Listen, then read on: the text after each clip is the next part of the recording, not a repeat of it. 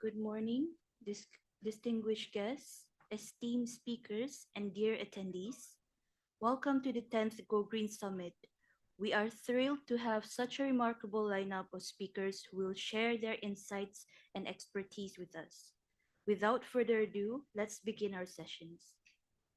Our first speaker this morning is Dr. C. Ravindran. Dr. Ravindran is a renowned expert in environmental excellence and sustainability. His extensive work and dedication to environmental conservation have made significant impacts in the field. Please join me in welcoming Dr. C. Ravindran to the stage.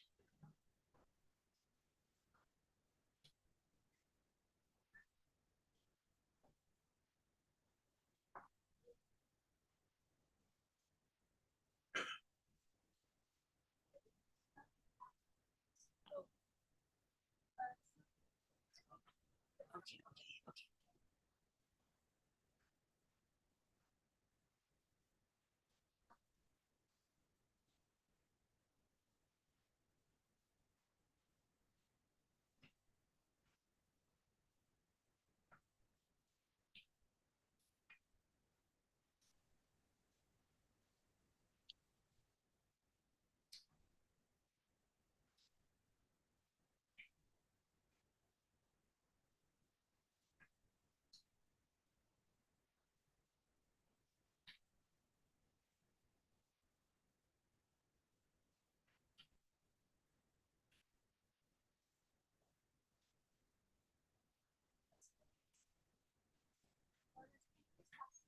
From the beginning? From good. Okay, okay. From the top. Okay. Good morning, distinguished guests, esteemed speakers, and dear attendees. Welcome to the 10th Go Green Summit. We are thrilled to have such a remarkable lineup of speakers who will share their insights and expertise with us. Without further ado, let's begin our sessions. Our first speaker this morning is Dr. C. Ravindran. Dr. Ravindran is a renowned expert in environmental excellence and sustainability. His extensive work and dedication to environmental conservation have made significant impacts in the field. Please join me in welcoming Dr. C. Ravindran to the stage.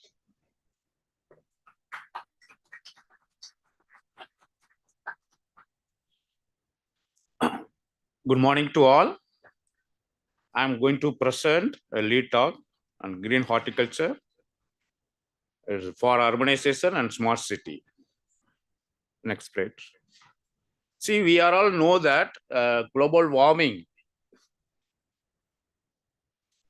and pollution is the biggest menace for the survival of the biological species. Okay, we are more concerned about the environment. This pollution is making a very difficult problem for survival of the living organism. So in that plants, okay, whatever plants, whether horticulture plants or agriculture plants, whatever, in general, plants play a vital role in environmental sustainability. It absorbs pollutant, release oxygen, and contribute to overall air and water quality. We know that. Okay, it's a play a very exploring and promoting green horticulture, new absorbing plants in landscaping in smart cities. Okay, that will be can offer sustainable and natural ways to mitigate pollution and addressing environmental challenges and promoting a healthier planet. That is our more concern about this. Next, please.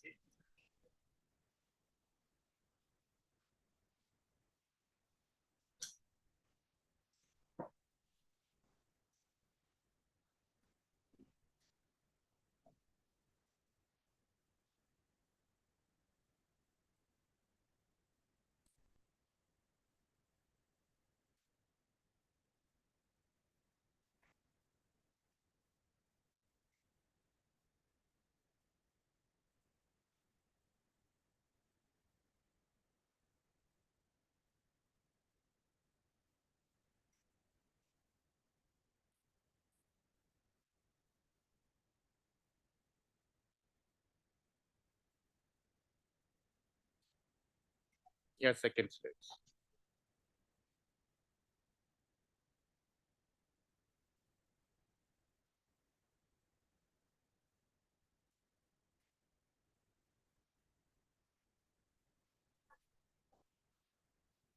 Yes. See, we are all know that there are some of the countries, they are possible to health impact. There are topmost country in the world, the polluted. Okay, that should be taken care in the future.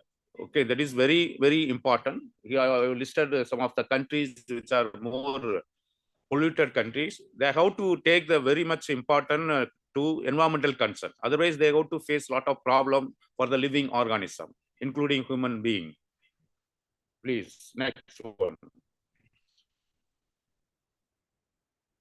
And what we can, how the green horticulture, how the green horticulture will influence, impact, and control these different pollution. We know that there are water pollution, air pollution, soil. Our soil also nowadays polluted by introducing plastic, so many things into the soil. Okay, that is also cured by the horticulture plants. Okay, and noise pollution. Okay, that is also some. That is also making the irritant to the peoples. Okay, that is also controlled by the plants. Okay, next please. For that, we know that the most important characteristics of the plants, what it should have. Okay, in general, it should be evergreen plants. Okay, okay. We there are categories deciduous and evergreen, but whatever we go with the green horticulture, we can go with the evergreen plants. And also, it's a large sized leaves, stickier leaves, and rough bark in that content. Ecologically compatible. It should be compatible all over the world. It will be surveyed. Okay, that will be very helpful to the whenever the plants is introduced for the pollution control. That should be adapted to various environmental conditions. That will be helpful for multiplication and introducing to the all over the countries. Okay, it should be require minimum care and low water requirement, and also pollution tolerance. Okay, dust scavenging capacity. Okay, that is also should be there for whenever you introducing the horticulture plants. These characters it has. Horticulture plants has all these characters. Next, please. Here, some of the plants I listed out, which are the plants control air pollution. Okay, there are a number of our Indian origin species. Azadirachta indica, Plumeria rubra, and Tamarindus indica. That is also okay, Plumeria rubra alba, Ficus religiosa, Jacaranda mimosifolia.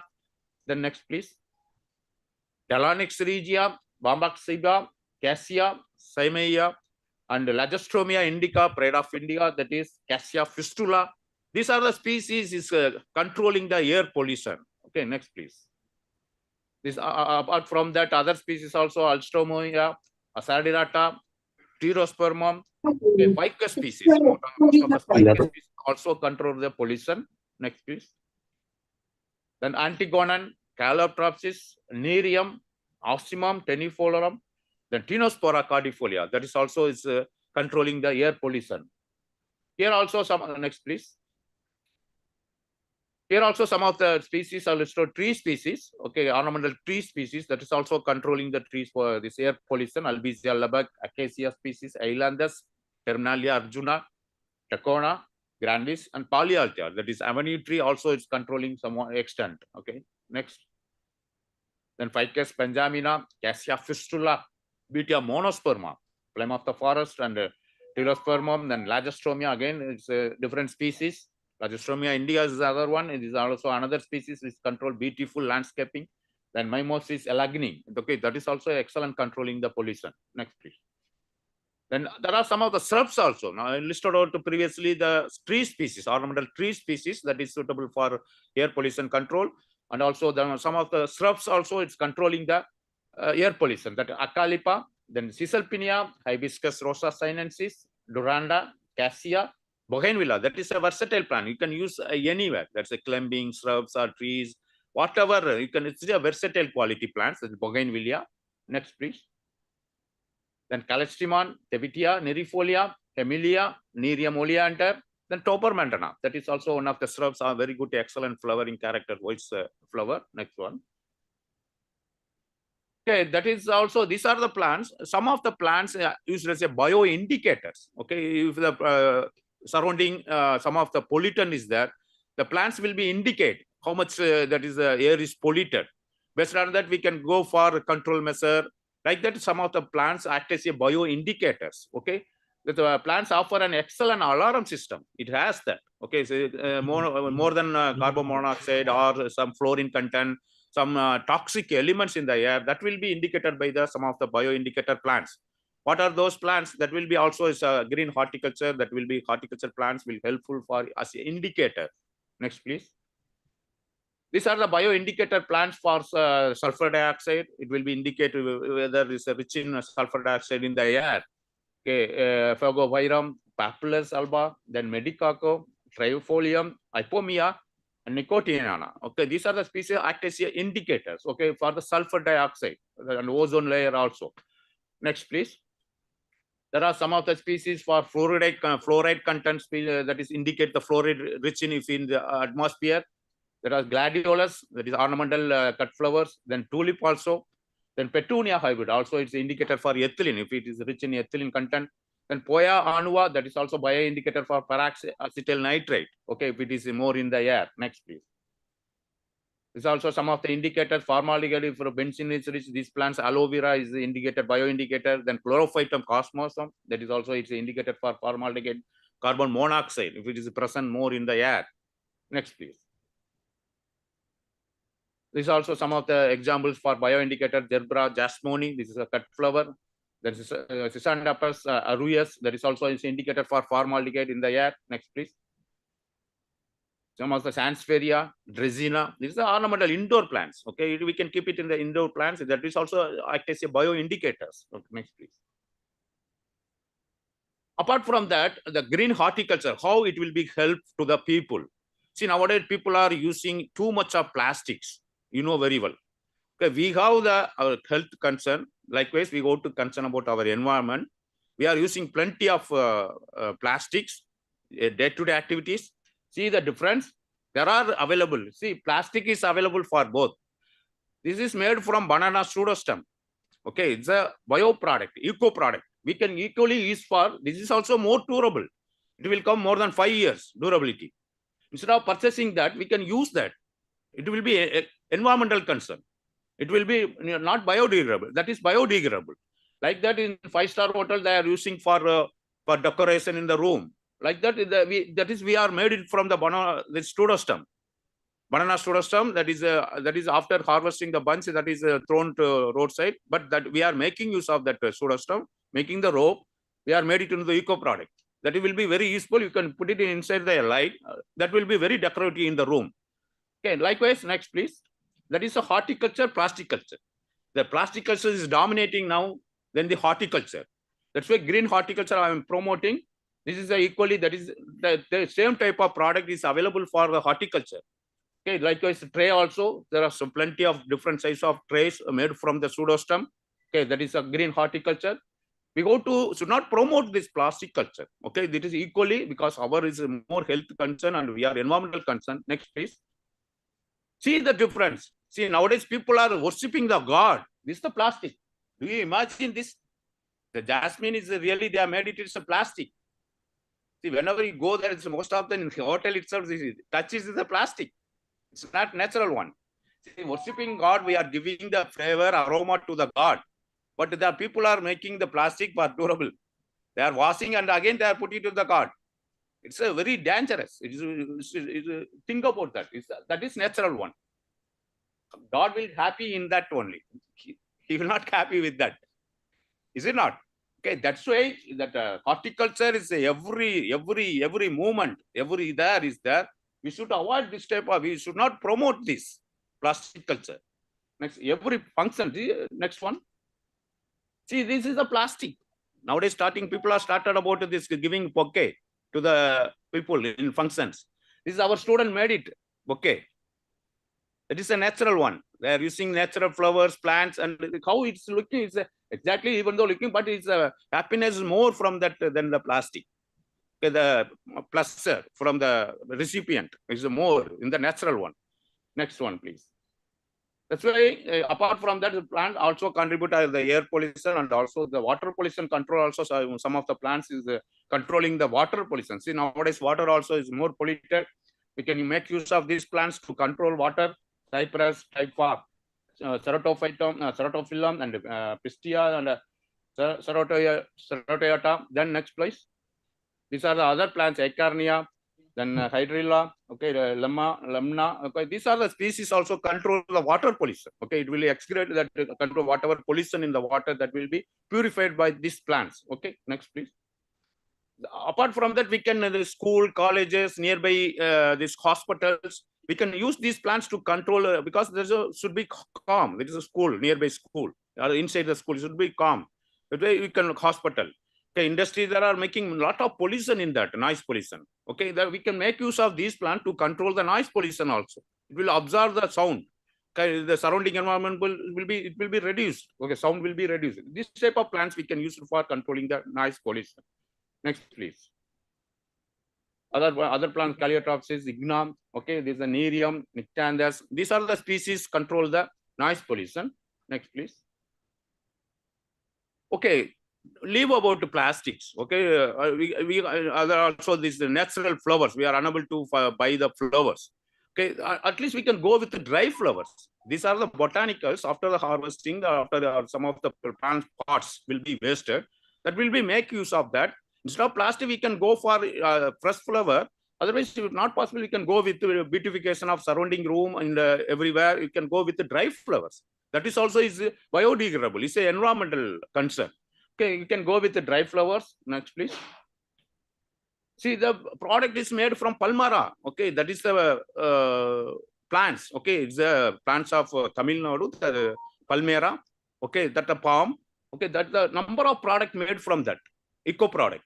Instead of we can see all our plastic. Instead of that, we can go. It's highly durable. So it will more than 10 years like that also. Different colors we can make it.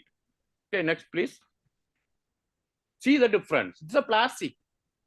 Okay, this is made from dry flower from the plant product. Okay, instead of that, going for plastic, it's looking like a real one. Okay, you can go with at least we are unable to go with the fresh flower. We can go with these dry flowers also. It's equally important. We can use that plant parts equal. Okay, next, please. For see this one, we can album. We can make it with the plants. Okay, instead of going for the plastics. Next. See this is a dry flowers. Okay, we can use of that. Next, please. These are the dry flowers. We can make it in the market. Next, please. That's why my final recommendation is that government must take policy that should not use the plastic in any functions and worship of gods in India, not only India and globe. That is our recommendation from this presentation.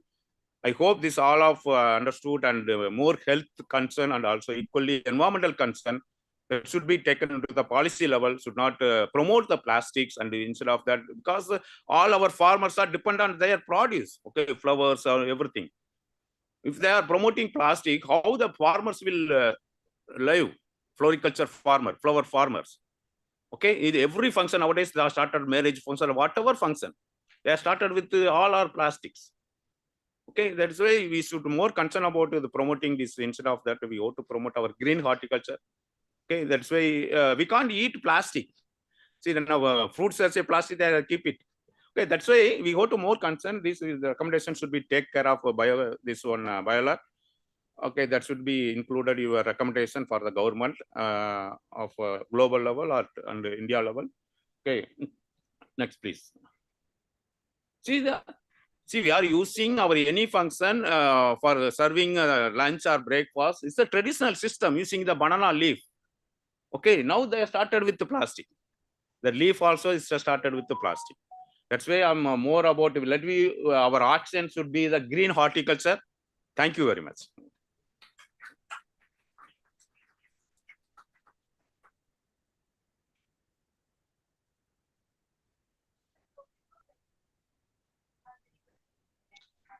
Yes. Also for your quite interesting the type of tree that you mentioned that for food and so on. But how do you recommend? Because nowadays they become smart and make that area beautiful. They make some for them. Yes. But what that could have research said for that kind of environment, because you know when we have a plant, so most probably living creatures if we go on that type of land. So we need to commend it when we know that type of. Yes, sir. That's why beginning itself I told whatever plans are air pollution control or water pollution control, that's our first preference should be adaptability, as you said. Okay, it should be adaptable to the various environmental conditions. That is the main our objective. If the some plants, you see, nowadays we are talking of only evergreen plants. Okay, that will not deciduous also. But due to surroundings, see, some winter it will go deciduous. It will be fall leaves. Okay, that is a nature. We can't disturb the nature. But as much as possible, we can get the evergreen plants, and that too adaptable to specific environmental conditions.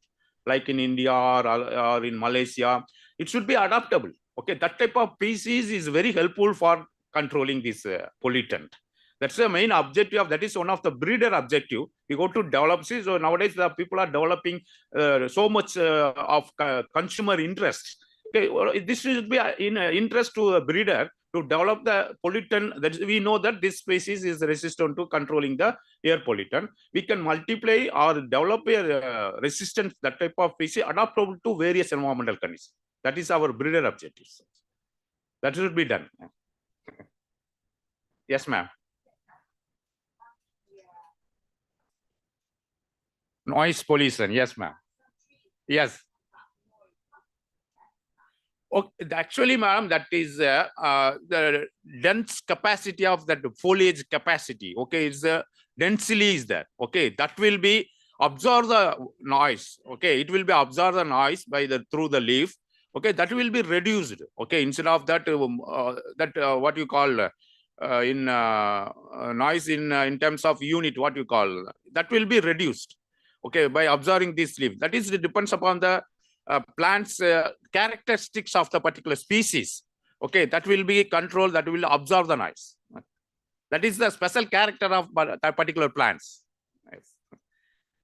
That will be, it's there, it's scientifically proved. Okay, it is go through that, it is scientifically proved. We can grow in that school and industry and colleges. That will be very helpful for the peoples.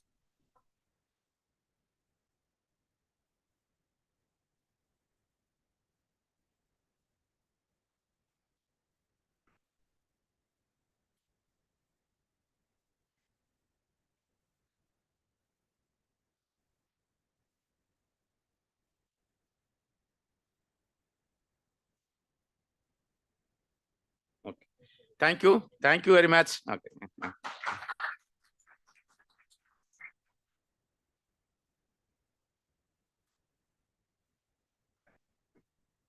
Thank you, Dr. Ravindran, for your enlightening presentation. Our next speaker is Dr. Muhammad Najib Razali. Dr. Razali is a distinguished researcher known for his contributions to environmental science and innovation. His work has been pivotal in advancing our understanding of sustainable practices. Let's welcome Dr. Muhammad Najib Razali.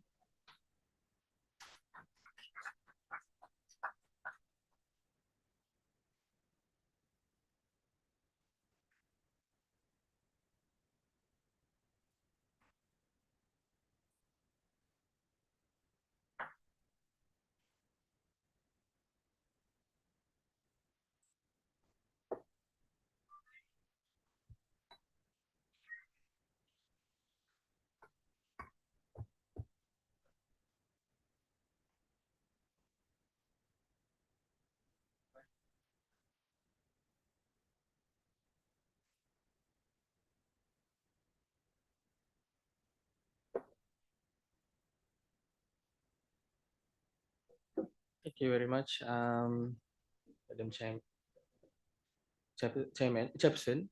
Okay.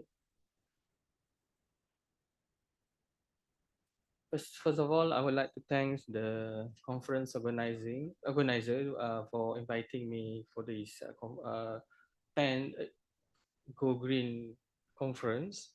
Okay, so my presentation today will focus more on the financing aspects, which is quite dry and boring topics because things to do with financial.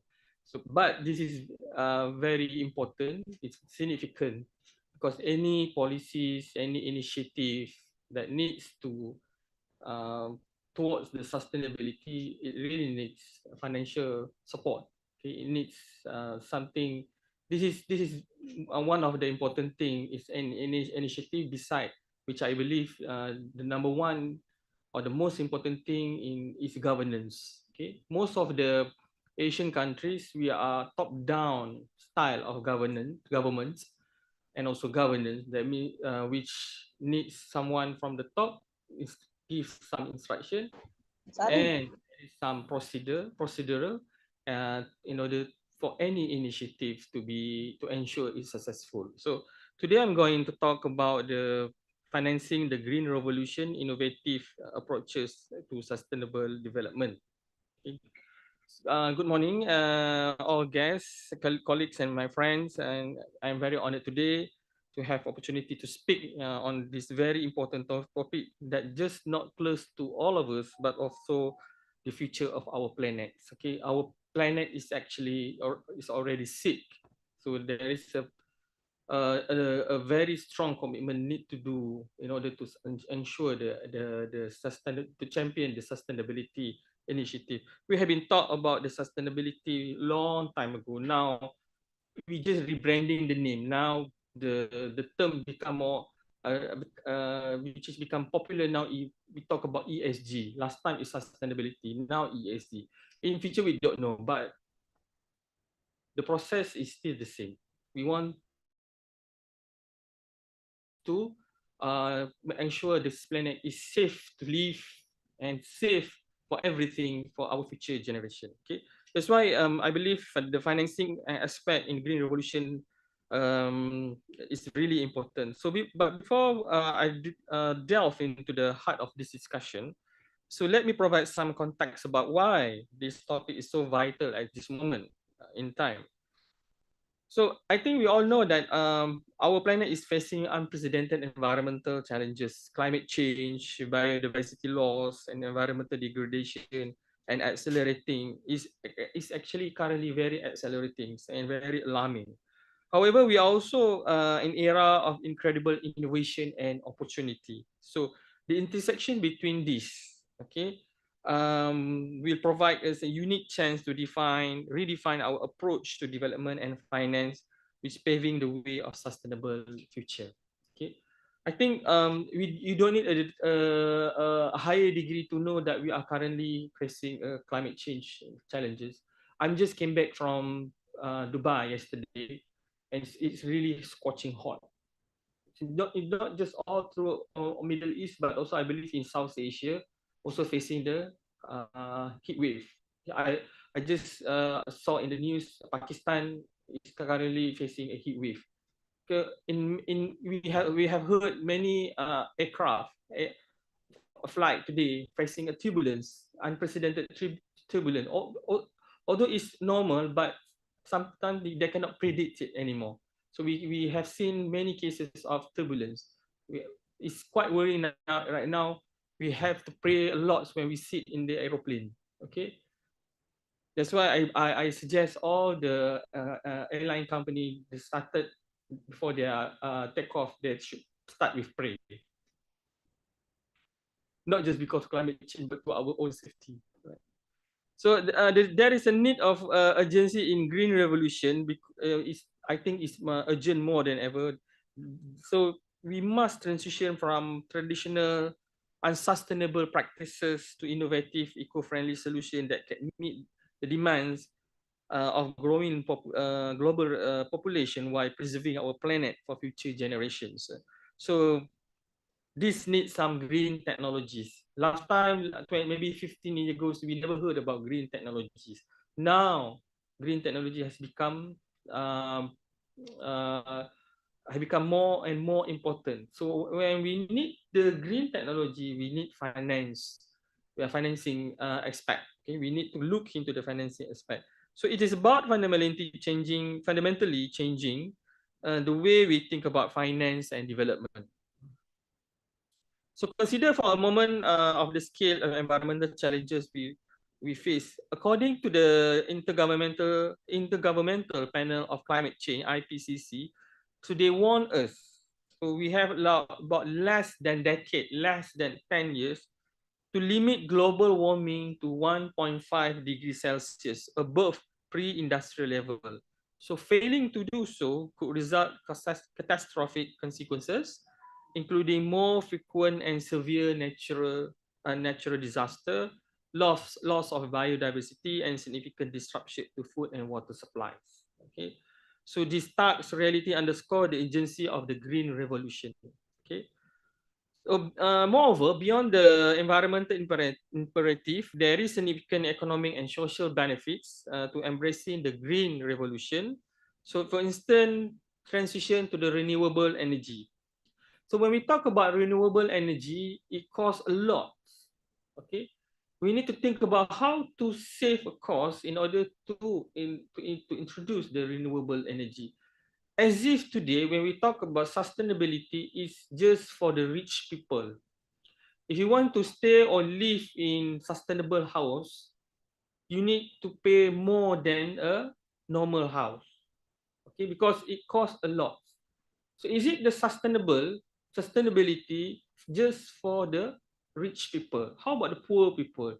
They live in unsustainable condition, in poverty, where everything is not sustainable. So this is what we need to think about in the future. Okay, so it has become more, the gap between the wealth gap between rich and poor has become more bigger. So rich become richer and poor become poorer. So that's why we thought I will really emphasize on the financial aspect. Okay. So, like I mentioned just now, finance is the lifeblood of any significant change, especially including the green revolution. We need substantial investment in sustainable projects and technologies. So, all government in the world need to put more investment in green, put more budget, their annual budget, the government's annual budget more into the green revolution, not on to the military. So what happened to the world actually? Have we regressed to the pre-World War II and one, because we put more and more investment and technology to the military, not to save our planet, but to destroy our planet. Okay, so it has a thing become into our mind that the need for more expense for the long-term sustainability. So to finance the green revolution, we must shift this paradigm, and we need to develop a financial mechanism that prioritize long-term environmental and social benefits alongside financial returns. So currently, I believe there is need some experts in order to analyze the return on investment for every product in the green technology, not just to innovate, to create, to make some technology that relate to the green without thinking the consequences of the financing aspect, budgeting. Because we know that something to do with, say for example, to install the rainwater harvesting in our home, it need cost a lot. Solar panel also cost a lot. Okay, and then we need to assess whether the house is really ready for the solar panel. Some old houses especially, they are not ready for the solar panel. In fact, it will increase the cost. And how about the return on investment, the ROI? Okay, so I believe the expert and the knowledge in this area are really significant. But we thank to the artificial intelligence, we can save costs in terms of that, in terms of expertise, that we can use AI to analyze the return on investment. But at least there must be a fundamental knowledge in terms of economic and finance. Okay. So there is several approaches in green finance. The first one is green bonds. Okay. Have you heard about green bonds? Okay. Paris in France, which will host the next Olympic, is actually one of the example city in the world that issue a green bond in order to finance all the green initiative in the city, in Paris itself. Okay, So green bond is one of the powerful tool in financing sustainable projects. Okay, it's specifically earmarked to fund projects that have positive environmental benefits. So from renewable energy plants to sustainable water management system, green bonds provide the necessary capital for large-scale environmental projects. So this initiative has become more popular with the global market for green bonds expanding rapidly. So in the stock market currently, there are several countries in the world that have green bonds. So you can invest in this bond, and because they will invest only into the green initiative project, and you will get return on investment for this. This is one of the way for us to support the green initiative. So only invest in green bond. We not just invest, but also we get the return on investment to ourselves. Okay. So, example in this world, the European Investment Bank issued the first green bond in 2007. Then the market in exponentially in 2020, the green bonds has reached almost $300 billion, which reflect the growing appetite for the sustainable investment. Okay, so this is one of the way to support environmental projects while earning returns and creating win-win scenario for both in the environment and economy. Okay. Another example, like I mentioned just now, is Paris in France issue green bond to finance climate change, climate action plans to reduce carbon emissions and improving energy efficiency in public buildings. Okay, so this initiative actually demonstrate the potential of green bonds to mobilize private capital for a public good. Okay, so in these instances, actually, I would like to show you, in order um, to ensure the sustainability agenda, the, it's just not the government has to play a role. The private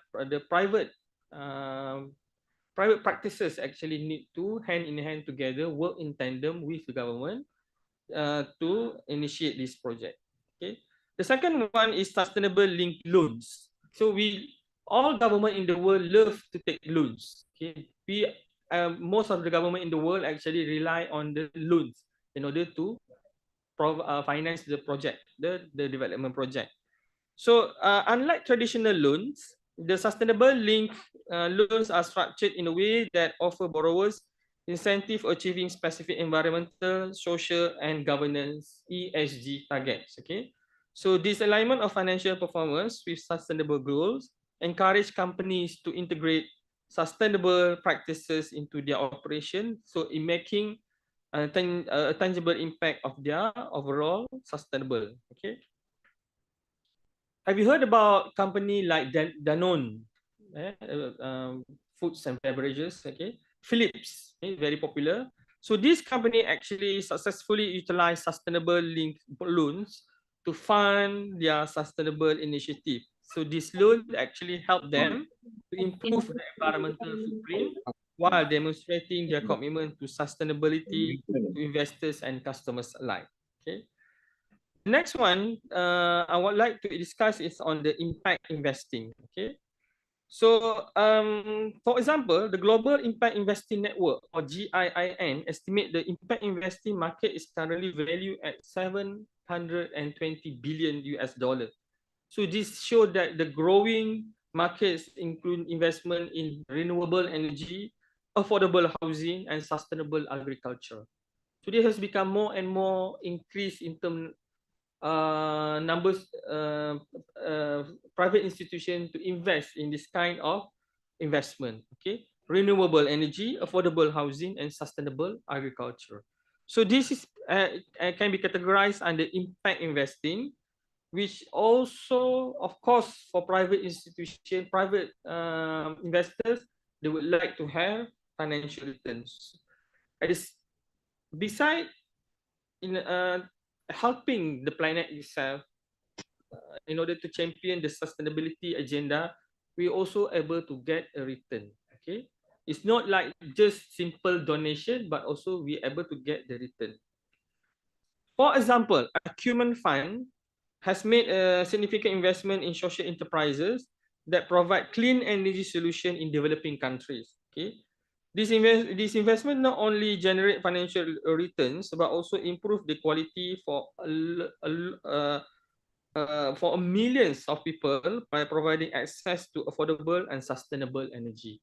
So this is one of the initiatives that more the low income group also able to get the benefit from the sustainable initiative, like sustainable energy. Okay, another initiative of partnerships.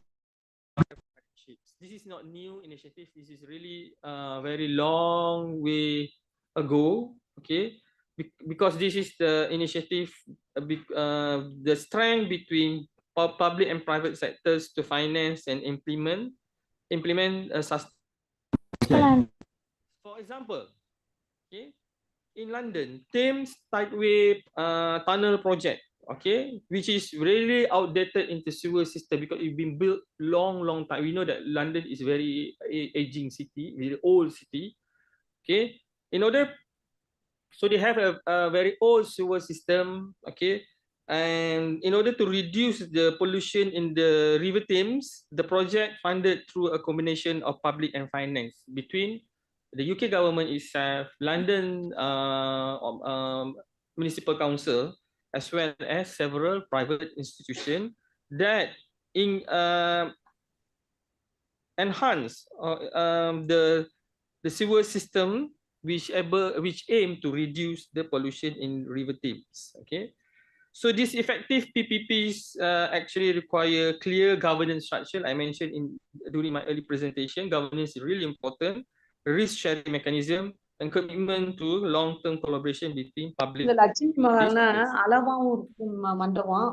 The last one is in terms of initiative. When we talk about financing is carbon market. It's become more and more popular now, the carbon markets.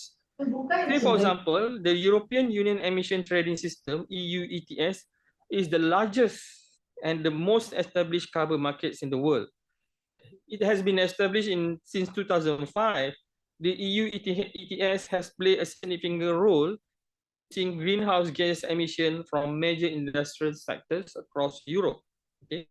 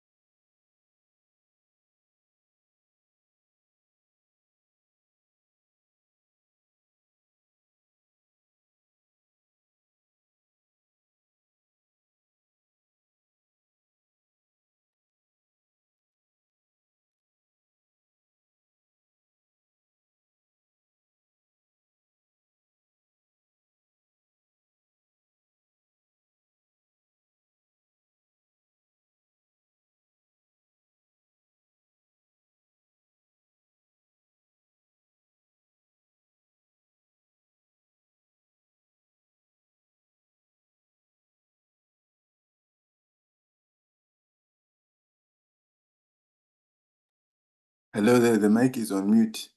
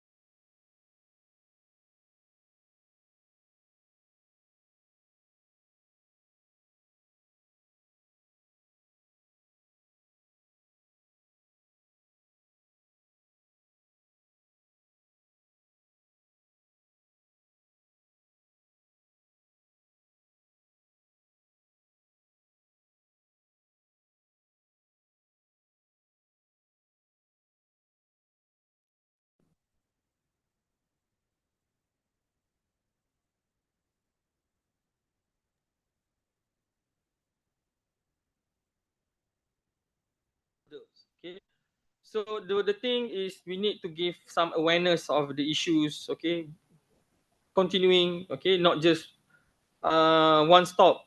A short term. Okay, and because the demand for sustainable investment opportunities is always there. Okay, financial market has already recognizing the importance of ESG. Say for example, leader, if any country want to invest in Europe, the companies or private institutions itself must have ESG reports.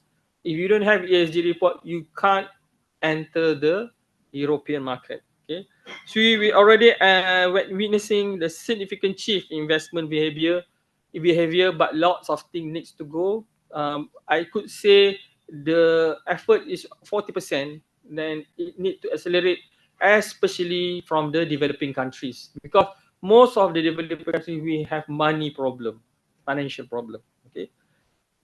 In conclusion, the green revolution is not a distant dream, but a pressing necessity. Financing this revolution requires us to think creatively and embrace innovative approaches. So I urge all of us, okay, here physically and online, policymakers, financial leaders, entrepreneurs, and individuals to take a bold step in supporting sustainable development. Together, we can harness the power of finance to drive meaningful change. We also remember that this needs a collaborative or collective effort, not just the governments, but also the supportive policies and regulation. As academic, our part may be to write an academic paper journal for the practitioners to get some ideas or to in order to implement, because the private practice need us as academic in order to stimulate the idea, brainstorming the idea, and give them some what do you call that, intelligent trial and error. Okay, thank you for my topic, broadening topic, but really important in sustainable development. That I believe we need to pray for our planet to be safe in future. I think you heard in news in major news channel in Arctic there is a more melting iceberg. So this is really alarming indicator. Okay, so by leveraging innovative financing mechanism and embracing the principle of sustainability, we can create a prosperous future that respect and preserve the natural world to become to our future generation. With that, thank you very much, and I hope to see you again in future. Thank you.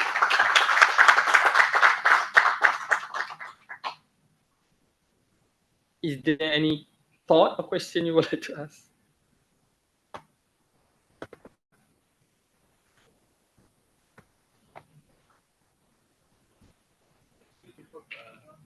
Just I want to know when you say that you have the return of ROI for this project, but the ROI calculation is a consideration. Is very direct calculation or also AR and your calculation will consider the environmental impact as well? Because most of the green projects, maybe financially, especially in the large scale, is not really considered as ROI. But how you consider the environmental aspect is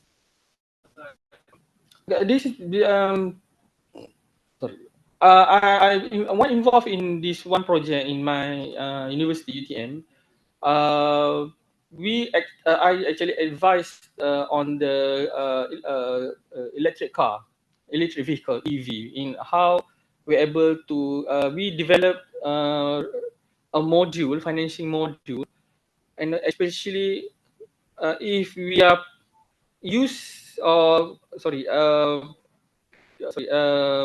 the EV project itself. Okay, they want to produce an EV car in UTM. So they want me to analyze the return on investment. How can we able to achieve a good ROI?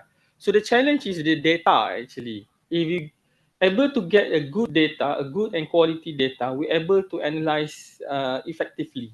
Okay, that's why in my presentation I also touch about the data, about the transparency.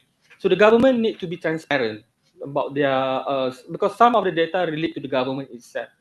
So knowing some of the developing country, including Malaysia, the data is so difficult to get, and sometimes they don't even record it. It's really manual. Okay, although the internet has been introduced early 1990s, at least in this country, we have been used widely, but the thing in terms of data recording or repository system is really manual. So it's hard for us to get the data. Okay, so what we're able to do is what we just analyze what we have.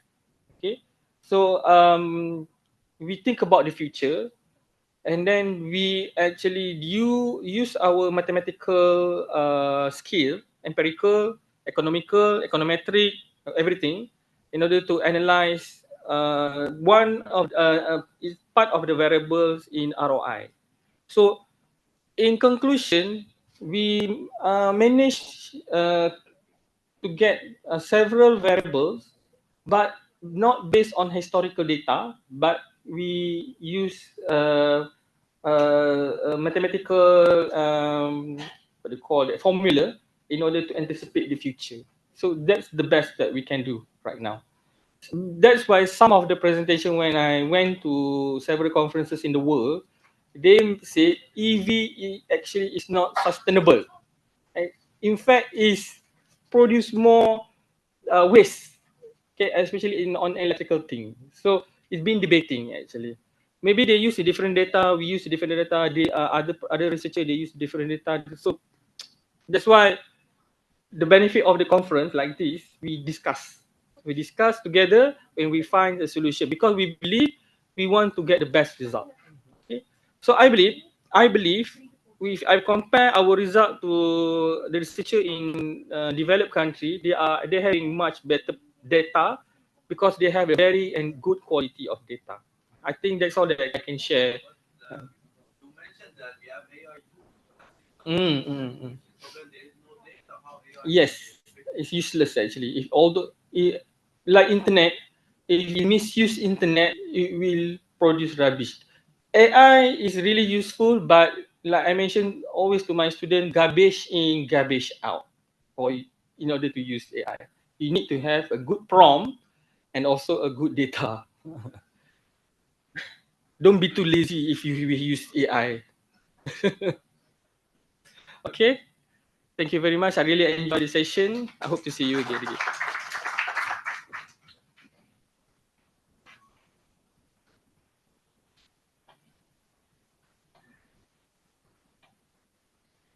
Thank you, Dr. Razali, for your insightful talk. Up next, we have Prof. T.S. Dr. Xiao Tawi. Prof. Xiao is a leading academic and researcher in the field of environmental technology. His innovative approaches and research have greatly contributed to the environmental. Sorry. Oh, it's okay. Okay. Innovation.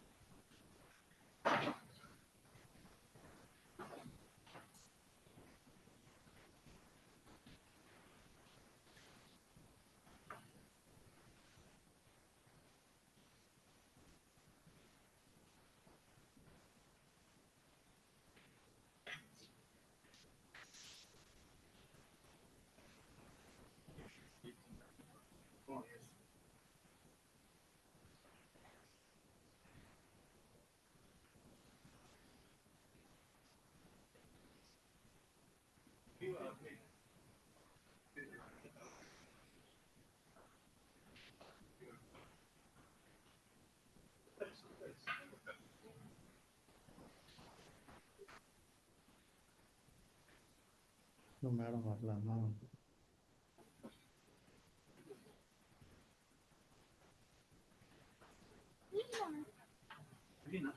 You keep this one here and all these things over here.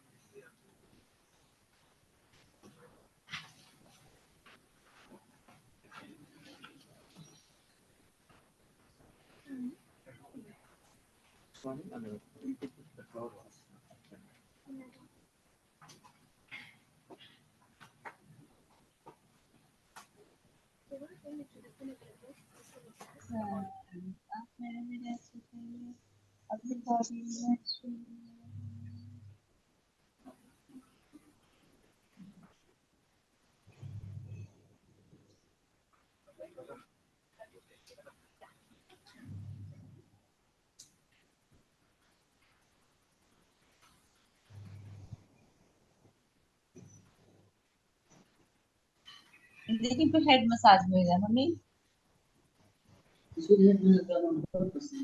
हाँ जी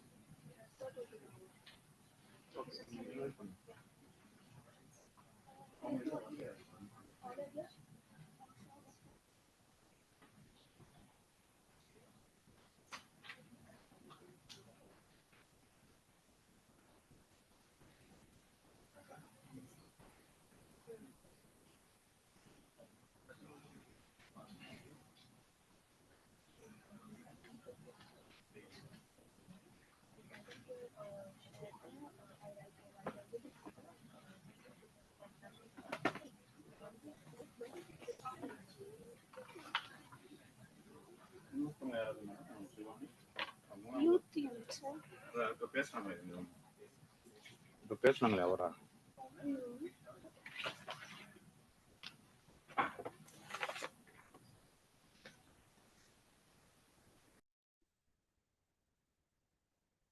Yes.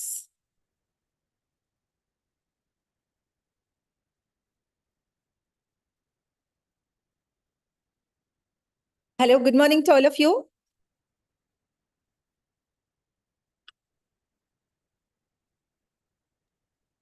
Good morning, madam. Yeah, I've joined. I'm ready to go. Yeah.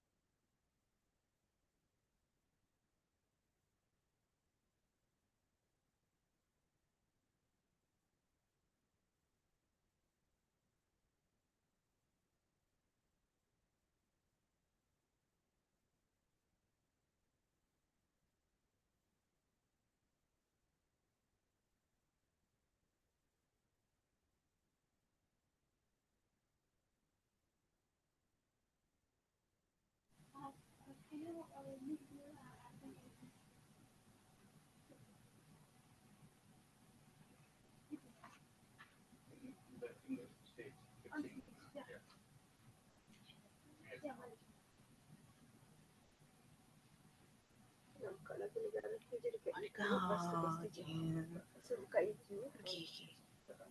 Boleh, boleh. Oh, ya. Okay, boleh, boleh. Okay.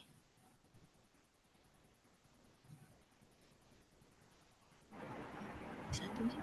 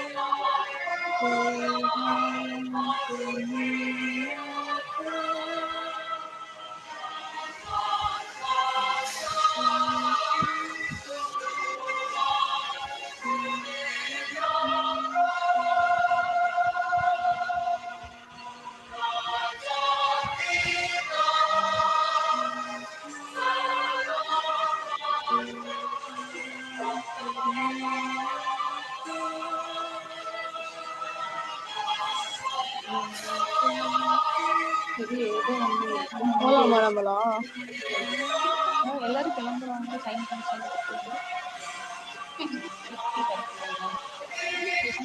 சரி launch பண்ணிருக்கோம்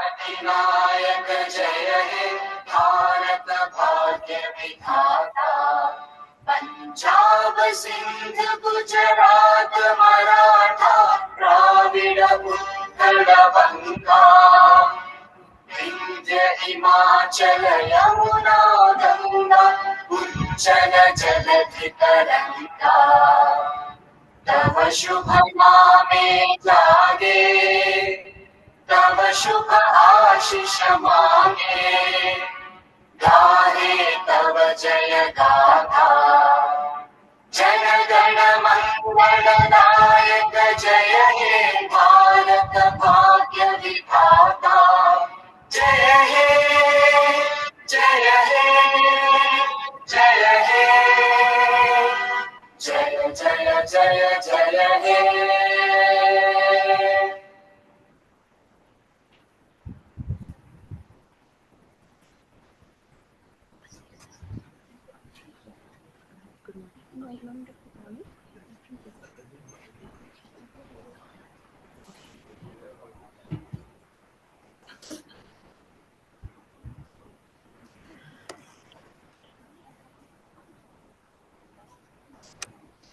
Once again, welcome to the 10th GoGreen Summit organized by BioLeaks and in association with Masa University, University Technology Malaysia, University Tun Hussein On Malaysia, Horticultural College and Research Institute, Tamil Nadu Agricultural University, India, and Dwijendra University, Indonesia.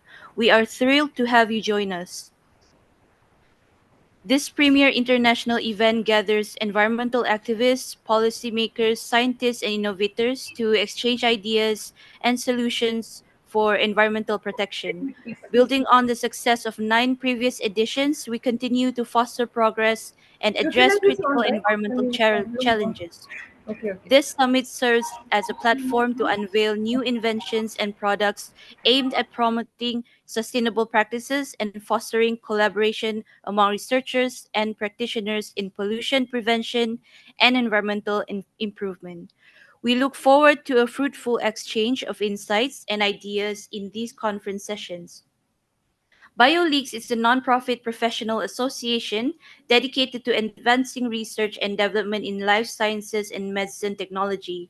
BioLeaks is known for organizing transformative worldwide conferences that unite leaders, professionals, researchers, and academicians to foster industry skills and collaboration. These events serve as a platform for discussing global advancements and innovations in science and technology. BioLeaks aim to create a better future through networking and knowledge exchange, leveraging advanced technology to drive progress in the field. Their mission is to facilitate a global dialogue that accelerates scientific understanding and contributes to a brighter tomorrow. We welcome our academic partners. We welcome our academic partners of 10th GoGreen Summit, Masa University. We extend our sincere gratitude to the Faculty of Engineering, Built Environment, and Information Technology at Masa University for their collaboration in the 10th GoGreen Summit. In an era of continuous industry evolution, Masa University delivers high caliber education that meets current industry needs. Their commitment extends beyond cognitive knowledge, encompassing ethics, effective communication, teamwork, and practical experience to ensure comprehensive student development.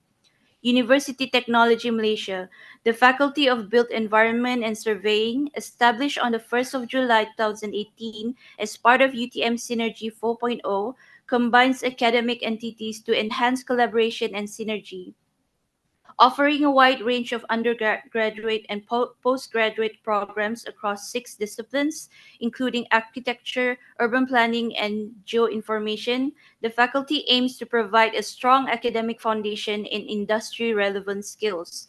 With a commitment to sustainability and integrated practice, they prepare graduates to lead in national and global sectors. We sincerely thank the Faculty of Built Environment and Surveying, University Technology Malaysia, for their valuable collaboration in the 10th Go Green Summit, contributing to its success and fostering innovation in environmental sustainability. University Tun Hussein On Malaysia, we express our gratitude, University Tun Hussein On Malaysia, for their collaboration in the 10th Go Green Summit. Established on the May 1st, 2004, FKAAB offers a range of undergraduate and postgraduate programs with a diverse faculty of experts from around the world. FKAAB leads innovative and sustainable research. Their dedication to high quality education and research positions act as a pivotal institution in civil engineering and the built environment. We are grateful to the Horticultural College and Research Institute, Tamil Nadu Agricultural University, for their collaboration in the 10th Go Green Summit. Established in 1971 with Tamil Nadu Agricultural University, the Faculty of Horticulture India offers extensive programs in education, research, and extension activities. Their work has led to the release of numerous crop varieties and improved production technologies. They oversee several research stations and use various tools to disseminate their findings to a broad audience. Dwijendra University Denpasar, part of the Dwijendra Denpasar Foundation, began as the Balinese School of Traditional Architecture and officially became Dwijendra University on July 28, 1982. Recognized by the government in 1984, it emphasizes cultural and religious studies with a focus on Balinese regional culture. The university comprises 5 faculties offering 10 study programs, all accredited by BENPT. Thank you for collaborating in the 10th Go Green Summit. Ladies and gentlemen, please join us in welcoming the esteemed core committee and keynote speakers of the day of the 10th Go Green Summit. Let's extend our gratitude for their efforts and commitment to making a positive impact on our planet. We welcome Dr. V. Geeta Lakshmi, guest of honor, Vice Chancellor, Tamil Nadu Agriculture University, India, for the conference. Core Committee.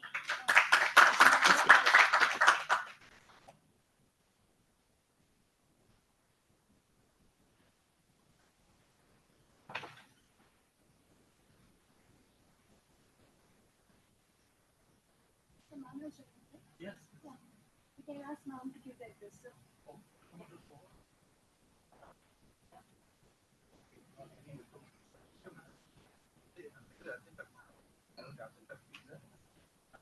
So you can start with the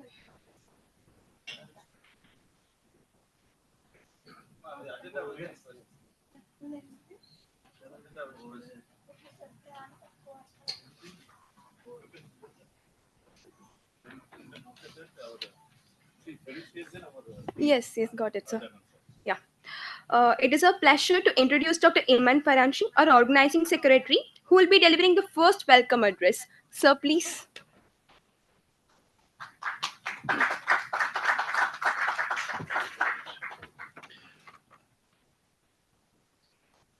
Good morning, all. It's my pleasure on behalf of Master University to welcome all of you to this great event that today organized.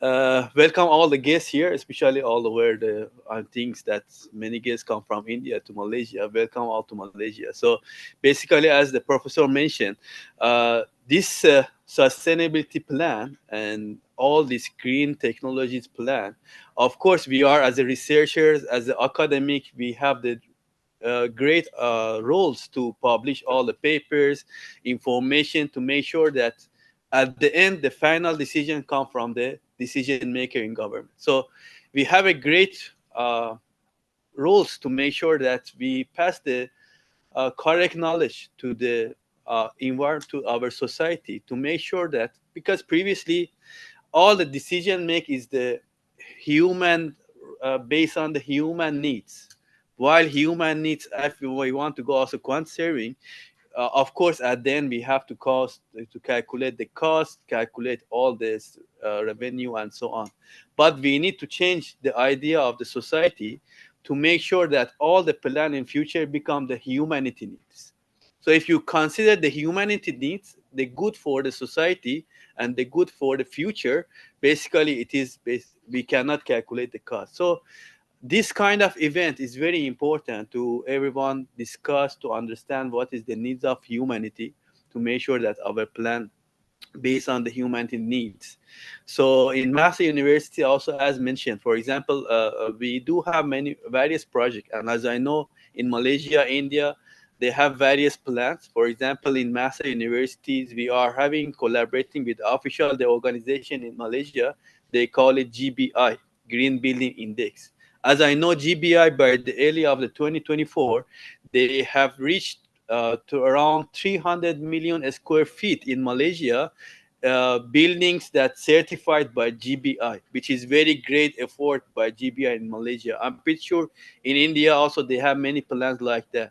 But we are, as a university, we are collaborating with this GBI to make sure we pass this knowledge to our students, to make sure students now grow up with this sustainability mind, which is very important. And as I mentioned again, this is our academic role. So today I hope that everyone share these ideas, how to make sure that we aware our society, and at the end, hopefully our decision makers, which is our top government here in various around countries, they can make a correct decision for the better future and humanity needs. So thank you so much. On behalf of Master University, we are really pleased to collaborate with such a great event, and wish everyone at the end they gain sufficient knowledge and for the future. Thank you so much.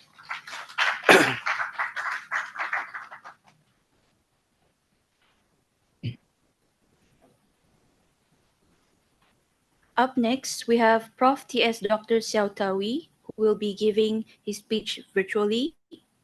Prof. Xiao is a leading academic and researcher in the field of environmental technology. His innovative approaches and research have greatly contributed to environmental sustainability. Please give a warm welcome to Prof. T.S. Dr. Xiao Tawi. Very good morning.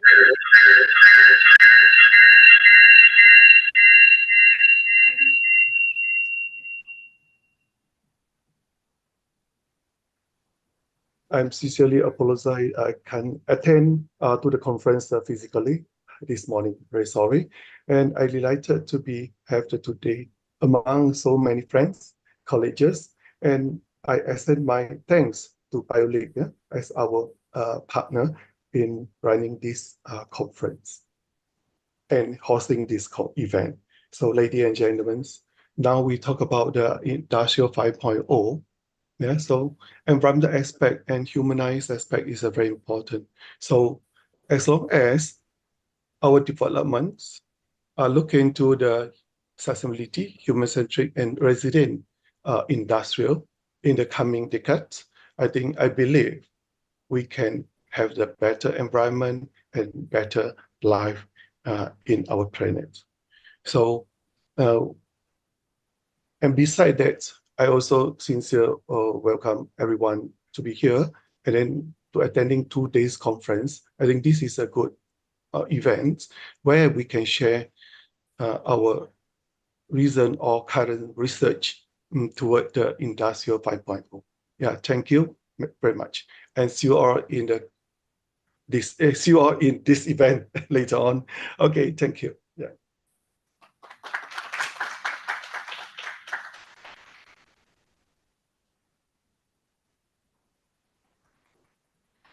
Thank you, sir. Next, I would like to invite Dr. J. Rajangam, sir, Organizing Secretary, Tamil Nadu Agricultural University, India, for the felicitation address.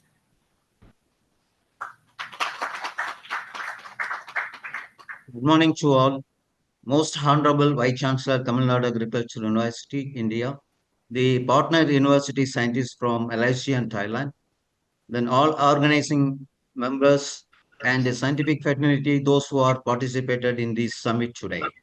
This is my privilege and honor to address in Global Meet 2024, where we are collectively focusing on crucial aspects of agricultural sustainability, environmental challenges, and technological interventions.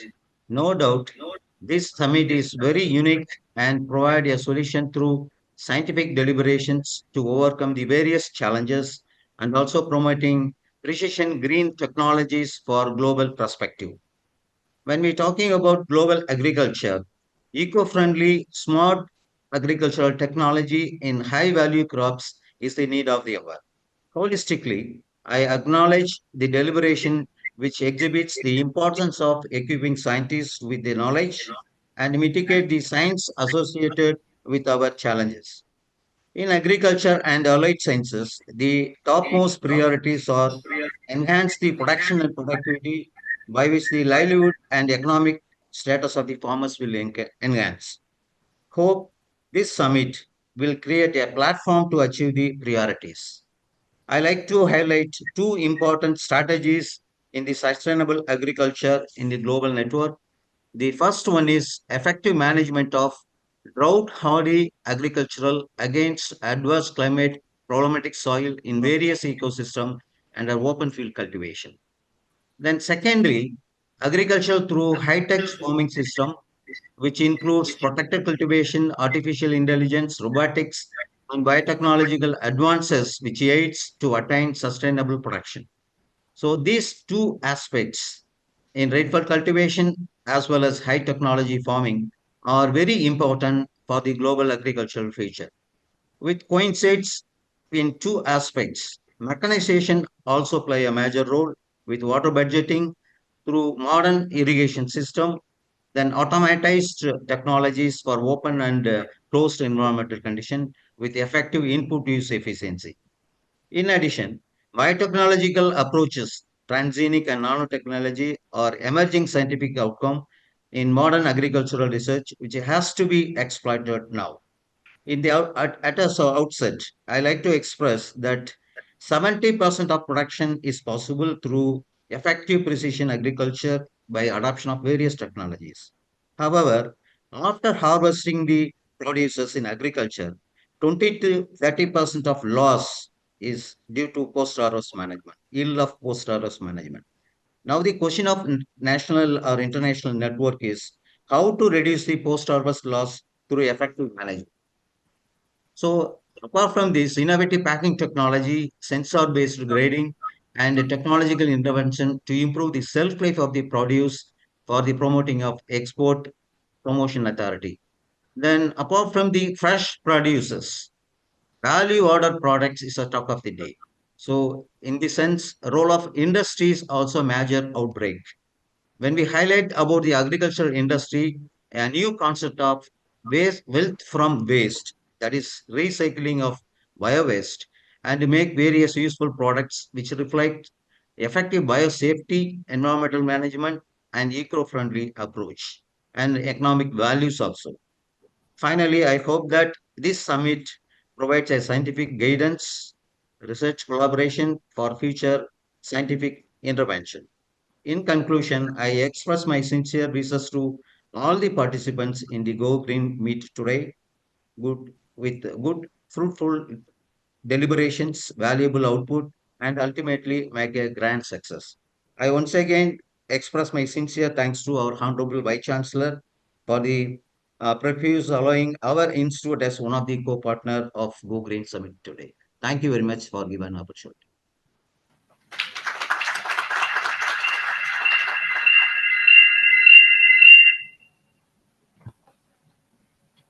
Thank you. Next, we have an address from another of our valued academic partners. Please welcome Dr. Muhammad Najib Razali to deliver his speech.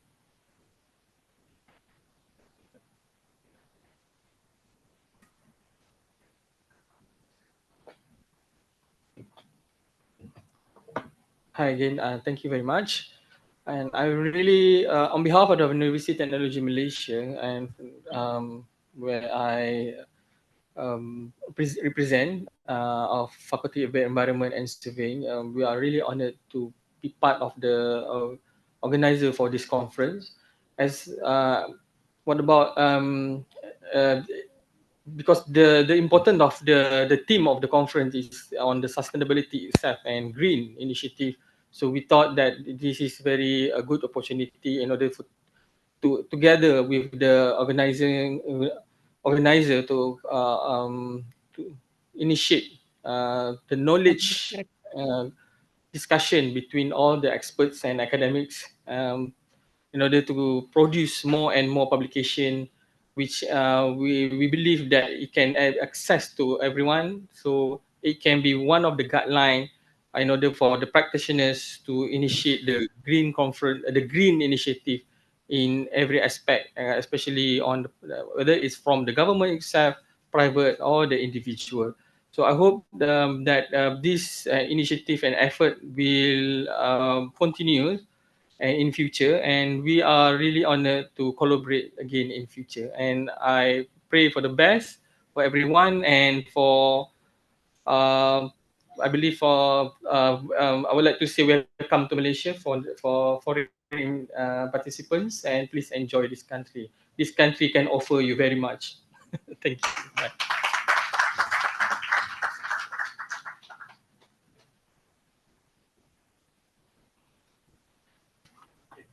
Thank you, Dr. Najib Razali, for your thoughtful remarks and your partnership. It is now my honor to introduce Dr. V. Gita Lakshmi, our honorable guest, who will be joining us virtually to deliver the next welcome address. Dr. Gita Lakshmi, over to you.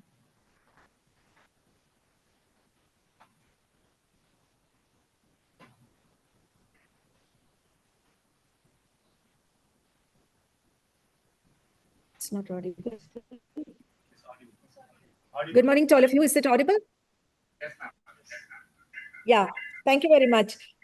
So my warm good morning to all of you, and the organizing secretary of this very important 10th Go Green Summit, Dr. Iman Frachi, and also all the academic partners from UTHM, Tamil Nadu Agricultural University, UTM Malaysia, and all the other people who are present over there. A warm good morning to all of you.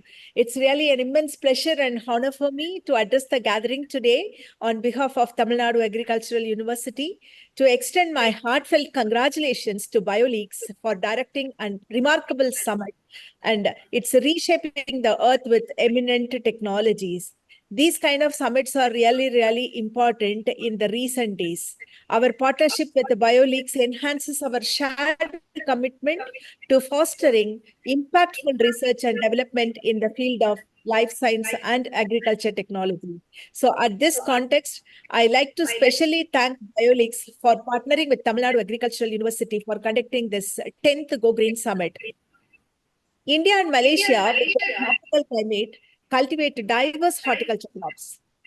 So in India, we produce mango, banana, spices, and other fruit crops nourished by monsoon rains in the varied zones. In Malaysia, because of the equatorial condition with warmth and climate and continuous rainfall, it supports cultivation of durian, pineapple, oil palm, and rubber trees. Both the nations prioritize sustainable practices and innovations to enhance horticultural productivity, enriching global markets and also sustaining agricultural economies. There are increasing pressures ranging from climate change, soil erosion, biodiversity, and also consumers' preference is also changing. These are all serious concerns to the biological research community. To meet the rising demand of food with a higher quality, the farmers are to adapt and learn new technologies. In this context, over a century, Tamil Nadu Agricultural University has stood as a sign of excellence in education, research, and outreach. TNAU concentrating on diverse research on developing newer varieties. So far, we have developed around 250 varieties in horticultural crops alone. And we have developed modern technologies, including automation and IoT in smart machines for production, post-harvest processing, and also it is coupled with energy management, capacity building and entrepreneurship development in the area of farm mechanization, processing and value addition, food safety and control, and secondary agriculture are regularly imparted at Tamil Nadu Agricultural University. Recently, TNAU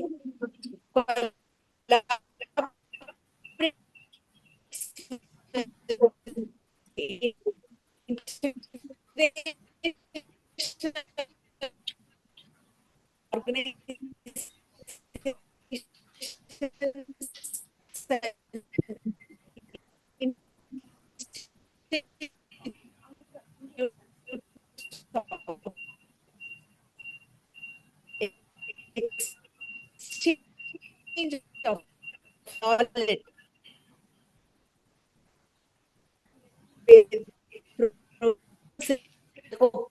this for upcoming days will be enlarged.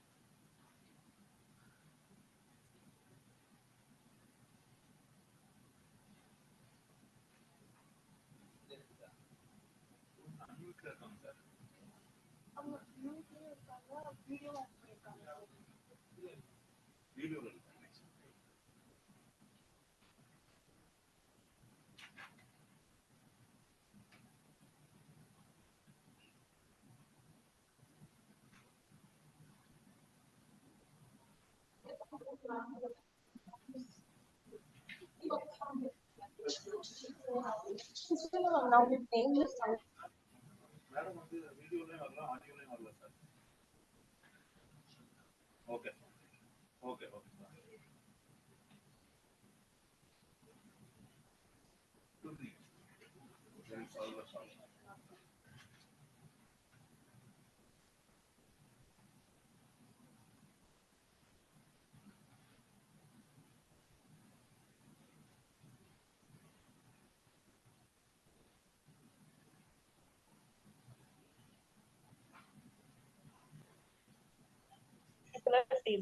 And give me the attendance. You need not to tell that you are taking attendance. I will tell, announce them. Just attendance.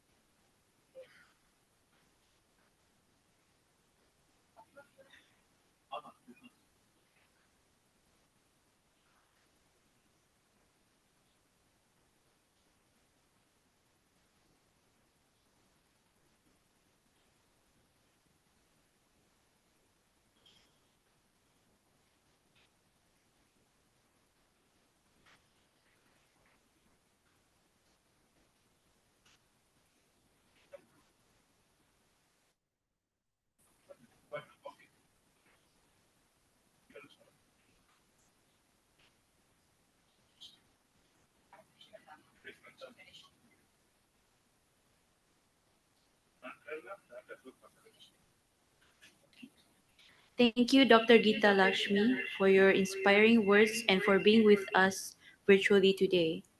I request Dr. Iman Farshi, Dr. C. Ravindran, and Dr. Muhammad Najib Razali to release the conference souvenir.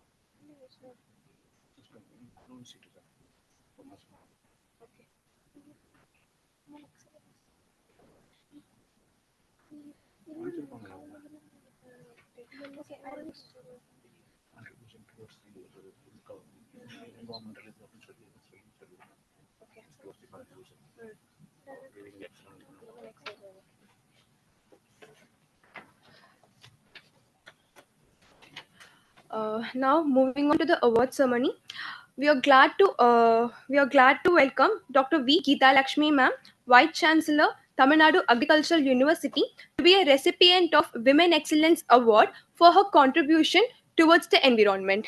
On her behalf, TNAU will be collecting the award.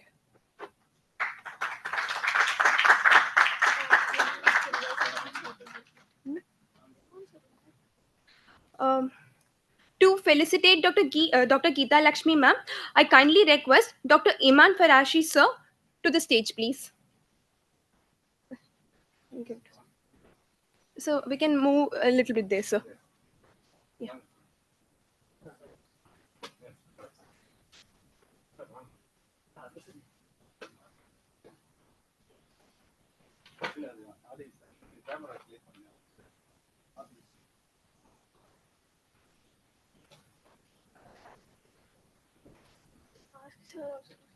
So, please, you have to join. So, it's please, sir. That camera is out. Okay. Because see.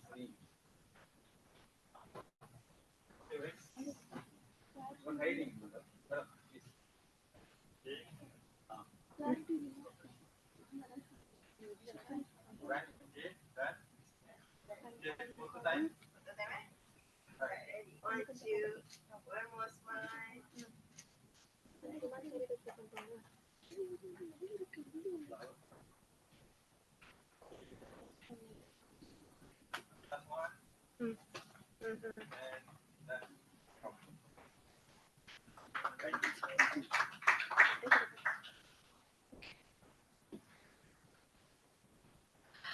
Today, we gather to celebrate the remarkable contributions of the individuals who have dedicated their lives into protecting and preserving our environment. This unwavering commitment and innovative efforts have not only inspired us but also have set a benchmark for environmental stewardship. We are honored to have all your presence here today. So, um, moving on, we will be having another award categories. So the award would be Eco Innovation Award. This award recognizes groundbreaking innovations that have significantly advanced environmental sustainability. So I kindly welcome Dr. N. Manikanta Pupati sir to the stage to receive the award. And I also request Dr. Mohammad Nijab Rasali sir to present the award to Dr. Manikanta Pupati sir. Please.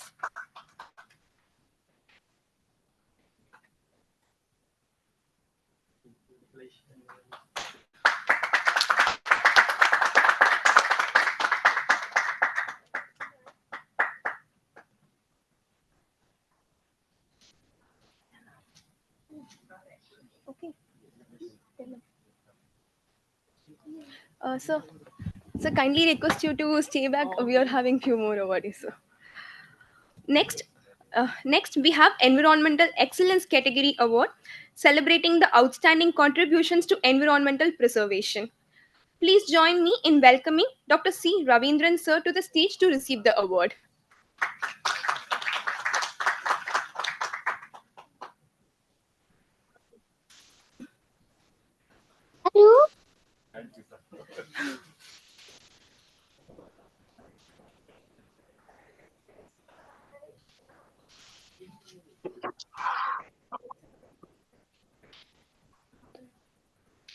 The next award would be Best Environmental Influencer Award, which honors individuals who have effectively influenced and inspired others to take action for the environment. Please welcome Dr. Teredi Mani sir to receive this award.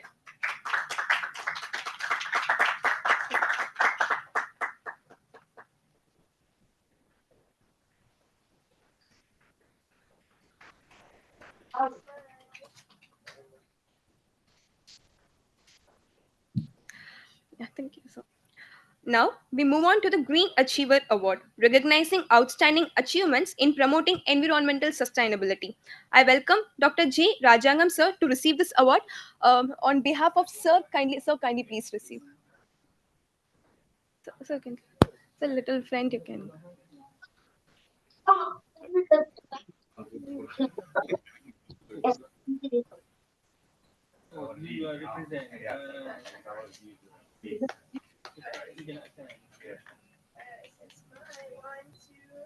Divi, Divi, Divi, Divi,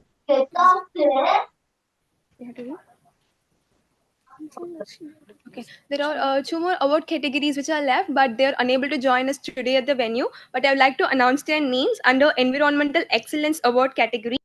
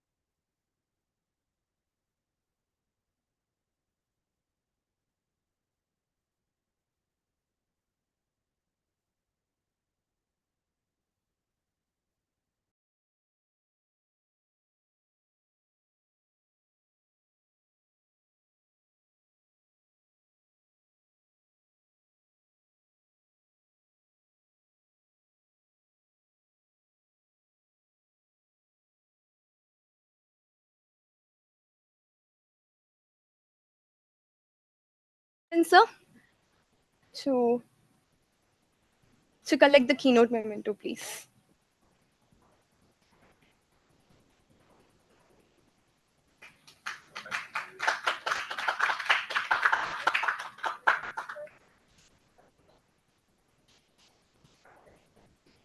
I kindly request Dr. Mohammad Nijab Rasali sir to collect the keynote memento, please.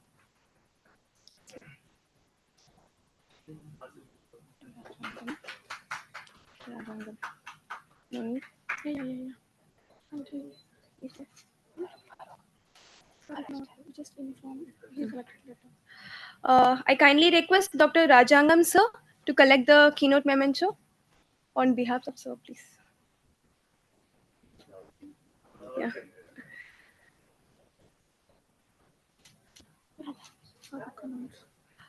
I kindly request Dr. Farooq Anwar sir to collect the keynote memento, please. Sir has not arrived yet. Moving on, I kindly request Dr. N. Manikanta Bhupati sir to collect the keynote memento, please.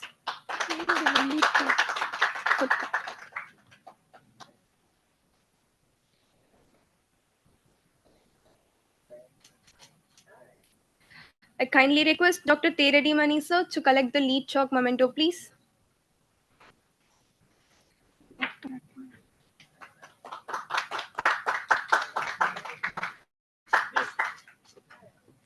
I request Dr. Indurani Chandrasekharan ma'am on the stage to collect the memento.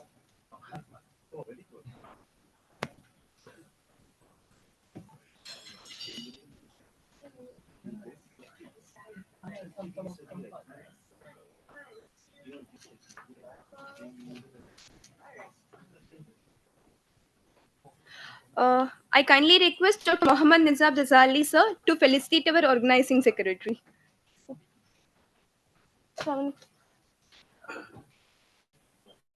Yeah.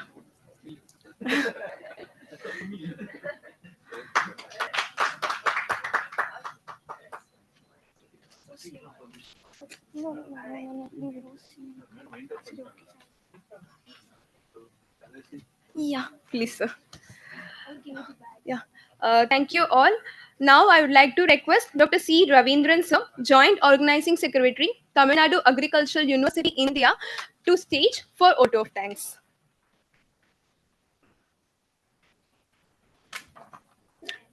Good morning to one and all. I heartfelt thanks to our Honorable Vice Chancellor, Tamil Nadu Agricultural University, readily accepting our university is one of the partner in BILAC 10th GoGreen Summit. I really thank you, Madam. I heartfelt thanks to Madam becoming one of the partner of our university.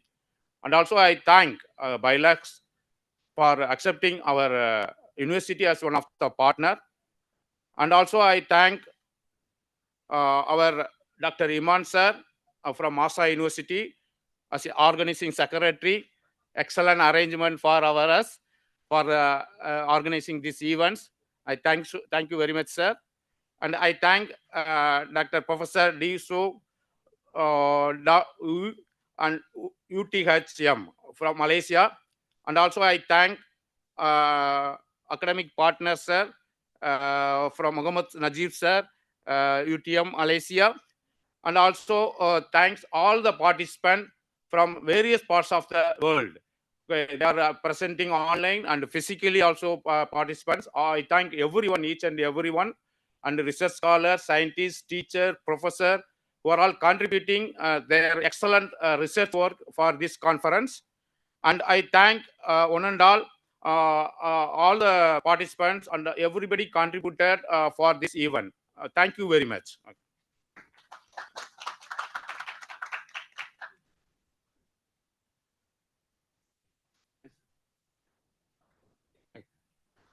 Madam, thank you, madam.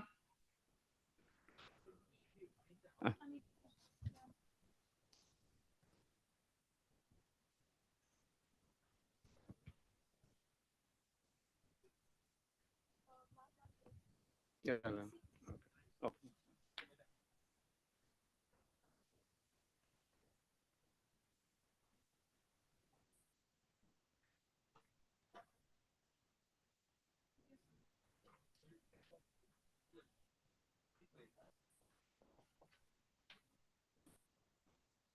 The refreshments are arranged outside. We will have a short break and then we will continue with the sessions.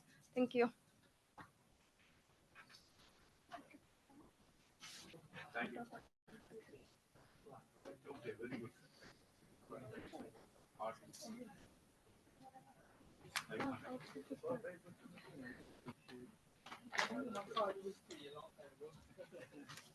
Yeah, actually, we work with you. I'm glad to. But back in 2017. Also now I'm working in project career for our fund saving. I believe you know, but he's in a space you get. As a very hopefully in future we can work for a great job. That is very important that is all the time. But I believe I'm pretty very confident.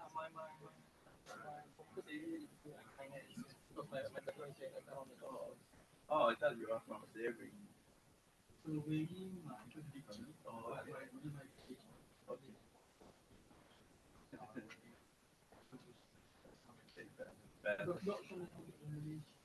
Yeah, especially in this aspect, it's very important, very common.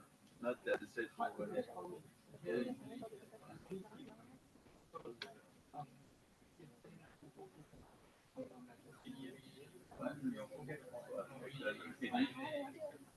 So I believe now this AI content this can be included in your AI.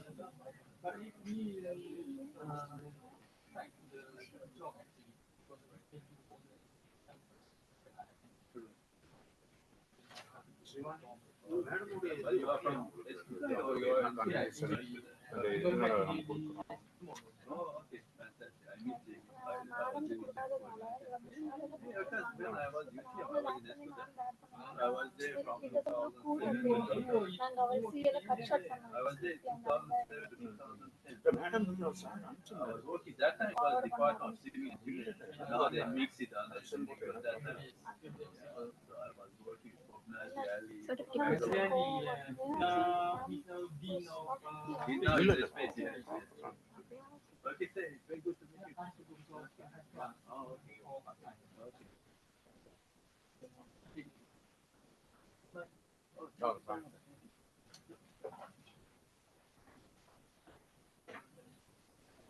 Oh,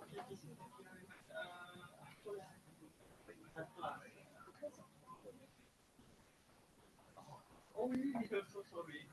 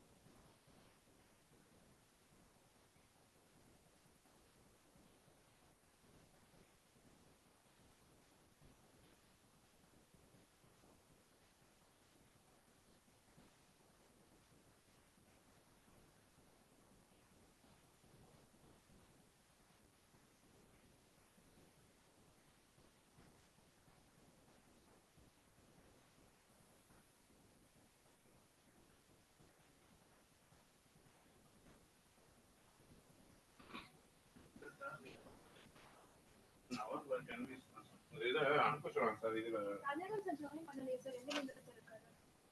sir தான் இருக்கும். ராஜாங்க sir இல்லையா?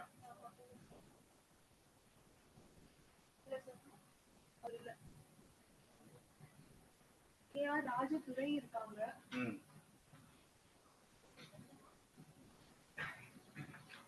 ராஜாங்க sir மட்டும் கொஞ்சம் inform பண்ணிடுறீங்களா?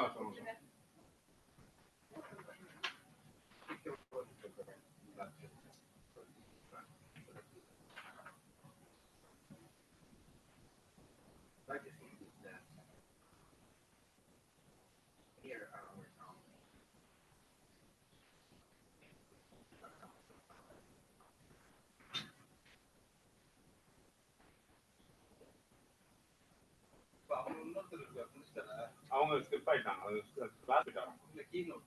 அதான் keynote தான் கிளாஸ்க்கு போயிட்டாங்க. வீட்ல சார் அவங்களுக்கு வேற வர்க் இருக்குன்னு சொல்லிட்டு நாளைக்கு கொடுத்தாங்க.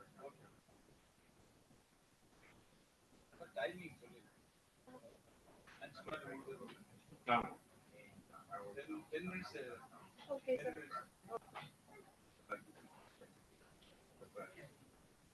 அனிதா ஸ்டூடண்ட்ஸ் இது எல்லாமே என்கிட்ட கொடுத்துருங்க. பெரியகுளம் ஸ்டூடண்ட். எத்தனை பேர் சார்? ஆல்ரெடி இன்ஃபார்ம் பண்ணிருந்தீங்க சார் நாளைக்கு நீங்க கொடுத்துருக்கீங்க. ஏன்னா வெளியூர்ல இருக்கவங்களுக்கு தான் சர்டிஃபிகேட் எடுத்துட்டு வந்திருக்கோம். வெளியூர்ல யாரு பிரசன்ட் பண்ணாங்களோ அவங்களுக்கு நாங்க. அப்படியா? மத்தவங்க இது அனுப்பிச்சுங்க. ஈ காப்பி அனுப்பிச்சுங்க சார். மெயிலுக்கு போயிடும்.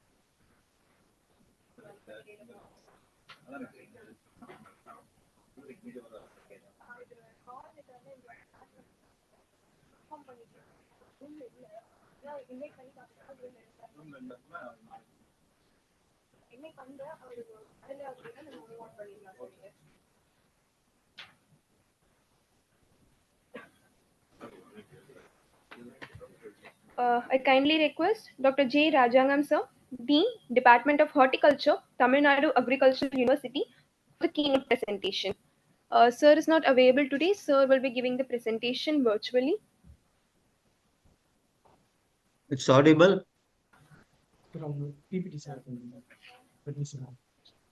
So kindly permit to share the PPT.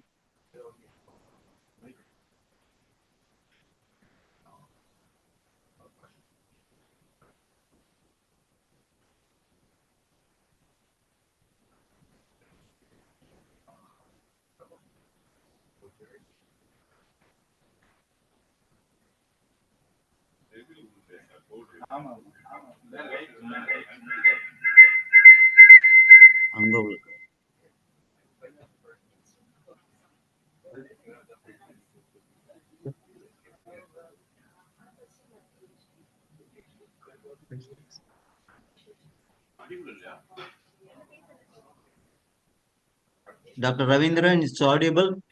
Yes, sir. Yes, sir. Shall I start? Yes, sir. Good morning to all. I am Dr. Rajangam, Dean Horticultural College and Research Institute, Perikulam. I am going to present the topic on focus and research intervention in underutilized fruit crops for sustainable production and livelihood status. So in tropical countries are blessed with various fruits like mango, guava, sapota, papaya, and acetylene groups and citrus with a distinct flavor and taste. Apart from the major fruit crops, is a vital role played by the underutilized fruits. Underutilized fruits play a major role for human health and nutritional security. And second important thing, these fruits are very important for climate resilient resistant. That's very important. The crops are more resistant or tolerant and resilient to stress, particularly biotic and diabetic stress. So unlike other commercial fruit crops in the global network, they play a major role for the human mankind. Then underutilized fruit crops globally, 19 countries, they are broadly covered under commercial cultivation. Nearly 132 crops with the area of 2,658 lakh hectares. And India is concerned, 4 14 states are commercially exploiting the underutilized fruits, and 30 crabs are majorly growing here with an annual area of 494 lakh hectares. So no doubt the varietal wealth of underutilized fruits is dominating at Tamil Nadu and southern India, even North India is concerned. And more than 40 crops are both the traditional and wild as well as cultivation under present condition. And nearly 405 varieties are commercially exploited. Then one of the important thing I must emphasize here is the developing countries, a nation. Most of the farmers are small farm holdings, almost 60 to 70% small holding. So for the farming nature with the dryland situation and commercially small scale farmers, these underutilized fruits play a major role. Ultimately, future characteristics of the underutilized, which is hidden hunger for poor communities, particularly farmers as well as poor people. Then what are the advantage of minor fruits? It's very important. Unlike other commercial fruits like mango, guava, support, and banana, these crops are highly suitable for rainfall cultivation. So why I'm saying 41.3% globally as under rainfall cultivation, depending on the precipitation.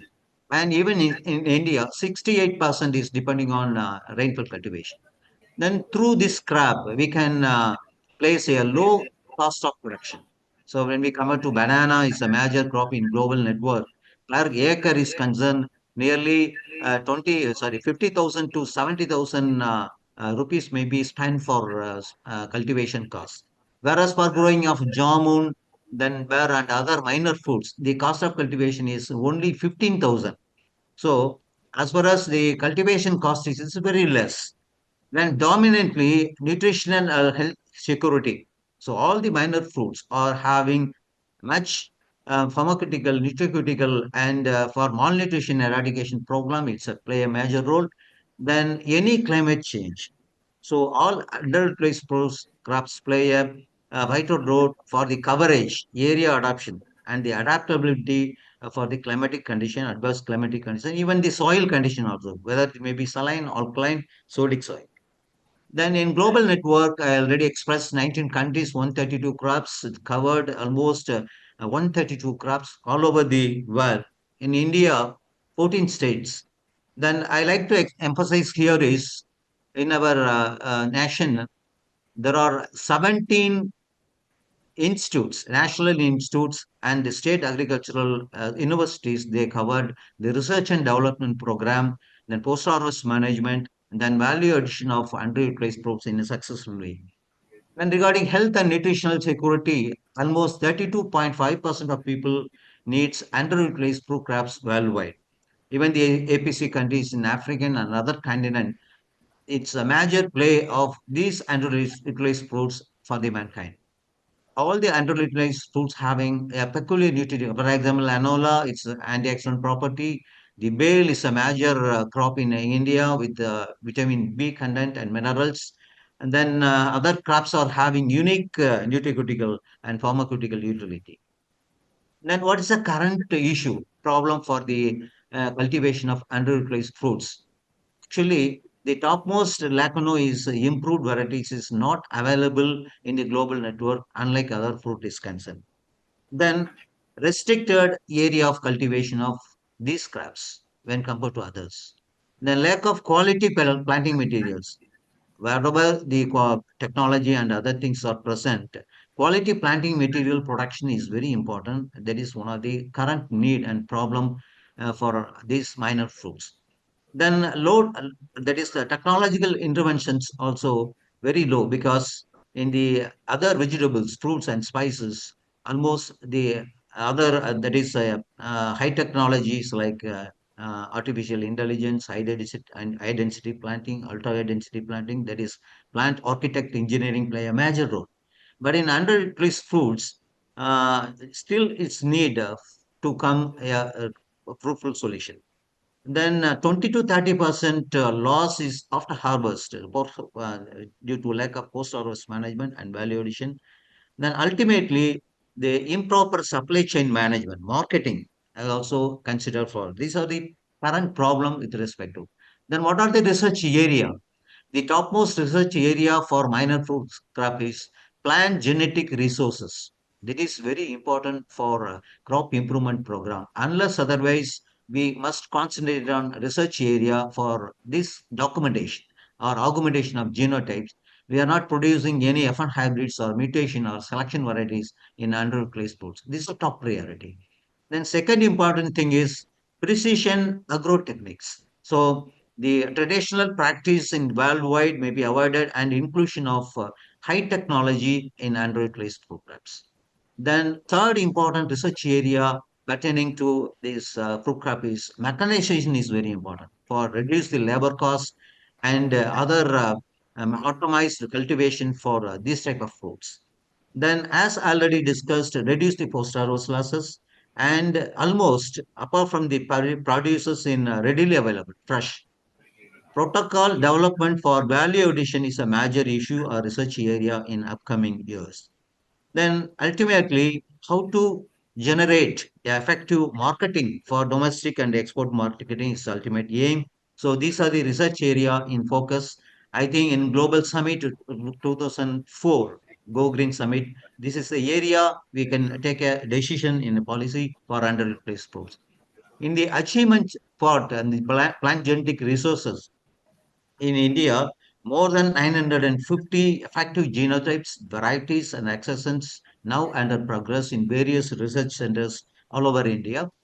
Then you see the variant behind the fruits in Amla, that's Philanthus emblica, in India, there are 45 variation in size, seed, color, and everything. It's morphological and dust characterization followed for this amla with a lot of variation. This is a plus point and advantage for our concern for the crop improvement program in future. Then in custard apple, you see in this picture, the color and the fruit variation, everything is positive for the exploitation of new varieties in global network with respect to custard apple. Then in German, so the advantage of German is more flesh content than seed. The seed may be very minimum. When the pulp seed ratio is maybe concerned, 90% plus and 10% seed is advantage. Even seedlessness in German is a more advantageous. So lot of genetic variability is possible in variant of German. Then I like to express very important crop in the global prospects is Manila tamarind. This is very unique crop in India because the selling price and the marketable accessibility is wide. It's uncomparable with even apple and mango is high quality F1 hybrids. So such a wonderful variety and species is available in India with a Clubium dulce. We have different colors of fruits are available. This is a genetic variant exclusively in India. Then upcoming fruits in dryland fruits, it's very important. Our one of the major research centers, Central Arid Zone Research Institute, Rajasthan, one of the state, they are concentrating exclusively for dryland fruits, particularly underutilized fruit crops. So these are the fruits that's very important for rainfall cultivation. So after the introduction of these fruits, the area expansion program in India, particularly drought-prone area, is a dominant factor. Is uncomparable with my major food crops. Then second important achievement, research achievement in varietal is a varietal improvement. So India so far 14 varieties of German we released. In our university, Tamil Nadu Agriculture University in HRI, Perikulam Horticulture College, last year we released one of the major German variety, more flesh content with less seed, with high yielding capacity, and the fruits are more anthocyanin content also. Then in AMLA, we have 12 varieties under commercial exploitation released in India. In Tamil Nadu Agriculture, our university is a medicinal analog released with the name of BSR1. Then in Manila tamarind, we already expressed this very important crop. The cost now, the Indian money cost is 400 to 500 rupees. It's a maximum. Even the apple, the mango, it cost about nearly 200 rupees. It's a double the rate of mango and other commercial. That's why it's very important crop. Our university has developed two important varieties PKM1, that's a TNIU variety 1 and TNIU variety 2. The peculiar character of 2 is red in color. It implies as more of anthocyanin content. And another important thing here, the variety is low glycemic index. That's why it's useful for a diabetic person, type 1 and type 2. Then another important crop is a traditional crop also. In forests, they have a plenty of this type of wild wood apple is present. But our TNAU now comes under cultivated wood apple with maximum size and regular bearer varieties. We developed one unique variety, Tamil Nadu Agricultural University PKM1 variety, which is more than 500 gram weight of individual. The very unique parameter of the varieties is regular bearer. Throughout the year, the fruit is present. What's the uniqueness of the variety? It's a hard shell on the in the outer side. Inner side is a very pulpy material. The material is the pulp is very important for induced immune development. So after corona, this is a major food in India to disseminate for the resistant to any adverse condition of disease as well as developing immunity. Then in Burr, we developed a lot of varieties in India, particularly North India is concerned. In Bal also, we developed a very big variety. The variety size is 1.5 kg and the number of fruits more than 200 numbers. Then in Karanda, I like to emphasize this unique crop. Karanda is very small fruit. And then these are dual purpose varieties. Earlier, our traditional thing in India is this fruit is for fence crop, live protective measures crop. Nowadays, we converted into commercial crops for having potential of pharmaceutical utility and other nutraceutical utility, particularly for pickle making.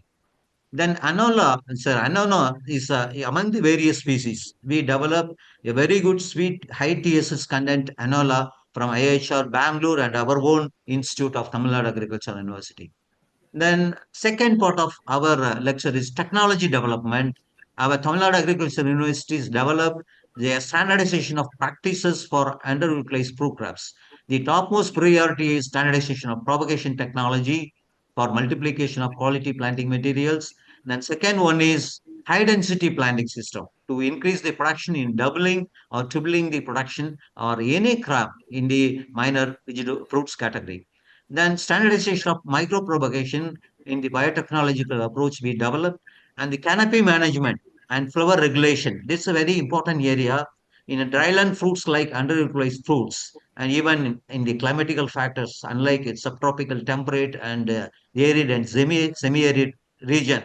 Based on the canopy management, flower regulation may be possible. That's why this is a major protected area for research in future also. Then another important research focus we developed, TNA developed, is a off-season production of flowering, which fluctuates market prices in everywhere in a double manner. The rupees in the time of yield as well as farmers' incomes may be double due to off-season flowering. Then finally, top working, wherever the varieties is not performing well or rejuvenation is possible, we develop a technology, top working, with the pruning technology and the training methods also. These are the technologies we develop. Then we insist on quality planting material. Whatever the technology is available and everything is possible, this is a major area to increase the area under production. For example, last year, the area of underutilized food crops in India is 0.15%, 15%. Now, due to the quality planting material production, that too early bearing varieties through grafting method, the production status may be increased, area may be increased up to 3%. This is achievement of our this program of area. Then a biotechnology approach also be done with the molecular characterization of genotypes, dust characterization, and other micropropagation and a standard ripening process for to increase the shelf life. Then biotic and diabetic stress management through genetical biotechnology approaches. Then we have a strong foundation in breeding of desirable traits of all minor fruit crops. That to 32 fruit crops in India, we have a strong breeding program. Then finally, we have a value addition of jamun and other minor fruit crops. These are major area apart from fresh fruit crops. This added advantage of value addition to create additional income to the farmers. Then ultimately, these protocol for value addition increase the food industries and the value added product small scale industries in India. These are the products from wood apple. Wood apple, you see the natural colorant, it's a immune development, it's a immune booster. Then Manila tamarind, you see the color of PKM2, which is a natural anthocyanin content in various product also. Then regarding the way forwarding, then nearly with my presentation, what is the genetic resources present in global network as well as the Indian condition, then other unique parameters of varieties development, then technology development, then biotechnological approach and everything I've covered. Then what's the way forward for Go Green Summit 2024 regarding to minor fruits is concerned? The topmost priority is enrichment of genetic wealth, that is for crop improvement. Then second important thing is augmentation of genotypes. This is a major area for further evaluation to develop a varieties. Ultimately, what is our aim? So unlike selection variety or mutation breeding variety or in any interspecific hybridization program, hereafter, F1 hybrid plays a major role with the desirable traits for commercial production of underutilized neglected crops, crops. That too, standardization of high production technology. That very importantly, precision agriculture exclusively for underutilized fruits play a major role. Then whatever things are possible, our soil health management, effective input use efficiency, micro irrigation, that is water budgeting, and integrated management of plant protection, pest and disease is a major issue.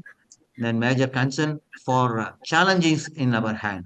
Then research focus, that's ultimately whatever 80% protection in our hand, reduction of the value of yield through post-harvest losses and through packaging and sensor pack, that sortaging is nowadays very important, and ultimate storage to increase the shelf life of the producers. Finally, market intelligence is very important. Whatever the products, value added products may be produced or trust product may be produced in global network. Ultimate, the network is very important for market in domestic as well as export. Then these are the recommendation through this my presentation. Widespread genetic exchange and technological dissemination for area expansion program for underutilized food crops to enhance the livelihood and the economic status of the farmers in global perspective. These are my recommendations. Thank you very much for given opportunity. Thank you very much.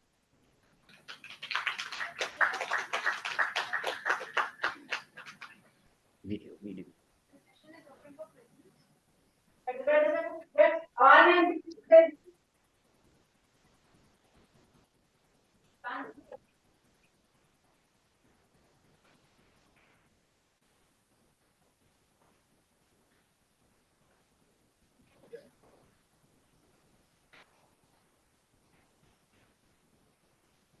Uh, Thank you, sir. Thank you very much. Moving on, I invite Dr. N. Manikanta Pupati, sir, Professor, Biotechnology, Department of Plant Biology, Plant Biotechnology, Tamil Nadu Agricultural University, India, for the lead talk, please.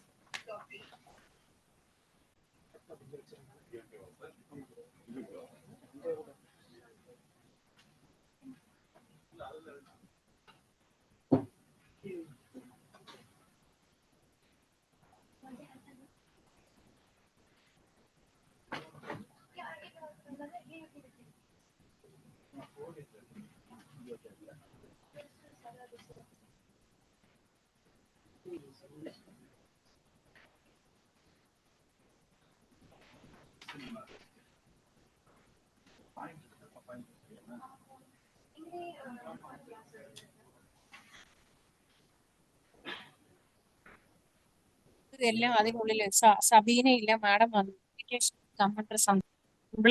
To include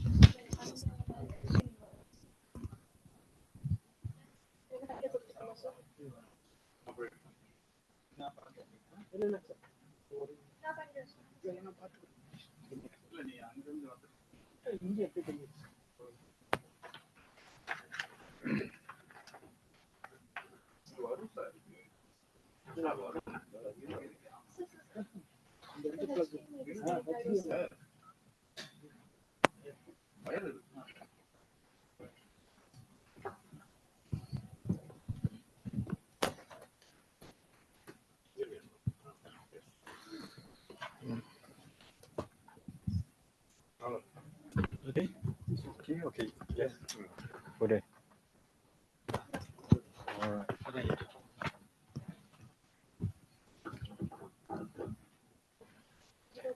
Yes. Mm. Yeah. Good morning to you all. Uh, uh, Thanks for this opportunity. Can I do? Yeah, I will do that. And I am here to provide you the details of biotechnological approaches that help us to improve the sustainable farming. Right. So here I would like to focus first on the sustainability. This is because we have so many challenges in ensuring the sustainability in agriculture, starting from the increased demand by the population growth, then climate change, as well as depletion of natural resources, all hurdles the sustainability. So we need to focus to ensure the sustainability, especially on the horticulture crops, right? This is because we have enough methods or strategies that has been established in agriculture crops, but in horticulture crops there is a very less importance has been given, but they are very rich in nutrients, and they are the, as you have seen from our buffet or other servings, they are diversified diets, and they besides they can also provide ecosystem services like sustainability and all. So what I try to explain here is focusing on horticulture crops will help us to ensure the sustainability in more easier way. But the problem now is how to improve the horticulture crops. So because they are affected by so many curves, like starting from the pest diseases, climate vagaries, and then finally the post harvest losses. So what we need is we need to understand as well as address these challenges, then only we can ensure the sustainability. So for that, we can use the breeding strategy, which is one of the very simplest and then easiest way. Whatever we want to make it as a sustainability ensuring strategy, if we supply it as a seed, then there is a very less cost in involving all these things. Uh, Obviously, the first tool that can be used to ensure such seed improvement is conventional breeding. But the problem here is because of this long juvenile period, as well as the precision, that means at which we can increase the sustainable traits as well as the crossability between the two related species, we cannot achieve 100% success. So that is a major limitation of conventional breeding. So here comes the role of biotechnology. Biotechnology, we have several approaches, and what I am going to focus now is only on four. These approaches: transgenics, plant tissue culture, and genome editing using our own examples. So this genomics, you might have seen, it is offshoot of several omics technology. Genomics focus only on DNA, whereas metabolomics on metabolites. Transcriptomics focus on the expressed part of the gene, that is RNAs, and all ultimately lead to the phenotypes. So we work on these both genomics and metabolomics in different crops. Let me just focus on one of the crop called moringa. So moringa, it is a drumstick tree, or moringa oleifera. We have developed several genomic resources in it. So these help us to know or develop some of the unique functional markers, like 32 2000 simple sequence repeats, SSR markers we have developed. So what is the use of this marker is we can increase the target rate very precisely. So as I have told in the previous slide, the major limitations of the conventional breeding is precision as well as rapidity. So both can be addressed when you use these genomics tools. And I just stopped with this statement. If you need more data or how we have developed, what is the strategy we have implied, if you want all these things, then you are kindly referred to this paper. So there is an additional paper on this. Has also been done. So the thing is, we can employ genomics more effectively and efficiently to improve the sustainability of horticulture crops, and we have demonstrated with the moringa as a case study. And besides, we have also used the metabolomics to improve the jasmine breeding. You know the flower crop and its importance. What is most important here is it is very difficult to improve the fragrance. If you want to increase the fragrance content, then conventional breeding has a limitation. And also developing a resistant line, especially disease resistant line, it is also very difficult. So we employed the metabolomics coupled with the mutagenesis approaches to improve both the fragrance as well as the cercospora leaf spot.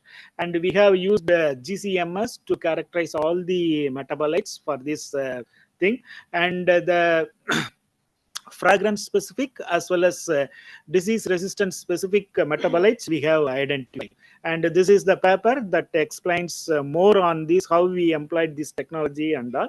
And those who are interested, you can get it. So this is very just recently released one, which help us to produce more number of increased fragrant lines in jasmine, especially with the antifungal compounds.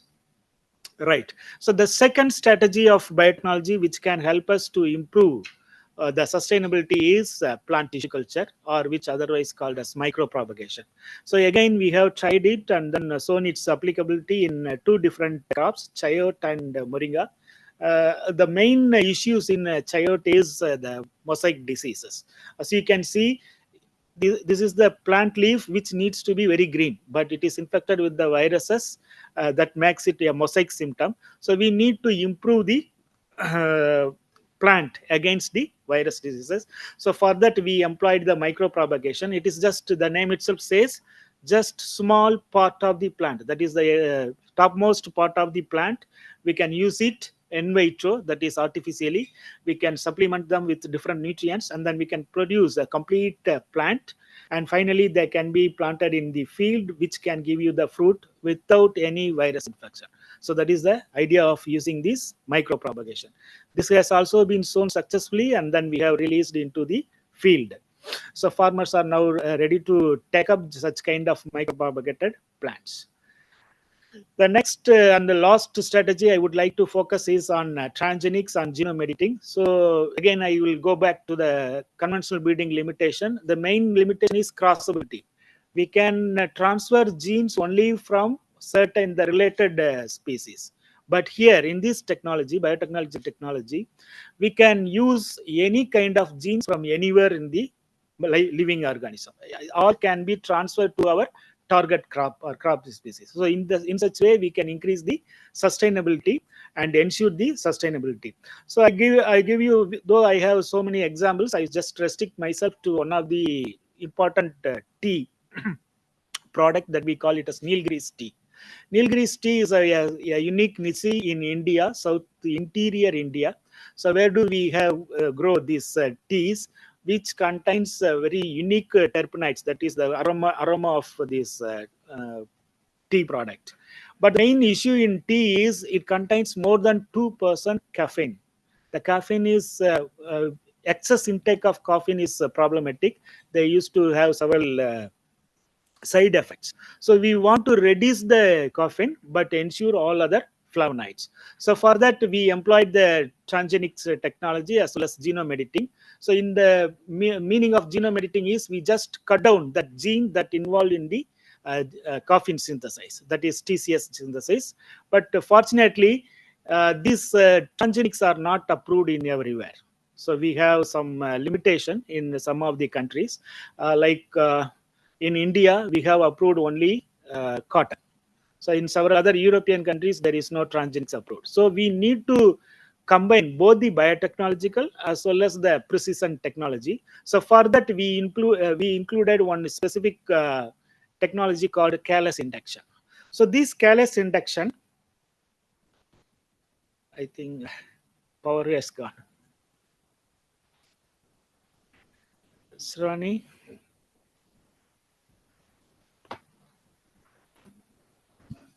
Power charge.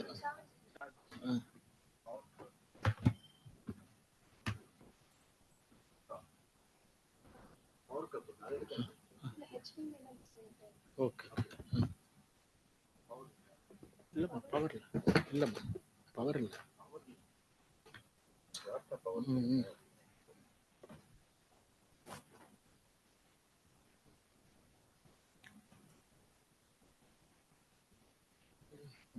Sir, I'll do it, sir. Give it to me, sir.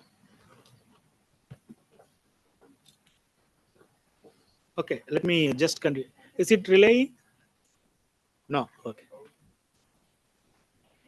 Okay. You can see and hear my words also. Okay, let me complete it. It is just a single slide. So this is a kind of genome editing and transgenics. Where do we use the same micropropagation, but we use small part of calyces to induce the tea products. Fortunately, we are lucky enough to develop a line which are no caffeine product. That means all the plants that we produce through micropropagation, they are free from caffeine. So that is the it's not precise method, but we can fortunate to have such kind of callus tissues which is related to the tea leaf, and it is not having such last slide.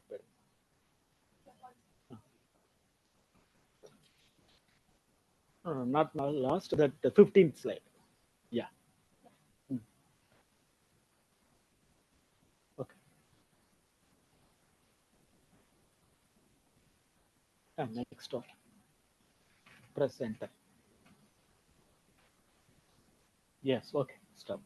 So this is the gene we have targeted, but luckily without targeting or mutating this gene TCS1, we could able to produce these calluses. That green color one, that bulged one, is the one which does not contain caffeine. So that is a new invention we found in this tea product. So what I try to explain here is we need not depend on a bigger tea estates to produce tea.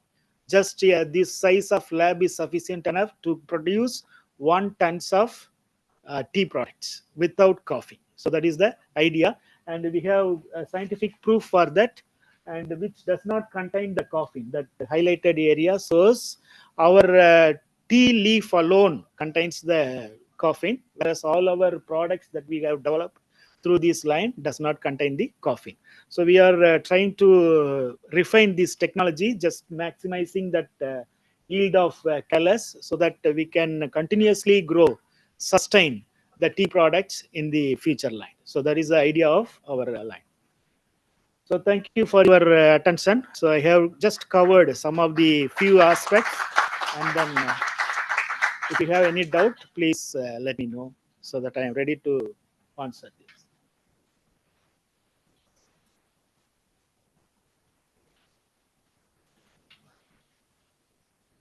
Is there any questions from online? Yeah.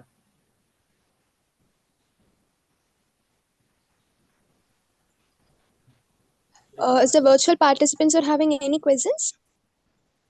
You can put it in the chat box.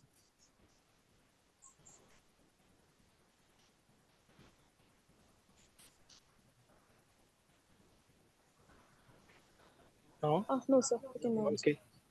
Thank you. Thank you, sir.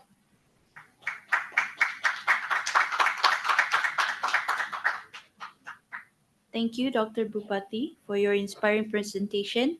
Next, we have Dr. Tera Dimani, who is celebrated for her influential work in environmental advocacy. Her efforts have significantly raised awareness and inspired action towards environmental conservation. Let's welcome Dr. Tera Dimani to the stage.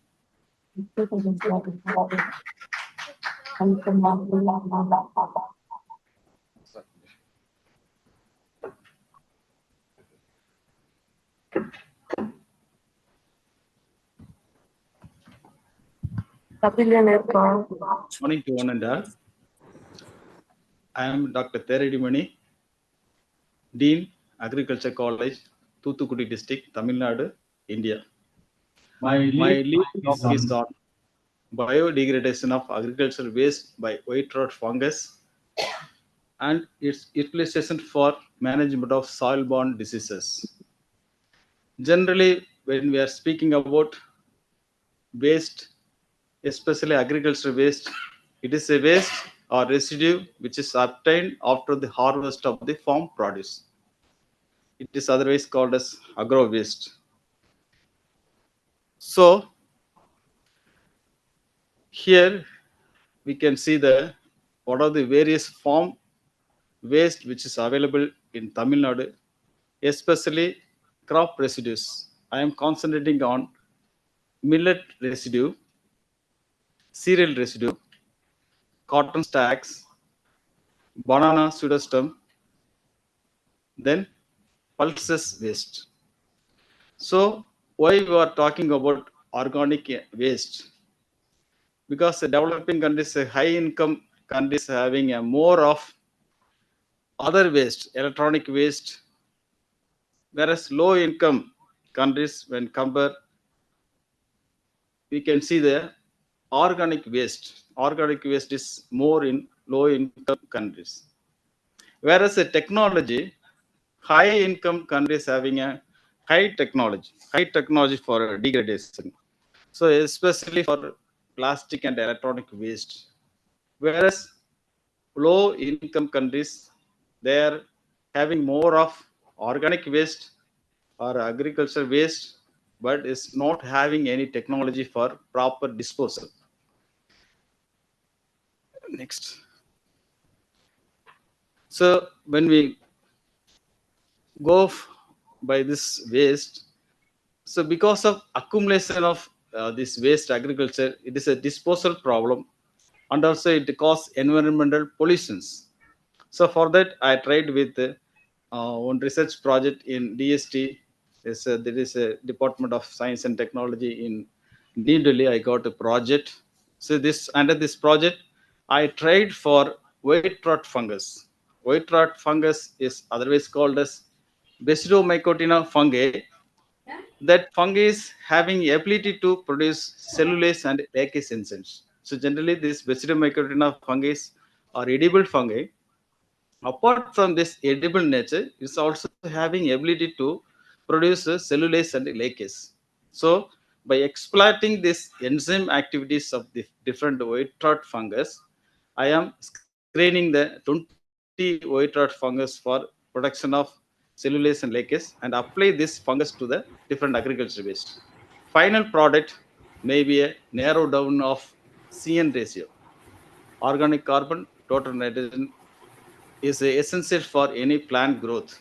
When it is wider means that is more than 100 or 120 means it's not able plant not able to absorb the nutrients. Whereas when we narrow down the CN ratio below 20 means it can be easily applied to the field, and also plants can easily absorb all the nutrients. It is available to the plants.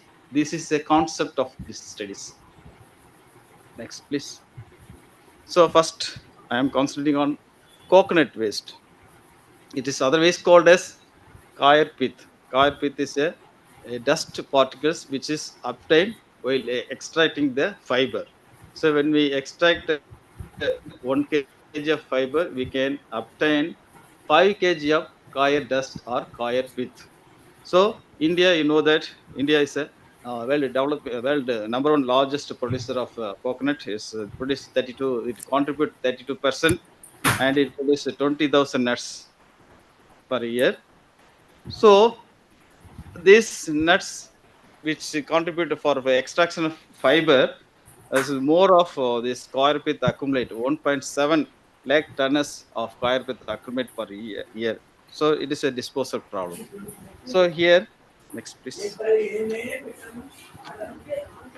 This is a proximate constituents of the raw coir pith. I already told that this coir waste is having a more of cellulose, lignin, and also when we see the CN ratio, it is a wider 112:1. It cannot be applied directly to the field. So for that, I next please. Next. This is a different process how they extract the coir fiber. So first they collect the coconut husk, then next they soak it in water for 1 or 2 days to activate the enzyme activities. Then next is there is a machine which extract next please. Next, this machine locally made. This extract the coir fiber. So by rolling it completely removes the coir pith from the coir fiber. Next, please. Next, this is a coir pith. So you see that. Generally, this is a very environmental menace to the Tamil Nadu. Is farmers accumulate in the roadside and also the field level also. Next, please. Next. Next. Next. This also another way. You can see next. You can see this roadside. They simply put this waste, and it causes a disposal problem and also menace to the environment. So, in my studies, apart from this coir waste, I also tried with the different waste. Next, please. This is a banana pseudostem waste. Already Ravindran told that it is they are simply banned the pseudostem in the field. So here also I tried with this banana seed. Next. So these are the white rot fungus, say Basidiomycin fungus. I selected 20 isolate. Out of this 20 isolate in the lab, I selected only 7 based on their ability to production of cellulase and lacase. Next, please. Next. This is a confirmation, molecular confirmation. Then these are the fungus. So you know that it's a Pleurotus or Basidiomycin fungus is utilized for edible purpose. Apart from edible purpose, it can be used for degradation also. Next. Sojargajo one culture. Then Florida. Platypus. The platypus was developed by me, say specifically for degradation of harvest. It is already technology. This is released from Tamil Nadu Agriculture University. Valvarilla, Valvesi, Sabitus, Polyporus. So this is a method, cellulase, analysis, and lacase, and different analytical methods for organic carbon and total nitrogen. Next. So these are the fungus selected for my studies. So experiment result so that cellulase activities, cellulase C1, CX, and lacase activities among this fungus, Jamur, ES, Sojargaju having a high efficient production of cellulase and lacase in different durations. Next, please. C1, then lacase.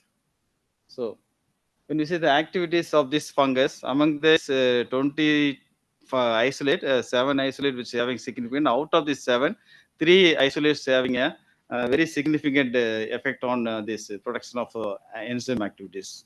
Next. This is a in situ in the field. So after selecting this fungus is produced in the grains, sorghum grains or millet grains. That is used for inoculum. Already we are having our university we are having on technology, the sandwich technology. So for 1 ton of waste, first put 100 kg of the waste. Over that fungus 200 to 250 gram inoculum is sprinkled over that. then another layer 100 kg of waste, then 1 kg of urea. Actually 10 layers, 5 layers for the fungus and 5 layers for the urea. Urea is for the nitrogen sources which supplement to the fungus. Some fungus needs nitrogen sources for their growth. Okay. So after putting this this layering, watering for regular watering 2 times moisture. When we analyze this, when assess the moisture content, it should be a 50 to 60% moisture content. So at the time of 30th day, you have to give one tanning over the top to middle to bottom. This is a tanning, uniform degradations. And at the date of 45th day, when we analyze this proximate constituents, CN ratio is narrowed down, and also in nitrogen and NPK also increase. This is the concept. So it completely converted to the waste to the organic manure. Next. Next, please. This is a method, different. This is the final product after decomposition. Okay.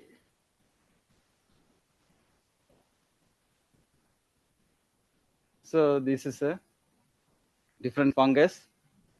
So out of this fungus, 3 species, ES, platypus, and Sojargus having a high degrader of this agricultural waste to the organic manure, narrow down of CN ratio also. The next. Okay. Next, please. Next. So what is the purpose of organic manure? Because nowadays getting a very demand for organic manure. So we are giving chemical fertilizers and so many chemicals which completely pollute the that is a nutrient status of the soil. Apart from this, quality of water is also degraded. So when we apply the organic manure not only increase the microbial population of the soil. Apart from this, it enriches the nitrogen, phosphorus, and potash, and also it is having a suicidal germination activities. Suicidal germination activities is when you apply organic manure to the soil, it produces humic acid, which which makes the dormant pathogens to germinate in the soil. So pathogens which is dormant germinate because of they assume that they are having a nutrient. So after germination, because of lack of this nutrient to the pathogens, plants the pathogen completely killed. It is called a suicidal germination. It is one of the mechanism of the organic manure. So nowadays we are focusing on organic manure application mainly for organic cultivations. So this is a simple technology. I already developed this technology. I already identify the organism for degrading this waste. So then what is next? So this is applied to soil-borne diseases, especially chili crop. Damping of one disease is a soil seedling disease, and another one is black ram pulses. It's a root rot. For root rot and damping of, I apply this decomposed waste along with antagonistic organism, which is having significantly reduction of this disease pressure. Next. Next. Next. Next. So this is my salient findings. This I selected 3 fungus, the efficient degrader, and also I narrowed down this agricultural waste. Then applied this waste along with antagonistic organism, which reduces the disease pressure. Then how it is help to the community? So I applied this project work to the DST. They gave me 30 lakhs for dissemination of technology to the farmers. Next. Next, please. Next. Next. Next. So this is about. So I am applying this technology to the farming community, especially low income and also categories scheduled caste is Tamil Nadu, ACS, ST is a low income group people. So I am applying this technology. Along with technology, I also combine mushroom cultivation and also production of biocontrol agents. Biocontrol agents, you know that It is a biological organism for managing the disease. So 3 technology. I gave the training to the farming community in the 2 districts of Tamil Nadu. Next. Faster. So this district, these are the district covers. Then this is a degradation. I already told this is for the degradation. This one for cultivation of milky mushroom cultivation. Then third is a mass production of biocontrols. Biocontrol agents means it's a biological organism which is utilized for the managing the soil-borne diseases. So by using the biological agent, we can avoid use of chemical fungicide or chemical insecticides. So this purpose, it is otherwise called as bio-village concept. Next, please. Okay, next. So under this training, 1,500 farmers or beneficiaries, they are having a, next please, ma. They are having a skill in how to degrade the agriculture waste, how to produce the edible fungus, and also how to produce the biocontrol agents. They already have this village already established a biocontrol lab, and also it is otherwise called as bio village. Next, please. Okay, this is about publications, local publications for the farmers. Next, please. Okay, this is a lab. I undergone a post-doctorate in Mexican State University photo. This is a lake essence assessment. Okay, thank you very much.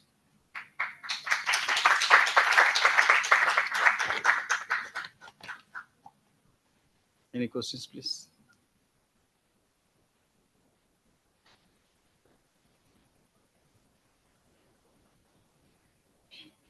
Okay, thank you. Thank you very much.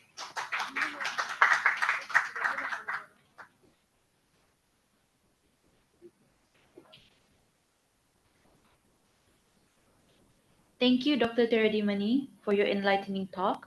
Our next speaker today is Dr. Indurani Chandrasekaran. Dr. Indurani is a dedicated environmentalist whose work has made notable contributions to sustainable development and environmental education. Please join me in welcoming Dr. Indurani Chandrasekaran.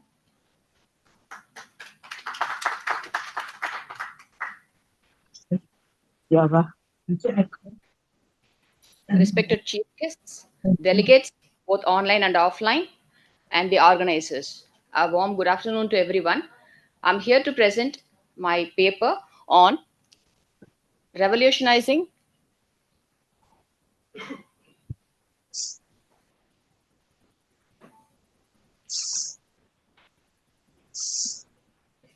yeah. এই মেয়েটা এখন present করছে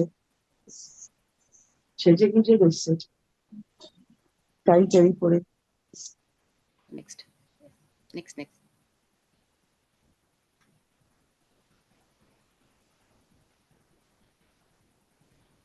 Yeah.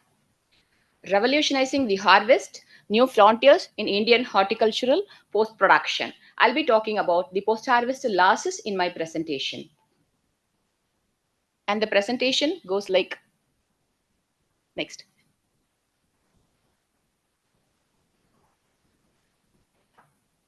Indian agriculture and its importance, scenario of the post-harvest management in India, the post-harvest losses, technologies to reduce the post-harvest losses in fruits and vegetables, and the future strategies. Next. So, as we all aware that India is the largest producer of fruits and vegetables. It ranks second in position next to China in case of fruits and vegetable production. So Indian agriculture, it contributes to 16% of the GDP of the country, with now 49% of the workforce is involved in agriculture, and it sustains approximately 55% of the 55% of the agricultural production. So we stand in the second position with the production of 330 million tons of fruits and vegetables. So the global horticulture scenario, So in total, we produce 1,850 million tons of fruits and vegetables are produced globally, with 22% of the global food share is from fruits and vegetables, and 44% of the fruits and vegetables are produced in the developing countries, and the average is lost due to post-harvest losses. And 78% of the global fruits and vegetable produced in each country is graded is traded every year. So when coming to the Indian scenario, we are the second largest producer. We have 18% of the area under horticulture that contributes to 33% of the gross added value. So the country has recorded its highest ever horticulture production of 331 million tons, which in horticultural crops, which has surpassed the agriculture production. The India's share to the global trade is 1.7% and 0.5% of the fruits and vegetables, respectively. The post-harvest losses, that is the harvest after the losses that occur after harvest, is very high in the case of fruits and vegetables. So if we reduce the post-harvest losses, because it is approximately 22 to 40% actually in case of fruits and vegetables, which is very high. If we reduce post-harvest losses, then there is no need to bring the additional area into consumption. So we can supply the fruits and vegetables to the needy people, and there is no need to bring the additional area to bring higher yielding varieties, all that. So whatever we produce, we can conserve by using the post-harvest technologies which are available. Next. So this is again India's share to the global export. Next. So because of the varied climatic conditions that is prevailing in India, we'll be able to produce all the fruits and vegetables across the country, either in one state or the other state. But the processing level, how much we are processing, because the fresh fruit consumption is more in case of in the Asian countries than the developed countries, because we produce the produce in one part of the country or in the other part of the country, so it goes for fresh consumption, and we process very less quantity. That is why the post harvest losses are very high in the case of fruits and vegetables. Next. Next.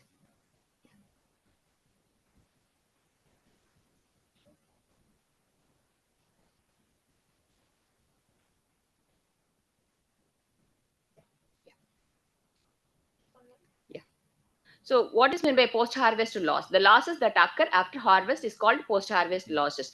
That occurs even in the consumer's table. So how many of us consume all the vegetables that we take it in our plate? So everything is something is lost even in our plate as well during consumption as well. So someone is not happy with the skin of the vegetables or fruits, and somebody wastes the skin of tomatoes, all that. So that goes as a waste. That is also in the consumer's table. Similarly, lot of post-harvest losses occur during transportation, during marketing, in the wholesale market, in the retail market. So let's see what are all the technologies that are available with us to reduce the post-harvest losses. Next. So when we take this table, when we compare all the products, fruits, vegetables, milk, poultry, fish, so the post-harvest losses are very less in the case of milk, because 100% whatever is produced in India is consumed in the fresh form, because the supply chain is very perfect in the case of milk. We don't waste any milk. We are doing value addition as well. It can be converted into ghee, butter, cheese, all that. So there is no loss in the case of milk. Whereas in the case of fruits and vegetables, the losses are very higher when compared to poultry and fish, because all these are consumed in the fresh form. Next.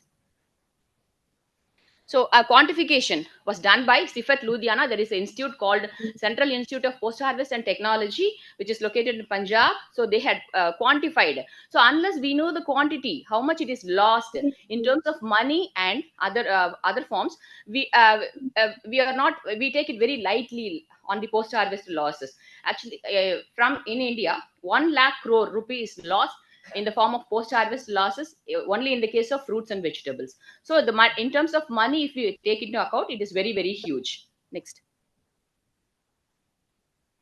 So we had analyzed this the post-harvest losses for the major vegetables and fruits. It is high in the case of guava and tomato when compared to all the other fruit. The post-harvest losses are very high on the higher percentage. Next. So this is again the post-harvest losses of fruits and vegetables, which has been quantified by CIFET Ludhiana. Next. So why these losses, post-harvest losses occur? Because of the poor infrastructure facilities with us, available with us. There is lack of cold storages. A lot of cold storages are not available in India. So that is why the post-harvest losses occurs. And the awareness on the value addition. If the produce is surplus, if it is more, it can be converted into a value-added product. So the awareness is also very less, and the units are very fragmented. So the farm is somewhere, and the processing industries are somewhere. So we process very less actually. Next.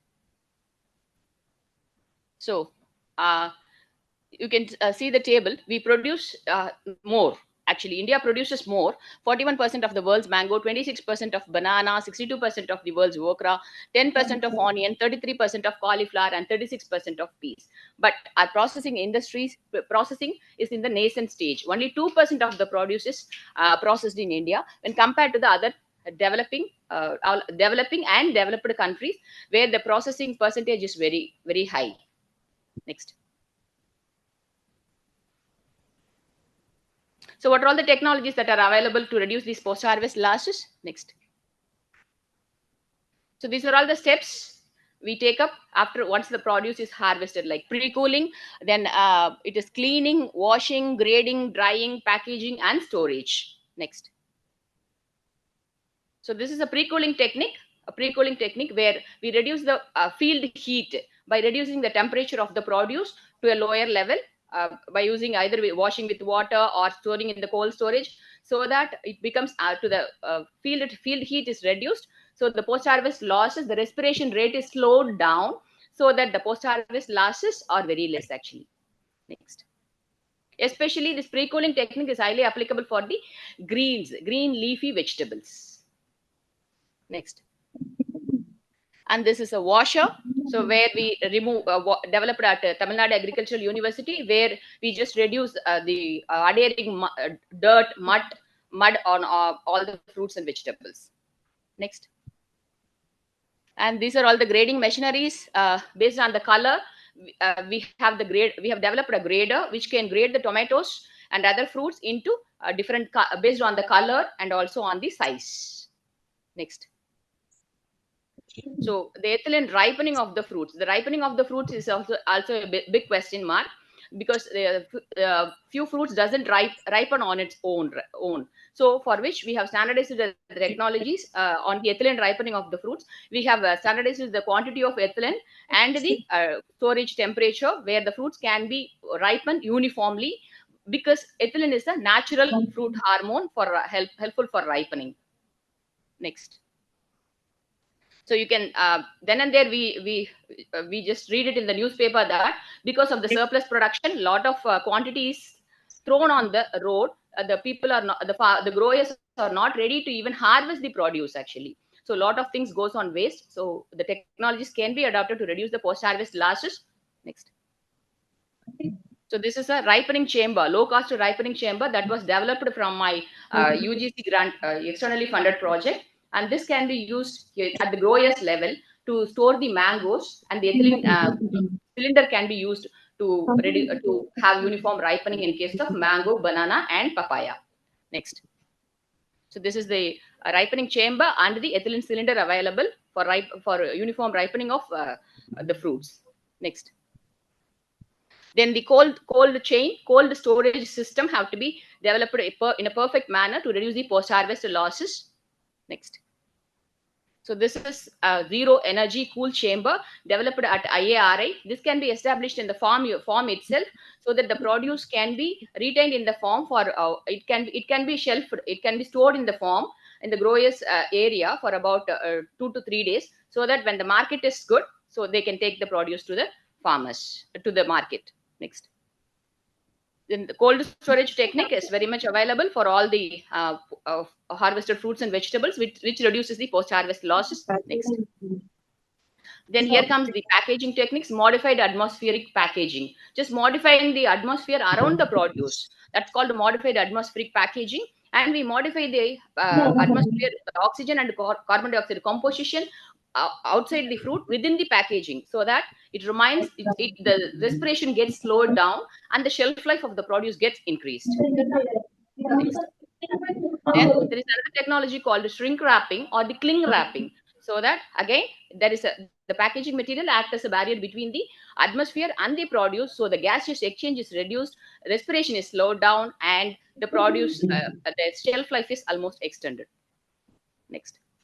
Then the other technology is vacuum packaging, where we just remove the gas composition gas present around the produce, and they extend the shelf life of the produce. Next. Then here comes the active and the intelligent packaging. We use sensors. Okay, this is otherwise called as smart packaging. The packaging material is able to communicate with the consumer what is the condition of the produce, actually, whether it is in the raw stage, in the ripened stage, or it is not ready to, it's not consumable anymore. So the packaging material itself is able to communicate with the consumer, which is called smart packaging or active packaging. So this type of consumer packaging is also lacking in India, which is very popular in the developed countries. So we buy it in the Asian countries. Mostly we buy it in kilograms. We buy it 1 kg or 2 kg, like, but nothing is 100% is not consumed actually. Instead of which we can go for this consumer packaging, where this can target one family or one single person, so that the post-harvest losses are very much reduced. This concept is missing in India, and it will be developed definitely in the future. Next. And the minimal processing. So we are all aware of the minimally processed products. So where the drudgery is more, where the de-leafing of the green leaves and cutting of the banana pseudo stem, which takes a lot of time, where the labor drudgery is more. So these kind of produce can be cut and it is ready. It is available in the market as ready to cook. So just take it home, wash it, and ready to cook. So this type of minimal processing technology can be developed for all the fruits and vegetables where the post-harvest losses are maximum. Next. Then the micro encapsulation techniques, so which is encapsulating the secondary metabolites or the flavor profile, all that is available with the nanotechnology. Then lot of biosensors are also available: pathogen detectors, toxin detectors, e-tongue, e-nose, and other calorie counter. Everything is available. So these technologies can be used to reduce the post-harvest losses. Next. Then estimation of non-destructive quality methods, that is without touching the fruit. When the fruit goes online for processing, without touching the fruit, just take the image of the fruit and you can analyze the quality using this NIR, near infrared spectrophotometer. You can analyze the quality of the produce without touching the fruit or without cutting the fruit itself. Next. So this is also again e-nose, just to analyze the flavor profile of the produce. Next. So the few technologies, let's see, which is developed at Tamil Nadu Agriculture Universities as All India Research Coordinated Project on Post-Harvest Engineering and Technology. Next. So we have developed a washer, next, to wash the produce, graders for segregating the produce into different sizes and colors. Next. Then we have developed a few seed extractors, chili, tomato, and brinjal seed extractors. Next. Then this is amla or ionla seed removing machine, so that you can make it a candy or a juice. Next. This is the then onion storage structure. Onion post-harvest losses, aggregatum onion especially, the post-harvest losses are very high. We have developed a low-cost ventilated storage structure for storing the onion during the rainy season. Next. Then this is about tamarind. We have developed a tamarind processing machinery, so that the dehulling, de-seeding is very difficult in the case of tamarind. So a machinery was developed at TNAU. Next. Then we have developed several machineries for this turmeric, especially for supply chain of turmeric continuously, for washer, a boiler, a dryer, and polisher is developed at TNAU, and it is released as turmeric value chain machineries. Next. Then we have conducted some pre-harvest sprays also. We have externally funded projects funded by Coromandel Fertilizers Limited, Hyderabad, where we have gone for the nano DAP spray during the 45 days after sowing in case of tomato and bendi. So we have experienced that the tenderness of the bendi is the tenderness is very good actually. It is very tender, and the crude fiber content is reduced because of this nano DAP spray, which has been produced at the Coromandel International Fertilizers. And this is also one of the pre-harvest practices. So if the bendi is more in fiber content, people doesn't prefer it. So when it is young, so it is preferred. So this nano DAP is highly useful for reducing the fiber content in the case of bendi. Next. Then another important point is the value addition. So you can add value to the produce, which is more in quantity actually. Next. So a lot of tomatoes are produced in a season, and the tomato prices are very high in one particular during the summer months. So during the rainy season it is more, and it is very less during the summer months. Next. So this is the importance of value addition. It prevents the spoilage, it reduces the wastage, and it is a source of, it provides a lot of employment opportunities. A lot of entrepreneurs are coming up nowadays to take the value addition process. Next. Next. So this is the importance of on the processing and value addition on the fruits and vegetables. Next. So as moringa, so it has got a lot of value added products. It's called a miracle tree or a superfood tree, and it has got a lot of value added products. Next. So moringa leaf powder. Next. So there are a lot of value added products that can be made out of this moringa leaves, which goes as a waste in most of the tropical countries actually. Then value addition in beetroot, value addition in palmyra. So all those. Then banana. Banana is produced more in the Asian countries, and it can be converted into a candy. Solar drying technology. This is called banana fig. By using solar dryer, it is just like chocolate, and it can be packaged and exported. Next. And this is the method is by osmotic dehydration technique. Next. Then a lot of value-added products: banana RTS, banana leather, or fruit bar. Next. Banana peel pickle. Nothing is wasted in case of banana. Banana fiber extraction is also done. Then biofortified varieties. To ensure the nutritional securities, lot of biofortified varieties are also being released by many institutes. Let's see a few of them. Like next.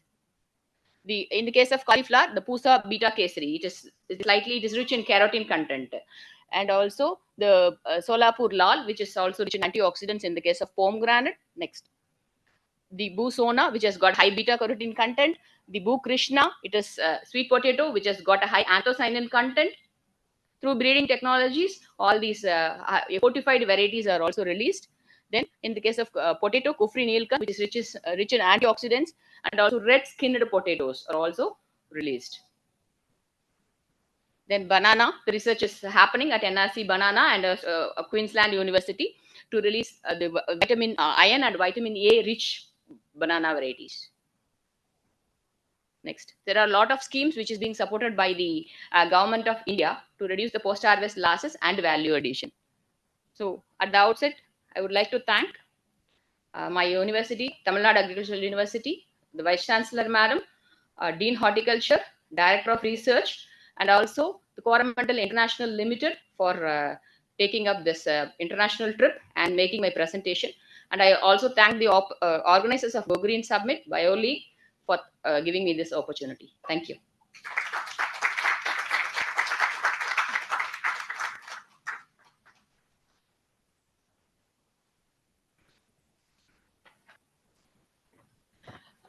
Thank you, ma'am.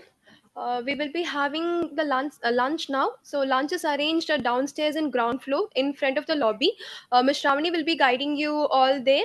So we will be having lunch for 40 minutes, and the sessions will be starting again at 2:15 or 2:20 maximum. Thank you. Shravani.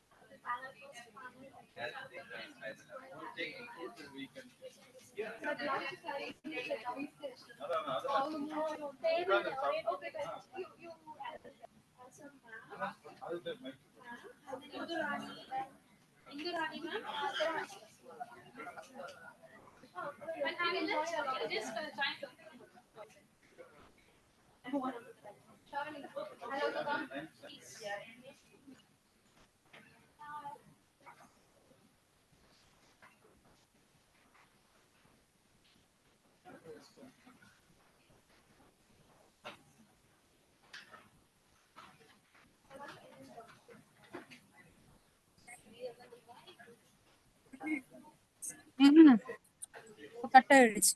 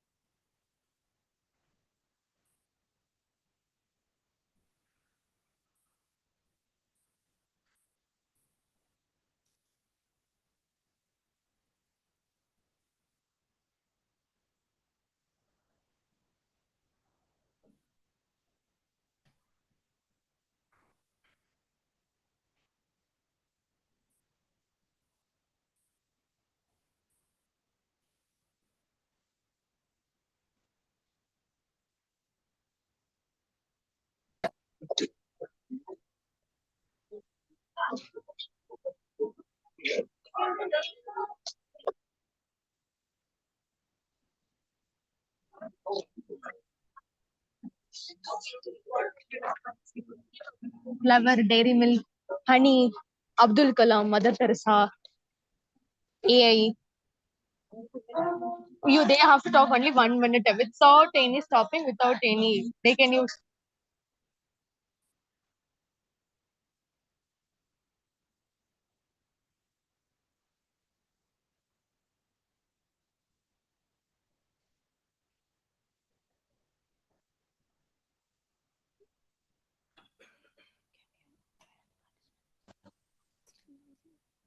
Please come here, please.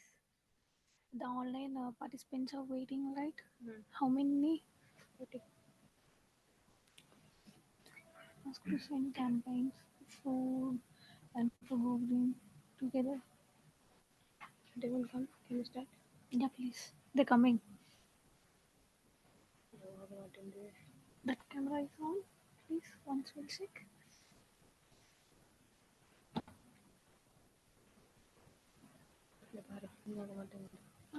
Can I have the mouse for you? Mouse in there. Mouse.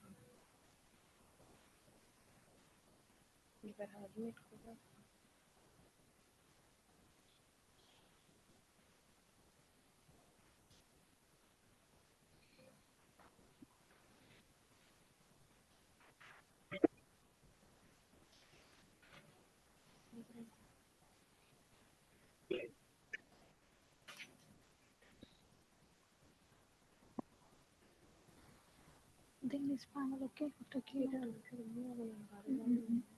Cool, cool.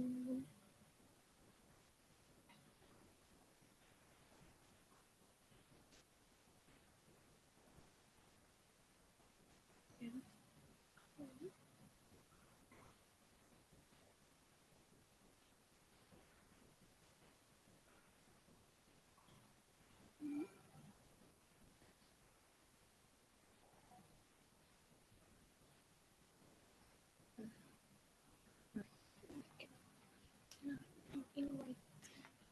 Agenda. Start. Virtual, there are people on. So there are already people waiting in the virtual hall. Can we begin, sir? Yeah. Yeah.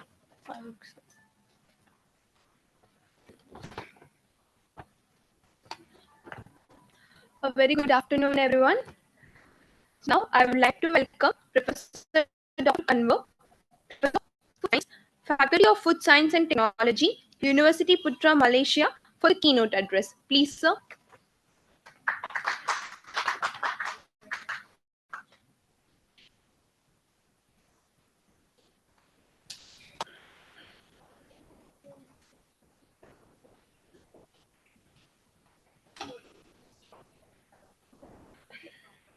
Bismillahirrahmanirrahim. Thank you for giving this opportunity.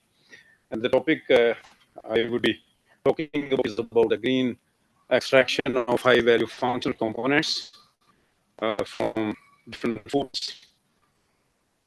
Let me start this of functional food science. Basically, the science of nutrition is relatively a new area, even with science like chemistry, mathematics, or physics.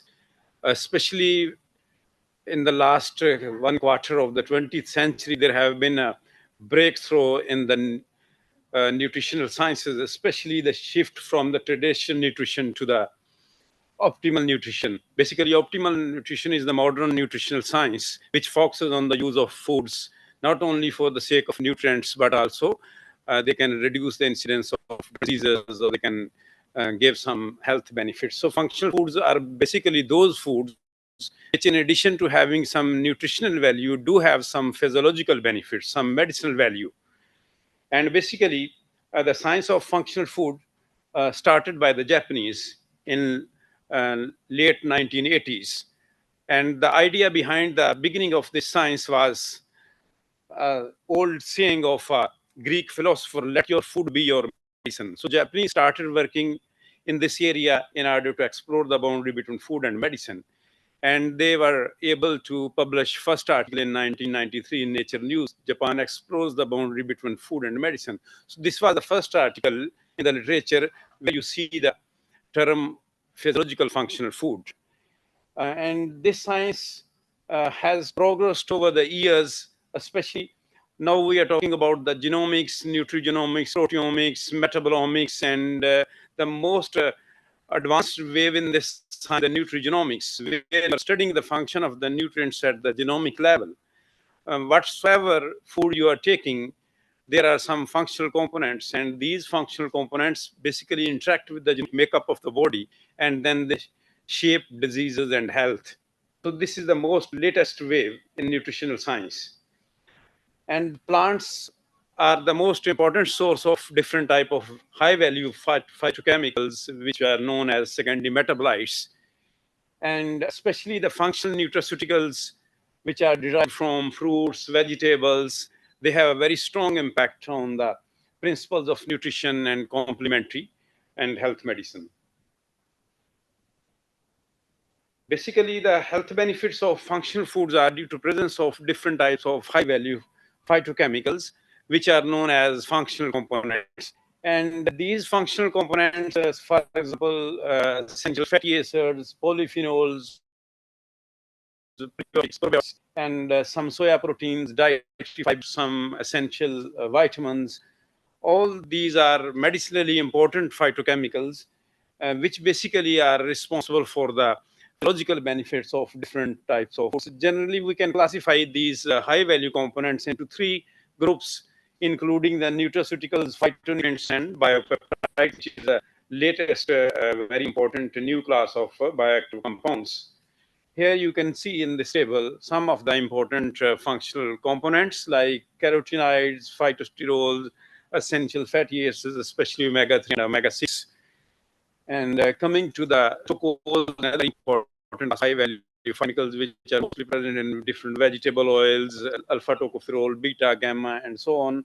Phenolics especially are another very important class of phytochemicals, which is present in almost all plants, especially the fruits, vegetables like strawberries, raspberry, choke cherries. This type of fruits are one of the richest source of different types of polyphenols. Generally, we can class them into different categories: simple phenolics like phenolic acids, caffeic, gallic, paracumaric, and so on. Then there is another very important component which is known as the flavonoids. And then highly polymerized polyphenols are the tannins and the lignans. Isoflavones, especially from soya, they are very important. Extraction of these functional components is always a challenging task.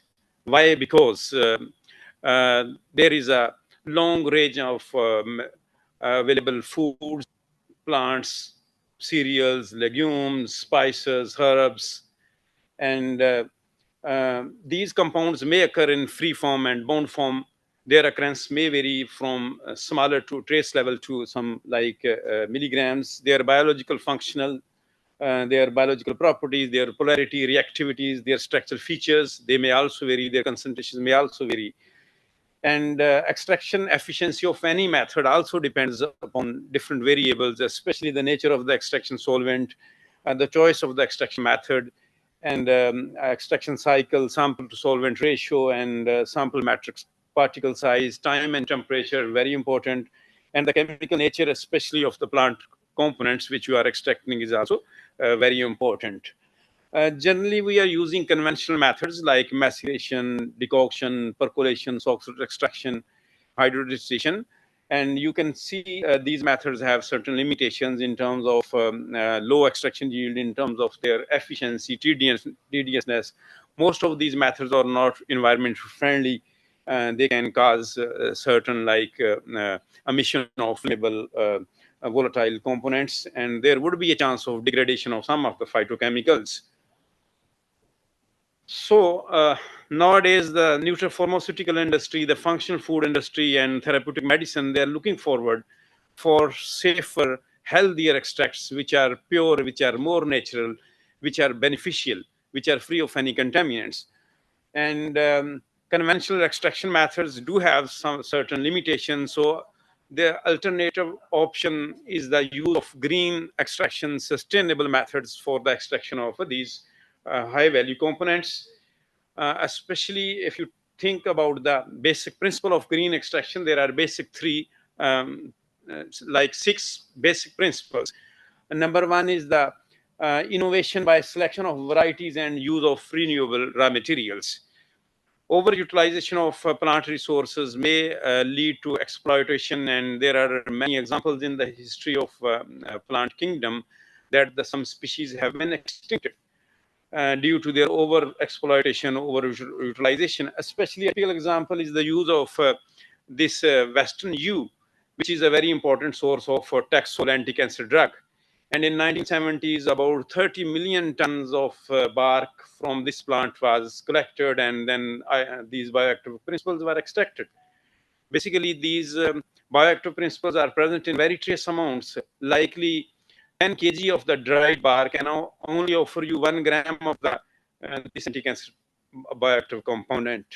So in green extraction, we are fully focusing on green and renewable raw material instead of using or harvesting the plants. Especially this can be done through extensive cultivation, or we can use some in vitro growth of plants and microorganisms in the laboratories, or we can use some renewable like materials. Instead of using the bark, we can use the needles, and from the needles we can get some natural precursors, especially this 10 desethylbactine is another natural precursor which can be used for the synthesis of the same drug, so through semi-synthetic pathways.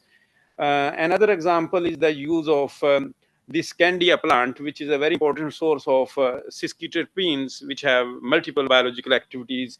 Another example is the use of artemisinin, which is a very important anti-malaria drug. And artemisia is a herb, which is the major source. So in the history of plants, you see sandalwood and rosewood, this type of plants, they are extincted due to overutilization. So our major focus should be on the use of some renewable resources instead of harvesting the plant and destroying the nature and destroying the biodiversity. The second important principle of the green extraction is the use of alternative solvents. Especially we should focus on biosolvents, which are biodegradable, which are eco-friendly. Especially water can be used, ethanol, we can use glycerol, we can use fatty acyl methyl esters, essential oils can also be used. And the third principle is we should also focus on the reduce energy consumption. Especially we can recover the energy, or we can use some process intensification. Similarly, production of co-products instead of waste should be focused. And another very important aspect is the reduced process unit in order to make the process more favorable, safe, robust, and controlled process using advanced technological tools. And the most important ultimate objective of the green extraction is to get extracts which are safer, which are more healthier, which are free of any contaminants. Here you see typical green extraction approaches, starting with the ultrasonic assisted extraction, enzyme assisted extraction, then you see supercritical fluid extraction. Another very important technique is the pressurized hot water extraction, which is also known as subcritical water extraction. And at the last but not the least, the plant milking technology. Here, ultrasonic assisted extraction, basically ultrasound waves, they can facilitate the extraction of bioactive compounds from plant matrix by effective cell disruption and improving this mass transfer through mechanical and ultrasonic cavitation. And UA is the preferred technique to isolate different types of bioactives, polyphenols, and polysaccharides, and different types of vitamins. The method is a simple, efficient, and cost-effective, less time-consuming, less energies and less solvent is required, and it can be used over a broad range of applications with the minimum use of the solvents. And most importantly, this method is very suitable for heat-sensitive compounds, especially like tocopherols, polyphenols, or vitamins.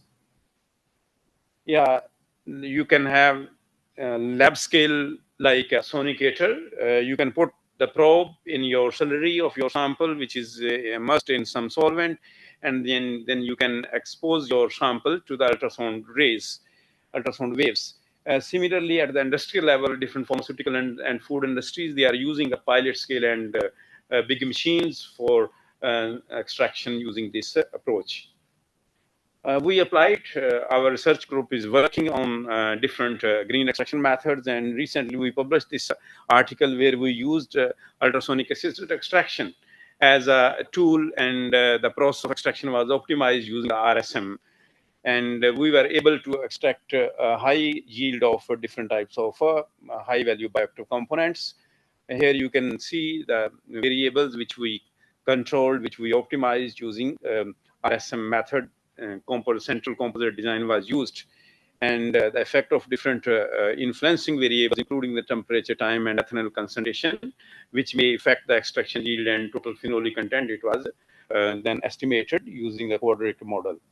Here's different runs you can see, and you can see here the plots of contour plots showing the interactive effect of different variables. Here the expected and experimental and predicted yield we verified through different experiments.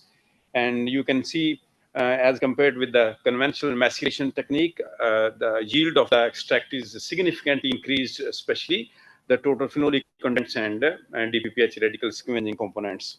We characterized these components by using the GCMS. And here you can see the table showing the different classes, including the polyphenols, the fatty acids, and some terpenoids, phenolic alcohols.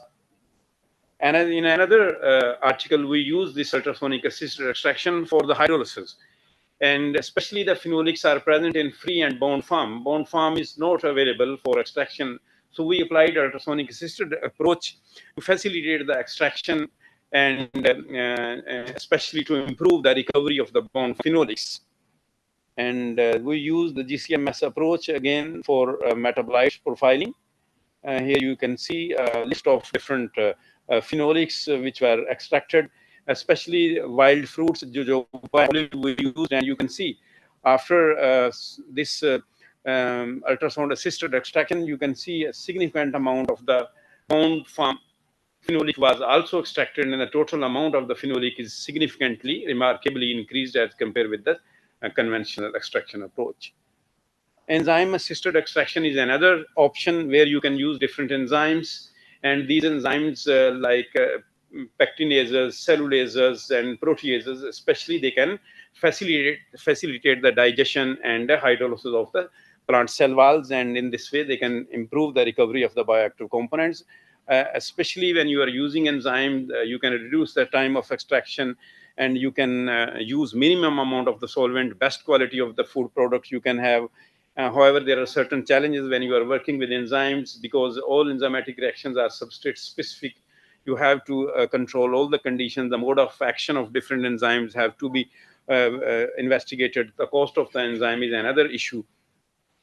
We also applied this enzyme assisted extraction for the recovery of oil from different crops. Especially in this article, you see we used enzymatic aqueous extraction method to recover the oil from CCM, and significant improvement in the oil yield as well as the nutraceutical property of the oil were improved in terms of extraction of the bioactive components like phenolics and tocopherols.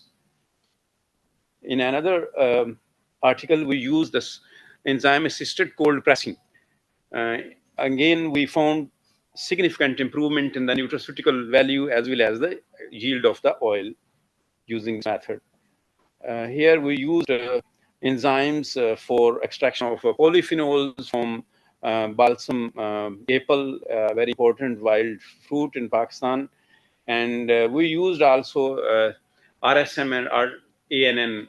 We basically optimized the extraction process using the relative response surface methodology, which was further verified by artificial neural networking, which is a very important modern tool, especially used for extraction and optimization. We found different types of phenolics and flavonoids. Yeah. We also try to look into the mechanism, and we basically analyzed morphologically this leftover residue by using the field emission electron microscope. And you can see in case of D, especially alkylase enzyme, very effective cleavage and breaking of the glycosidic linkages of the polyphenol compound of the microfibrils have been very well digested using the enzyme. Yeah, another article showing the same approach. We applied RSM and ANN to optimize the process of extraction using certain enzymes. We analyzed by using the GCMS, and same finding you can see here, a very effective cleavage and digestion of the cell wall of the plant material using the enzymes. Another approach is the supercritical fluid extraction, very important, where you can use supercritical fluids like carbon dioxide as a green solvent rather than using any other organic solvent. This technique is a very important, especially sustainable process, and have very high efficiency. You can have very good extraction yield, totally safe and environment friendly, no use of any solvents, and it avoids the thermal degradation because you are working almost like 32 degrees Celsius, and you can get pure natural extract using this very important technique. The basic principle is simple. You have carbon dioxide, which is converted into supercritical state. A supercritical substance is a substance which cannot be further liquefied, and carbon dioxide can be converted into supercritical state only at a 32 degrees Celsius temperature and a pressure of like 73 bar. This is like ambient temperature, so there is no chance of any degradation of the heat sensitive compounds. And then this supercritical carbon dioxide allowed to mix with the material, plant material, and then as a result of a very effective mixing due to nature, because supercritical carbon dioxide has a dual nature. It acts like a liquid as well as a gas. Its properties are in between a gas and a liquid. So it will very effectively penetrate into the material, and extraction of the bioactive components, especially essential oils, aromas, phenolics can be made. And after extraction, you can simply uplift the critical temperature and pressure. And again, this supercritical carbon dioxide will be converted into gaseous form, and you can recycle it. Yeah, we also tried, our group is working, and we applied this enzyme assisted supercritical fluid extraction for the extraction of polymers. We were interested to extract the bound form from tea leftover residue, and we were successful to extract very effectively high amount of the phenolics. And here you can see the different conditions we optimized, and you can see the yield of the, especially using this method, different types of phenolics, their concentration, especially if you look in the supercritical fluid extraction, where we used a modifier, ethanol, because the supercritical carbon dioxide is not very much polar. So there is a problem with some of the polar components. So ultimately you can add some like a modifier, especially you can add a green solvent like ethanol in a small concentration in order to tune and improve the polarity. Yeah, we also tried, we use the electron in ultra structure changes. Another article where from pomegranate peel, we extracted the bound form phenolics using enzyme assisted supercritical fluid extraction.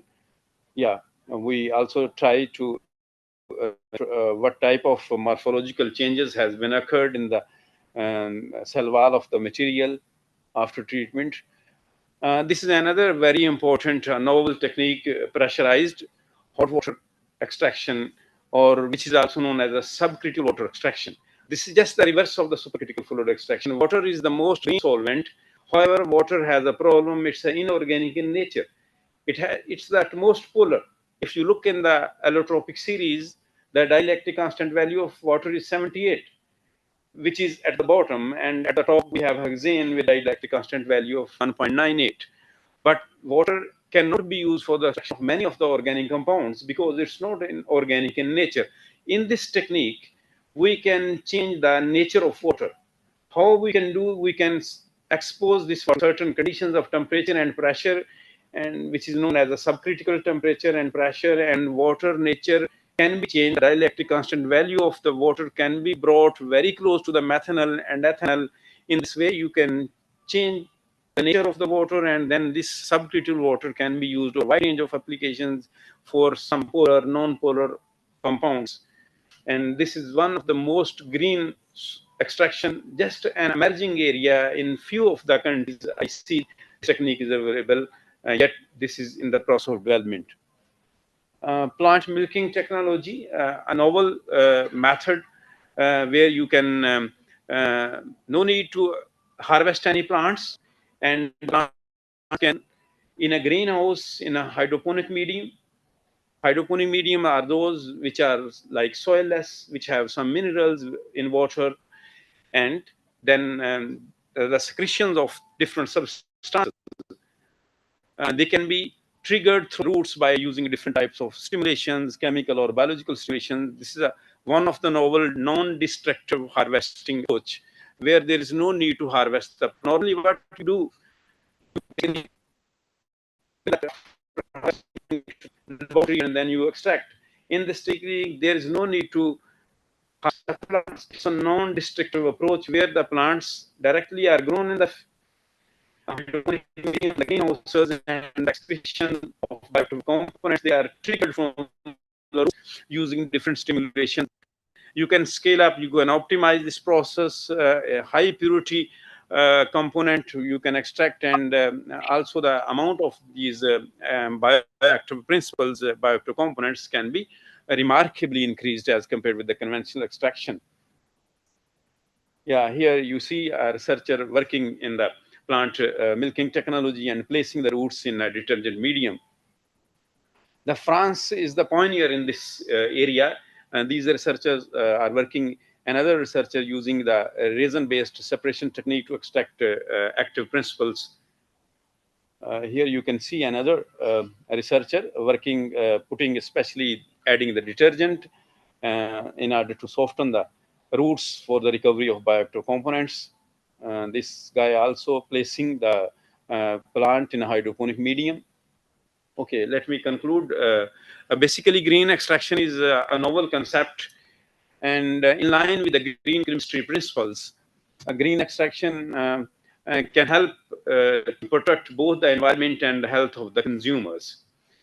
And this is a very important eco-friendly option which can yield safer extracts, especially which are applicable for development of different type of functional foods and nutraceuticals. Especially nowadays, functional food industry is looking forward for some safer, healthier extracts which are free of any contaminants. So green extraction is the best option. Similarly, green extraction is an emerging and hot area, especially as far as research is concerned, and this is a multidisciplinary area, and you can have a great potential for advancement of scientific knowledge if you are working in green extraction methods. And use of innovative and sustainable green extractions can also enhance the competition among the industries and the researchers to be more ecological and innovative. With this, I would like to thank you for your patience, and thank you very much.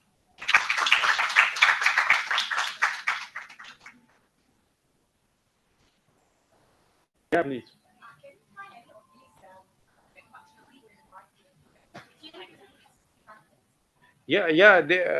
Some of the industries, because this is an emerging area and all capital cost is high. So some of the quality-oriented industries, they are focusing on, especially if you look at the moringa industry, a huge moringa industry is there, and like in Pakistan, in India, in like Philippines, many industries using like solar panels for drying of the samples, similarly for extraction. And especially ultrasound-assisted extraction is also used many by pharmaceutical industries for the production of different types of functional nutraceuticals and nutrapharmaceuticals. Yeah.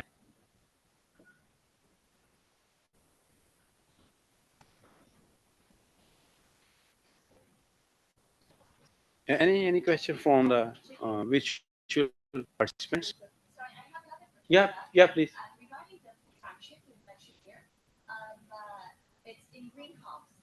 Yeah, plant milking. Plant. Yeah.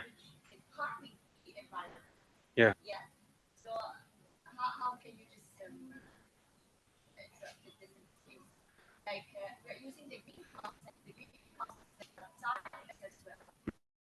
But there's no problem because plants can be grown in greenhouse and trees. People are traditionally using this, and as far as there's no issue. It's not like emission of like greenhouse gases. That's a different aspect. But you can grow the plants in hydroponic medium, and then instead of harvesting the plants, you can directly extract these bioactive components, basically for the sake of safer, healthier food, especially the functional food and nutraceutical industry is looking forward for some safer extracts. And this is the one of the best option which can not only preserve the biodiversity, rather you can have more healthier and safer natural bioactive components which can be used for the development of different type of functional food and nutraceuticals. Okay. Okay.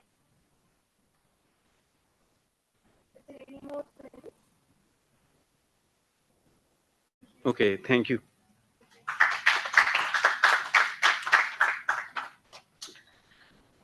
Thank you, sir, for the very informative presentation.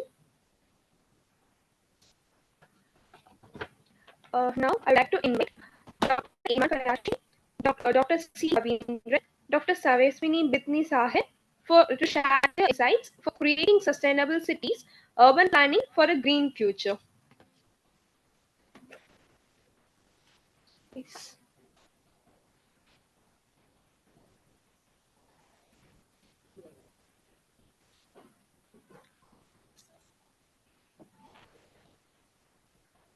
Sir, come in. Should we start? Yeah. Sir, Dr. Ravindran sir is on the way, but we can start the discussion, sir.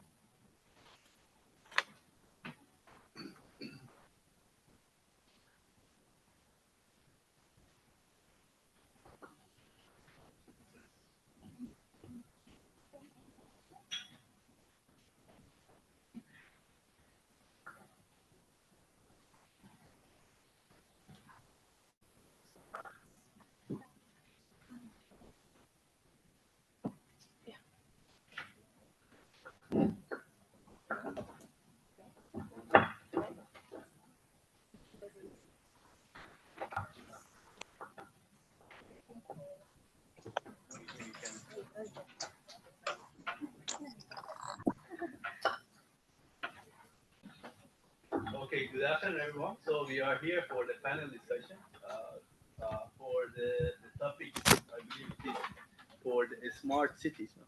Creating sustainable cities, urban planning for green futures. For green futures. So basically, I can recall all the talks today. Start from the first talk until the talk that just now happening just now. I can mention about the green future. So the first talk, if I'm not mistaken, is about the plantation. So when we talk about green future and green cities and smart cities, we always thinking about, of course, green areas, how we want to serve our society for future. So the first talk was about the plantation. So the speaker they introduced the various type of plant which is good for the environment, which was actually completely true. It was a great research. However, always I'm talking that nowadays we have to talk for the green cities for the humanity instead of to think about what human needs. So what I'm meaning that, of course, human needs that we want the green areas, beautiful trees, and so on. But what humanity different here? It means that okay, when you want to do the plantation, you must think that what kind of plant you have to use, which is set for that environment. Not because nowadays I'm not sure if this research can be done that all the plants can be used for the green areas. Is it set for the environment? Is it useful, or you just want to make a beautiful area? That's the difference between humanity and human needs. The second talk was about the finance and also how the government can finance all these green projects, which is completely true. At the end, it concluded that the governments as a decision makers, that finally they fund all these projects. They must be aware of what are the fundings and what is the fund for this. But my question was that if you want to calculate how much this fund, each green project it costs, are we calculated direct calculation or we think about humanity again? Because if you think about humanity and green environment, this actually you cannot put any cost on each project for that. So nowadays many projects going on, particularly myself in Master University, we are collaborating very closely with GBI Green Building Index. That nowadays they have more than 300 million square feet in Malaysia buildings certified by GBI. So if you want to go to the GI certification, of course, so you can see the famous buildings like TRX in Malaysia, the Prime Minister office, that are under GBI. But if you want to go again through the financing of this for green future, you cannot put any value of that. But of course, it's expensive. I think it has a long-term investment back ROI. So this is about also again about green future. And finally, we had a great talks that about a smart packaging fruits in India. It was very interesting for me, and this is what I call it also smart cities and the green cities as well.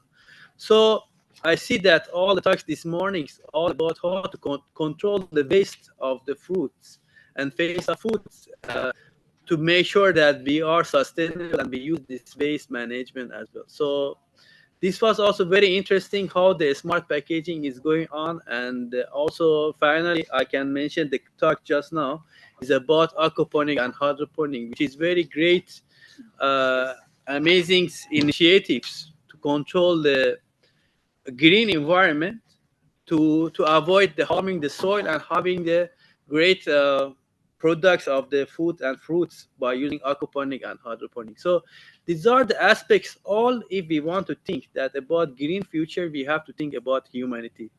So I start this panel discussion by recalling what are the talks today and the advantage, and also how we can use these talks for today for the future. So maybe it is discussion. If you want to continue, then we can continue discussion. Thank you. All right. Okay, so thank you also, Dr. Iman, on the aspects of the smart cities, right? On the waste as well. And then my point of view is more on towards the urban planning itself. Okay, so we are living in the urban city, urbanizations. We can see that 55% of the world population is actually living in the cities right now. So the future, the figure will be at least up to 7 out of 10 people who are living in the cities. So the context of urban planning here is actually we have to look back on our urban planning strategies, the stakeholders' engagement, on the governance itself, and I think some part of it is you have a climate action plan as well in reducing the greenhouse gas emission and the waste itself, on how the government come up with the policies and strategies, paperless, and that's how on this government take place into focusing on the urban planning strategies. So basically, we can see as well that what if we just let go of those urban plannings like organically not themselves. Yes, we can see all the slums, all those problems, all those technical transportation, and then that's why we need to have those development plan. Okay, I think most of the what we call it global right now do have their own development plans, and we do also have those public participations as well. Example, in Malaysia we have Act 172 for public participation, so that we have to know not only the governments need to take those considerations on urban planning for future green future, but also we as the community have a say. For example, for environmental impact assessment, the report, the participation, okay, the people can have a say. They can comment, they can object.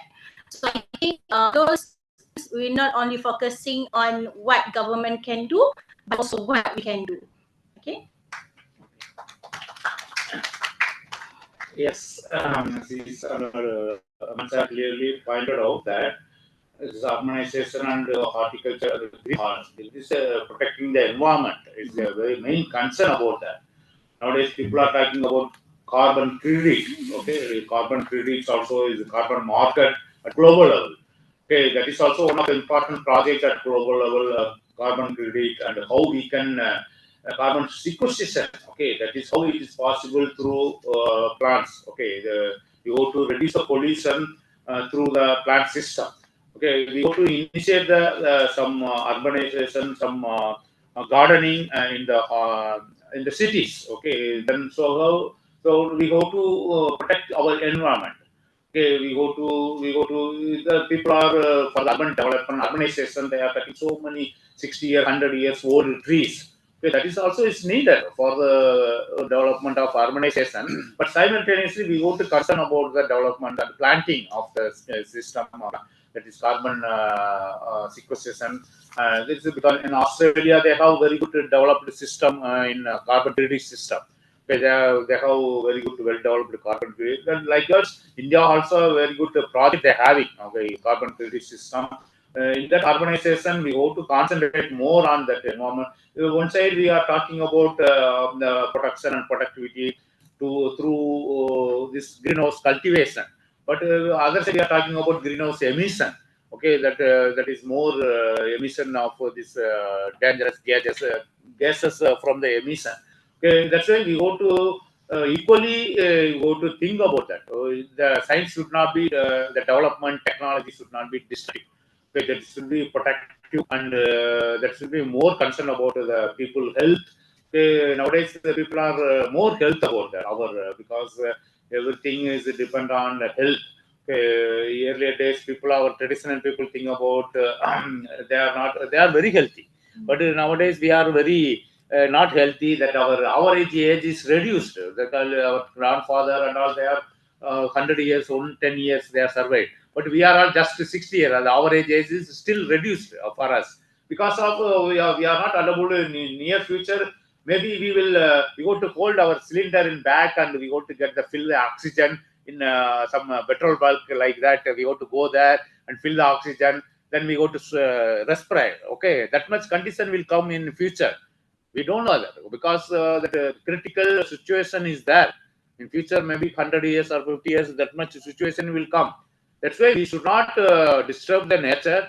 And whatever technology we go to develop, that should be it should be our consumer needs. It should not be more than that. And we go to work for green and work for conserve the forest, and we go to think about that nature. Okay, that's why fit for future. Okay, that should be through our even clearly pointed out my presentation also. Okay, how this green horticulture and plastic culture, how it is disturbing the environmental condition. Okay, in our Tamil Nadu, especially where I am working, that is a very good tourist place at Kodaikanal. Okay, that is they are banned the plastic use of plastics. Okay, that's why we go to more concern about this and we go to think about that. It's our hand. Okay, how we can protect our national this one environment. Okay, we go to be clear this one in that we go to grow and more concern about the plants. Okay, that's why we go to think about that and what are the project and this one carbon credit project also we go to welcome throughout the world.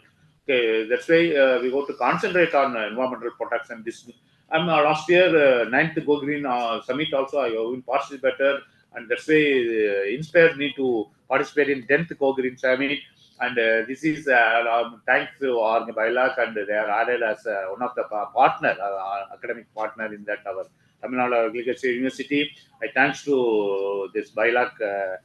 They are added as one of academic partner because we are all doing excellent work in our Tamil Nadu Agriculture University. We have separate wing for environmental sciences and department. We are working for that, protecting the environment. Our horticulture department is that in that different discipline is there, fruits, vegetables, spices, and plantation.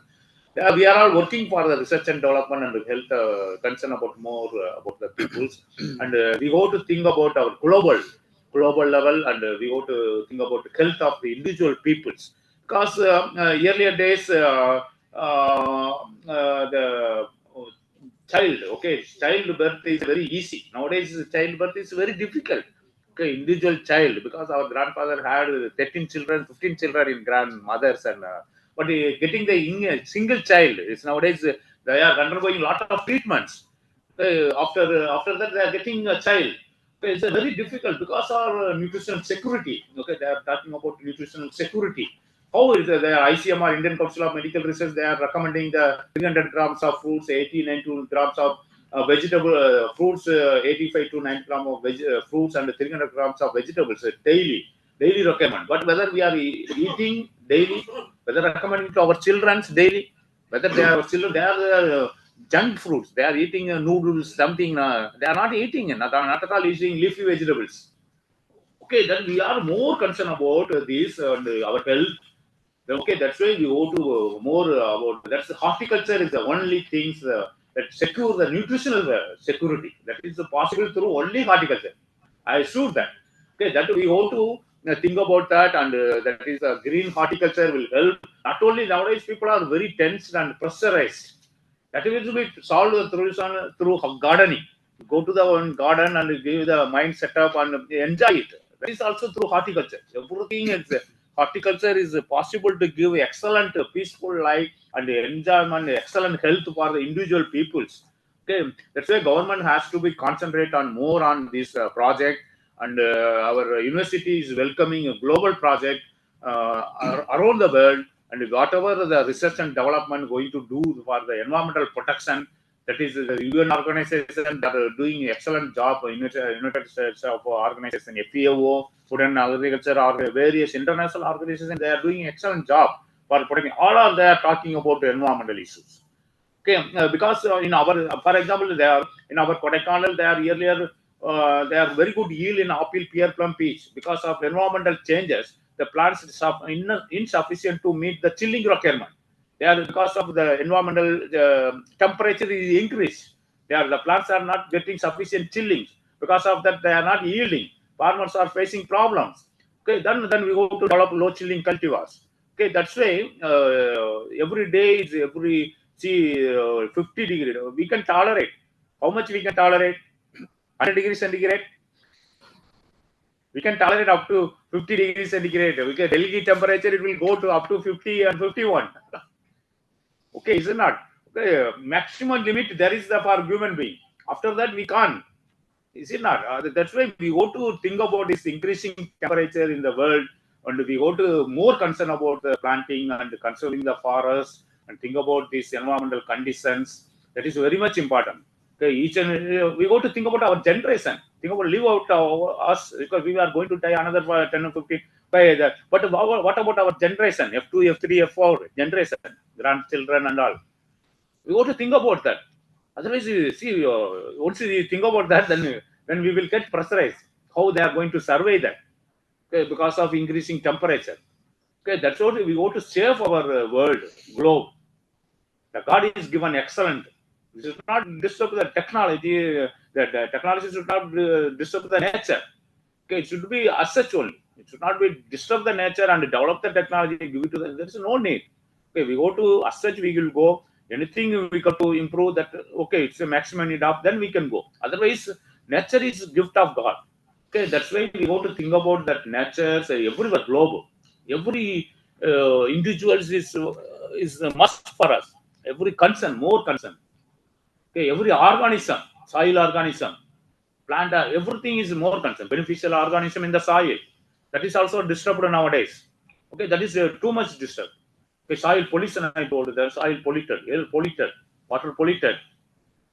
Okay, see, I heard that some of the people carrying the water only that branded name. They can't drink other than that branded name water. Because they are more concerned about that water. They can't survive. I asked, without that water, you won't get what you do. Then no. I will only other than this branded water. See, I traveled throughout the India, north to east. Then I, whenever junction is there and the train will drop, I will eat that water only, junction water only. The resistant power. Okay, this is still is immune system in the body. It's reduced the manpower. See, Corona is an example. That is, India is immune system. India is virtually free from diseases. Maybe introduction from the other. We got so many human diseases and plant diseases. Okay, that's why more we ought to concern about all these health characters. individual all over the world. See, pain is everything is pain. With the needles, we will put in the everyone get pain. Nobody will not get the pain. Everyone. Okay, that's why we got more concern about individuals from child to 100 years old. Everyone is more concerned around the world. They are all our very close relatives. More concerned. That's why we should not disturb. Sorry to interrupt, sir. We have to move as per the agenda, sir. Okay. Yeah, sorry. Yes, okay. That's why we go to more concern about the environment and we go to concentrate and this Go Green concept. Still, this 11th will they are announced. Still, this will help us. We go to encourage them. I congratulate really this continuously they are conducting and this they are because this type of events is very much important for discussing these events and making the policy at government level. Thank you very much and thank you the organizer for giving the opportunity. Thank you. Just if you don't mind, I just want to add one thing. As mentioned for both panels, that we need to start from ourselves. So if you look at our tables, we can see so many single-use plastic. In front of me, it is plastic flower. So as Prof mentioned earlier, so I would like to suggest everyone we need to start from ourselves. So I just one more time, Massa University, we start as one of the universities that we ban single-use plastic in our campus. So I would like to suggest the organizer, hopefully for the Go Green 11, please don't use the single-use plastic and put the beautiful flower from India.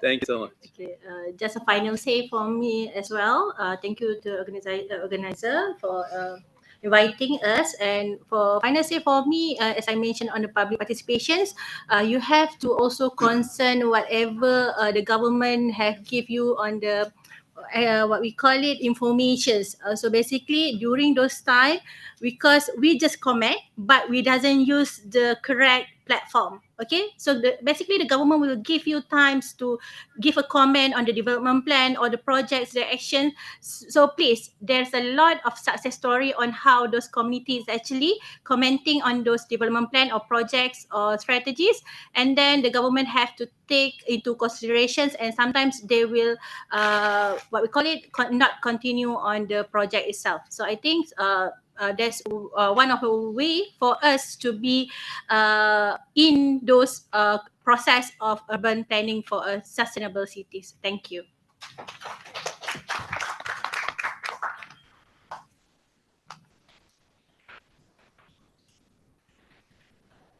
Thank you all for the very informative discussion. So we will give you a word that for the next GoGreen Summit, we will not be using any single-use plastic. Thank you. Thank you.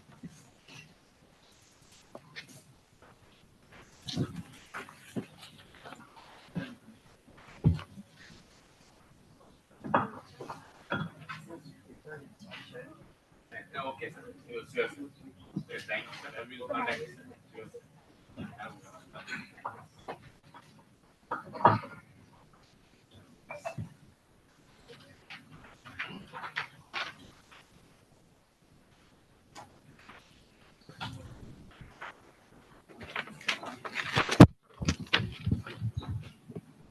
Thank you. Now we will be moving on to the technical presentations.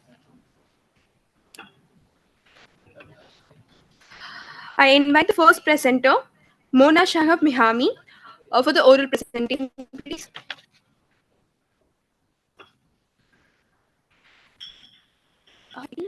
To the email. Shravani, you have shared. Is it possible to forward it to me right away now? Yeah. Please.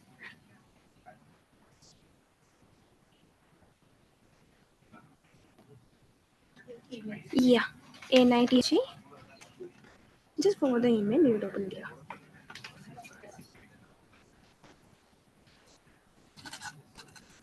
Sorry. It's okay. It's okay. No need to rush. It's fine. I can understand. I'm a little bit confused. Don't be. It's the first time international. I sent to Shravani, right? You can find it in the sent items.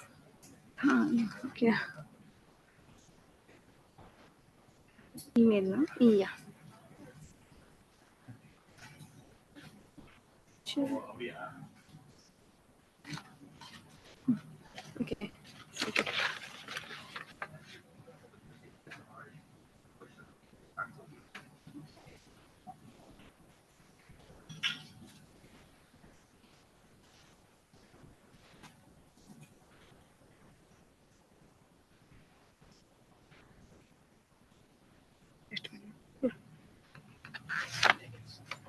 See if it is sent in the email. Can you check once? Go to the email. Go to the sent items. Yeah, here. It will be here. Go to the sent. Outbox. It is not sent yet. Phoenix Index. Yeah. Step. Inbox. No, it'll take a couple of seconds. WhatsApp. Yeah. 89256. 89256. Yeah, got it.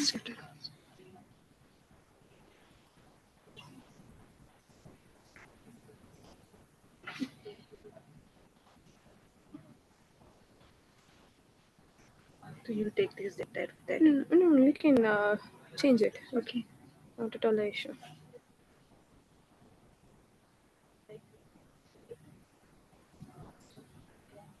How to change this from this way? Yeah, you have to click on this one. This one? Yeah, I'll show you right now. Just a second, I'll show you.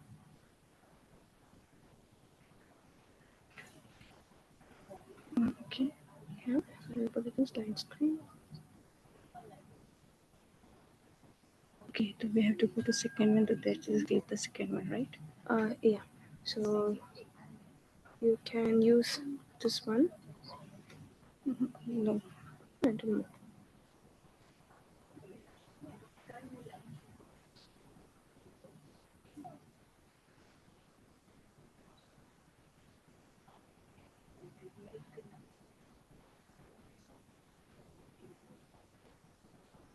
Okay. Yeah. First upper side. Yeah. First side is this one. Then you have to click on.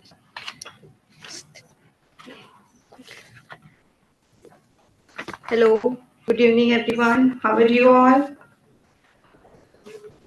Thank you for giving me this opportunity. Myself, Muna Mahimi. By profession, I am a dietitian and nutritionist. In the today's world, where the women's giving second priority to their health while working on providing support to their family, I started to spread awareness in providing online and offline consultation and natural home-based simple diet plan. To conduct exercise session to break the myth that only heavy or gym exercise beneficial to lose weight and to which we try to bring happiness and effectiveness. I have made drink using Ayurvedic herbs. Today I will discuss the medicinal drink in South India is famous for its herb and species and traditional medicine Ayurveda. People there use certain herbs to create a natural disinfectant.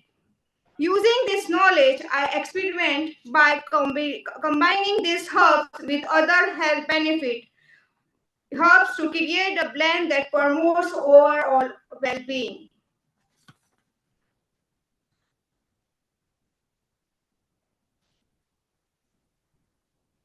Here is a table of content about medicine. Second one is effects on respiratory issues and migraine. Third one is effect on mental stress and sleep. Any effect on women common health issues like PCOS, PCOD, UTI. Additional herb addition for women's health. Effect on overall beauty, looking young, safety and potential negative effect, advisably for daily and periodic consumption, seasonal concentration. This is my table of content. Let's discuss about the product. This is a home-made medicinal drink. It's traditional Ayurvedic thirst and care. known for its cooling and hydrating properties. Ayurvedic remedies like our medicine are often made from natural ingredients and are designed to balance the body dosas, Vata, Pitta, and Kapha. The medicinal ring typically contain a plant of herbs and species that are known for their cooling and hydrating effects. Let's discuss about the more about its ingredients. The first ingredients is coriander seed. Coriander seed is also known for their cooling properties and ability to aid digestion. Second ingredients are cumin seed. Cumin seeds help in cooling the body and improving digestion. Third one is fennel seed, often used to relieve digestive issues and provide a cooling effect. Fourth ingredients are cardamom. Cardamom is used for its aromatic flavor and digestive benefit. Fifth one is mint leaves, provide a refreshing taste, cooling sensation. Lemon is the last one is a lemon, add a zesty flavor and is rich in vitamin C. How to make? 1 teaspoon coriander seed, 1 teaspoon cumin seed, 1 teaspoon fennel seed, 1½ cardamom pods, a handful of French mint leaves, juice of 1 lemon, honey and jaggery to taste is optional, and 1 liter. Add in 1 liter of water. Instruction to make. Slightly crush the coriander, cumin, fennel seed and cardamom pods. Boil the water and add the crushed spices to it. Let it simmer for 5 to 10 minutes. Remove from heat and add mint leaves. Let it cool down to room temperature. Strain the mixture to remove the seeds and spices. Add the lemon juice and honey if using. Serve chilled at room temperature. There are some benefits. Let's discuss about these benefits. First is a hydration, help in maintaining fuel balance and preventing dehydration. Second is cooling, provides a cooling effect, especially beneficial in hot water. Digestive aid is improve digestion and help in revealing bloating and gas. The last one is a detoxification. It helps to detoxify the body by flushing out toxin. There are some more health benefits. First is a detoxification, we discussed earlier. The second is a digestive issues, gas and digestion, indigestion. If anyone have a gas and indigestion, this medicinal drink is a lot. Third one is overwork. If anyone have obesity, so you can use this drink. So the fourth one is a skin health. If you want to improve your skin, so you can use this drink. The fifth one is high blood pressure. If anyone have a high blood pressure issue, so this drink is very beneficial for the high BP people. And the last one is a diabetes. It is very good for the diabetes one. Some energetic health benefits are also there. So enhance the digestion, detoxification, and it is an anti-inflammatory and antioxidant. Cooling and claiming.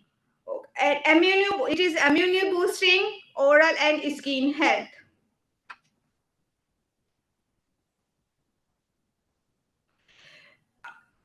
Now we will discuss about the mental stress and sleep. If anyone have mental stress and some sleeping problem, so this herbal drink is help a lot. It's contain ashwagandha, chamomile, lavender, and lemon balm. So this herbal mixture consists of vetiver, Indian sarsaparilla, white Himalayan cherry, black cashew, ginger, and cardamom can potentially offer benefits for various common women's health issues like PCOS, PCOD, and UTI. It is very effective on women common health. So I discussed earlier like PCOS, PCOD, and UTI. It is an effective. The next one is it is effect on overall health, overall beauty, looking young. Okay. Safety and potential negative effect. The combination of this herb is generally considered safe within the recommended doses. Potential negative effect may arise from excessive intake, leading to gastrointestinal tract disaster, allergic reaction, or interactions with medicine. It is crucial to adhere to the suggested quantities to avoid adverse effect. Advisably for daily or periodic consumption. You can use this daily. The herbal mixture can be consumed daily, provided it is within the recommended dosas. This regularly intake can support overall health, enhance beauty, and address specific health condition. Periodic use. For some individual, periodic use a few days per week or month may be preferable, especially if they experience mild side effect or wish to use the herb for specific health concern. Seasonal consideration. In summer, herb like vetiver and aloe vera provide cooling effects, making the mixture particularly beneficial during hot weather. In winter, ginger or turmeric offer warming properties, making the mixture suitable for cold weather. Year-round use. Most of the herbs in this mixture are suitable for year-round use, providing consistent health benefit regardless of the season. Thank you for your valuable time and listening to me. Thank you.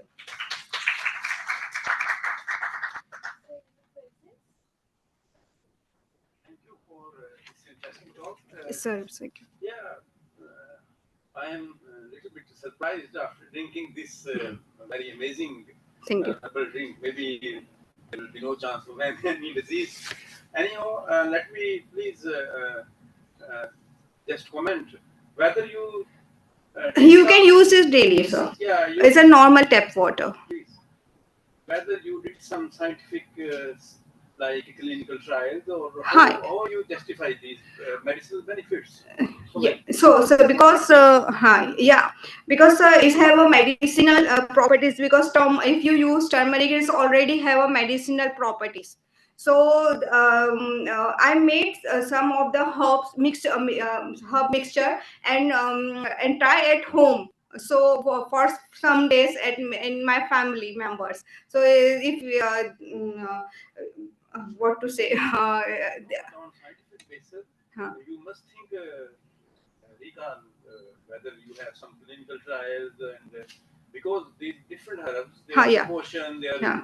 bioactive principles, everything may be affecting every person in different way. Yes. Scientifically, this is good work and. Yes, only 1 teaspoon is okay. Well, it's a powder form. Only 1 teaspoon is okay, sir. For 1 liter water, not much. Okay, thank you. In future, you can extend this. Thank Okay, thank you.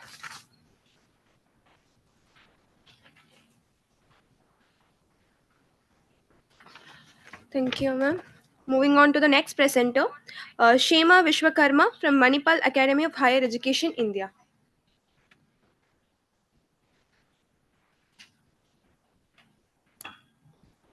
Let me share your PPT. You have mailed me, right? Yeah, I mailed you.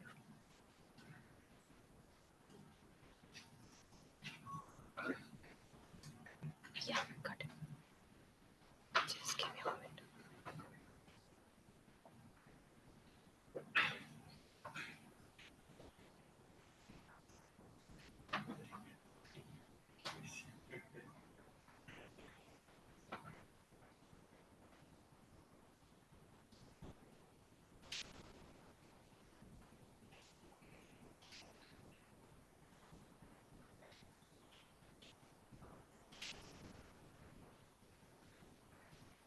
This one, right?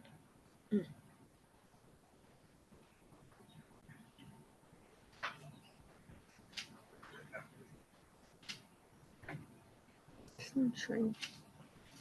Presentation. It will come in. Give it a minute.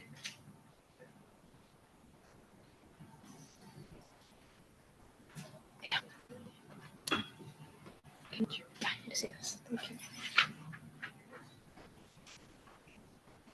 Good afternoon, everyone. My topic for today's presentation is perceptions regarding university students' purchase intention towards novel functional biscuits. I think just 1 hour back, Sir has discussed about the functional foods and various advantages or benefits of consuming those functional foods.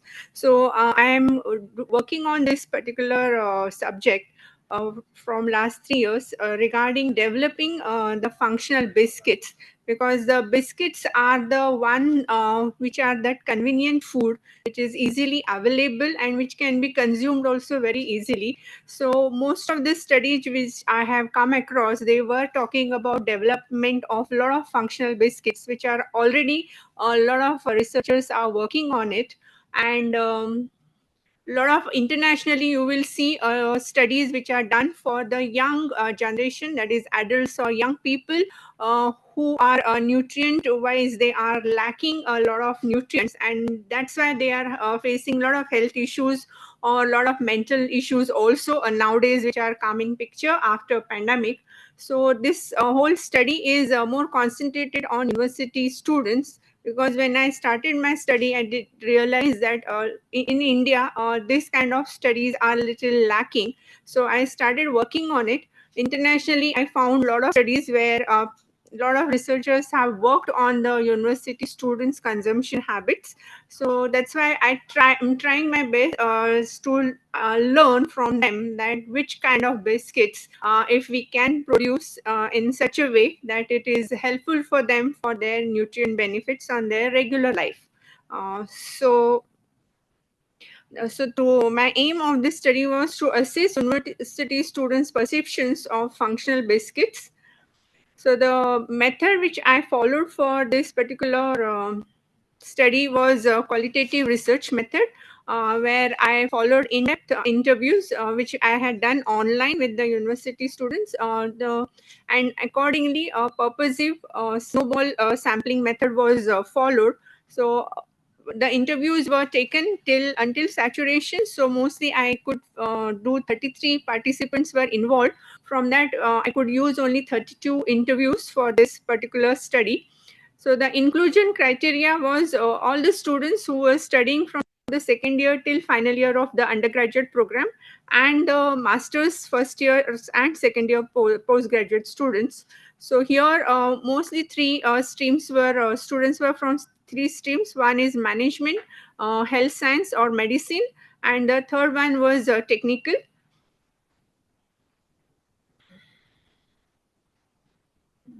This is not going ahead.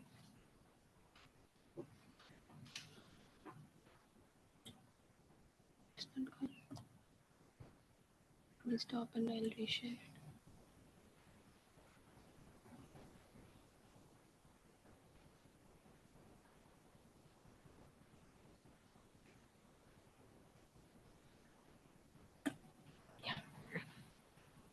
Yeah, sorry for this.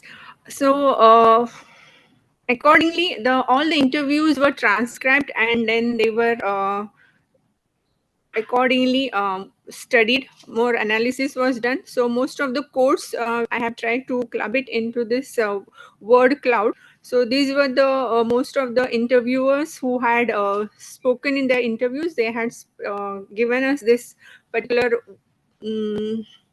their lot of perceptions or their ideas about the functional biscuits, and most of them, nearly 13 were from medicine.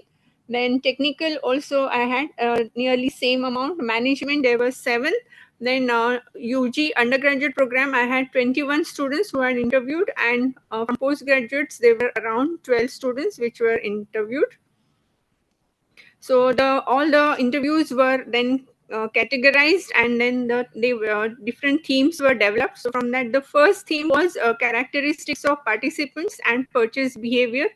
So most of but this study was done for the students who are leaving their homes and they are living in the campus for their 4 years or 2 years of higher education. And since they are away from home, they are dependent on their own food choice decisions, because if we know that till they are in their 12th standard or during their education time, from the childhood till they grow up, most of the decisions are done by their parents, and this is the first time where they start taking their own decisions. And since due to the freedom, they themselves have agreed that they go overboard and they don't follow the healthy diet as such. So with that into consideration, these participants were selected, that they were staying for nearly 4 years or 2 years on campus. So the characteristics were the first was understanding of functional food, because I wanted to know, do they really understand what is the meaning of functional food? So most of them could in their own understanding, they could explain what is functional food, but only health science background had a detailed version of knowing what it means by functional food. So other stream, that is mechanical and technical and management people, kept saying the foods which provide us nutrients. That was the typical definition they could give, or they could more relate to was the all the Kellogg's kind of breakfast cereals, which they could relate to as a functional food, but otherwise their knowledge was quite poor. The next one was nutritional awareness and reading. They themselves were not that aware about what kind of nutrition is required for their own health benefits. Apart from that, when they have started having this purchasing on their own for their own consumption, it was discussed that very few students or participants could actually confirm that they read the labels, which while purchasing any food product, if they read, it can be manufacturing or expiry dates at the most, or few which I could find were interested only knowing how much protein or fat content a particular packet food was or having on the label. The next one was consumption pattern of ready-to-eat foods. They all were involved in eating this ready-to-eat food, but there was no connection if that much nutrients they were getting through that particular food. And the eating patterns also used to be very vague, because some used to eat, mostly they all confirm that they eat it between breakfast or lunch time, or between lunch or dinner, or most of the time it used to be a midnight snacks kind of a food. So nutrient related, they did not have much thought process. Use of biscuits as snacks. Now this particular characteristics I have taken in consideration if they were actually habituated to eat biscuits. So all the students, even though they did not look at biscuits as a part of their food consumption, but they all were habituated to eat biscuits. Sometimes if they feel that they don't have much time and they need to fill their stomach, then they used to depend on these biscuits. So that gave me a little hope that the functional biscuits can have a little position in their whole consumption meal selection if they can be developed. The perception of biscuits, they all were quite positive when we asked them that does the biscuits have potential to provide any nutrients. So presently they did not have much faith in biscuits as such, that whatever they are eating is providing them any nutrition, but they felt that it has a potential. If it can be developed, they might get some nutrients if done holistically. Then bakery product consumption, they were quite used to having this, so they were aware of different bakery products also. Educational qualification and demographics. Educational qualifications, they were all undergraduate or postgraduate only, and demographics, they were all over India. From different parts of India, all the students were staying at the university campus. So the next one was about the awareness of functional biscuits. I asked them if they are any brands which are presently available in market they are familiar with. So most of them have given a positive response for that. They were aware of the brands, and most of them had actually consumed, and they were following certain brands for their protein consumption or such. Nutrient claim awareness, most of them were aware, but they did not have much faith on those claims which were done by the brands. Impact of ingredients on health, that knowledge they were little lacking. Perceived quality of functional biscuits. So the under that, preferences for nutritional quality over appearance. They all believe that nutrients quality is more important than the appearance of the biscuits. Suggestions for local ingredients in nutritional biscuits. So they were asked if they are aware of any such ingredients which can provide them more nutrients. So other than maybe 1% could actually add on this knowledge that which ingredient could be used for making our biscuits. Other than that, most of them were not aware of various ingredients which can be part of the biscuits. Then wholesome and naturalness of ingredients, chemical free. This was the most of the participants believe that if the biscuits are done by whole ingredients or grains, and they are kept with chemical free without addition of any additives, that can be one of the option for them to select as a nutrient product. Influencers purchase intentions. So if the product is developed, they were asked if what would be the different influencing factors they might go have influence. So the important was price. The second important was the taste, then their prior experience and the media. So among all these, price and taste plays a really important role in their day-to-day life, because they have constraints and budget, and the taste is the main approach. So even though functional biscuits are uh, good in their nutrients, but if the taste it is lacking, then chances of purchasing are little low. Prior experience, if they felt that they have tasted it once and then they are liking it based on the taste, they might go for it. Media, in the media, they believe that advertisement was most of the time it used word, that is, if friend consumed it, they might go for it, or any other way of social media, anybody has referred it, they might go for the first try. But otherwise, other medias, they were not much having faith in selecting in their kind of product.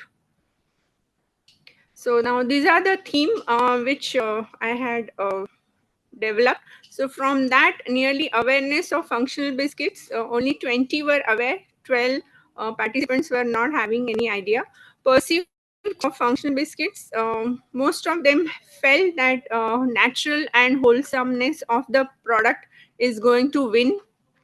Influences of purchase intention, all of them had this belief that without taste they will not go for a biscuit. So if any newly has to have a taste, which they might prefer. So the conclusion of my study is the participants were very much interested in any novel functional biscuit if it comes in the market, but provided the taste, benefits of nutrients, or the nutrient, they believe that nutrient claims they are done or having some scientific evidence for the claims which are done by the product or the brand, then they will have a more faith in selecting that product than just an advertisement. So thank you for your patience.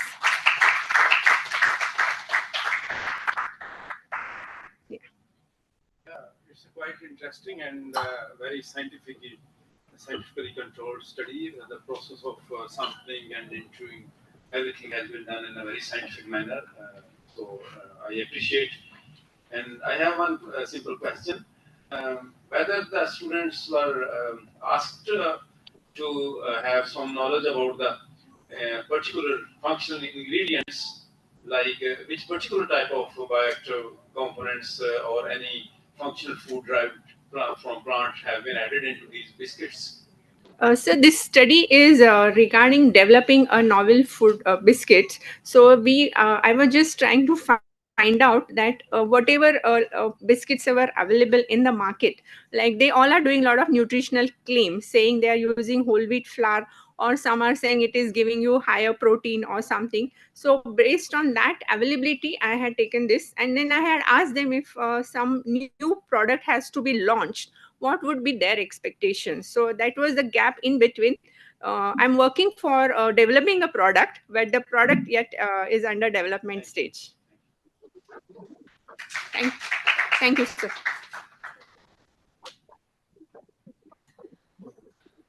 Thank you, ma'am. Now I'd like to invite Pooja Dubey from Institute of Medical Sciences, Banaras Hindu University, India for oral presentation.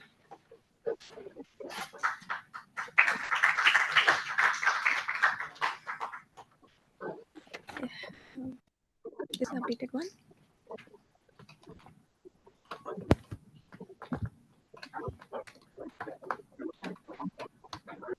Just a minute.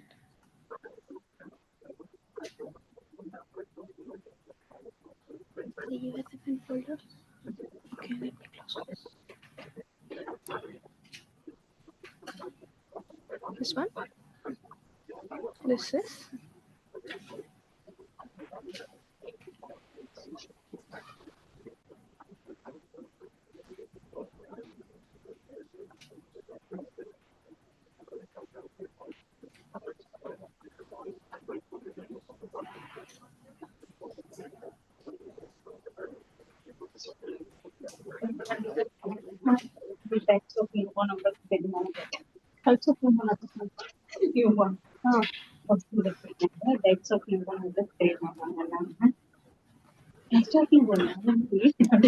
Thank you so much. Good evening to all the respected seniors and all of you present here. Standing before you, Pooja Dubey, presenting one of my article, that is repurposing role of mifepristone for improving impaired health in HFD-induced obese Swiss albino mice. I have been working. My base species is Swiss albino mice, and the base of the study is to check the effect of hormonal drug, that is mifepristone, on obese Swiss albino mice. So these are the topics I have been included in my presentation, that is introduction, objective, method and material. Results are of anthropometry, biochemical, behavioral, photoacoustic imaging, and also histopathology. Conclusion, summary, and reference. I will conclude. So, a brief introduction about the topic. The word obesity is derived from the Latin word obesus, means having eaten until fat. It is also the second most common cause of preventable death. And WHO classification of BMI for the Asian population in recent 2023, that considered as more than 25 kg per meter square is under obese condition. And over the past few decades, obesity rates have surged worldwide, presenting significant challenges to public health system and society at large. And these are the factors contributing in the obesity.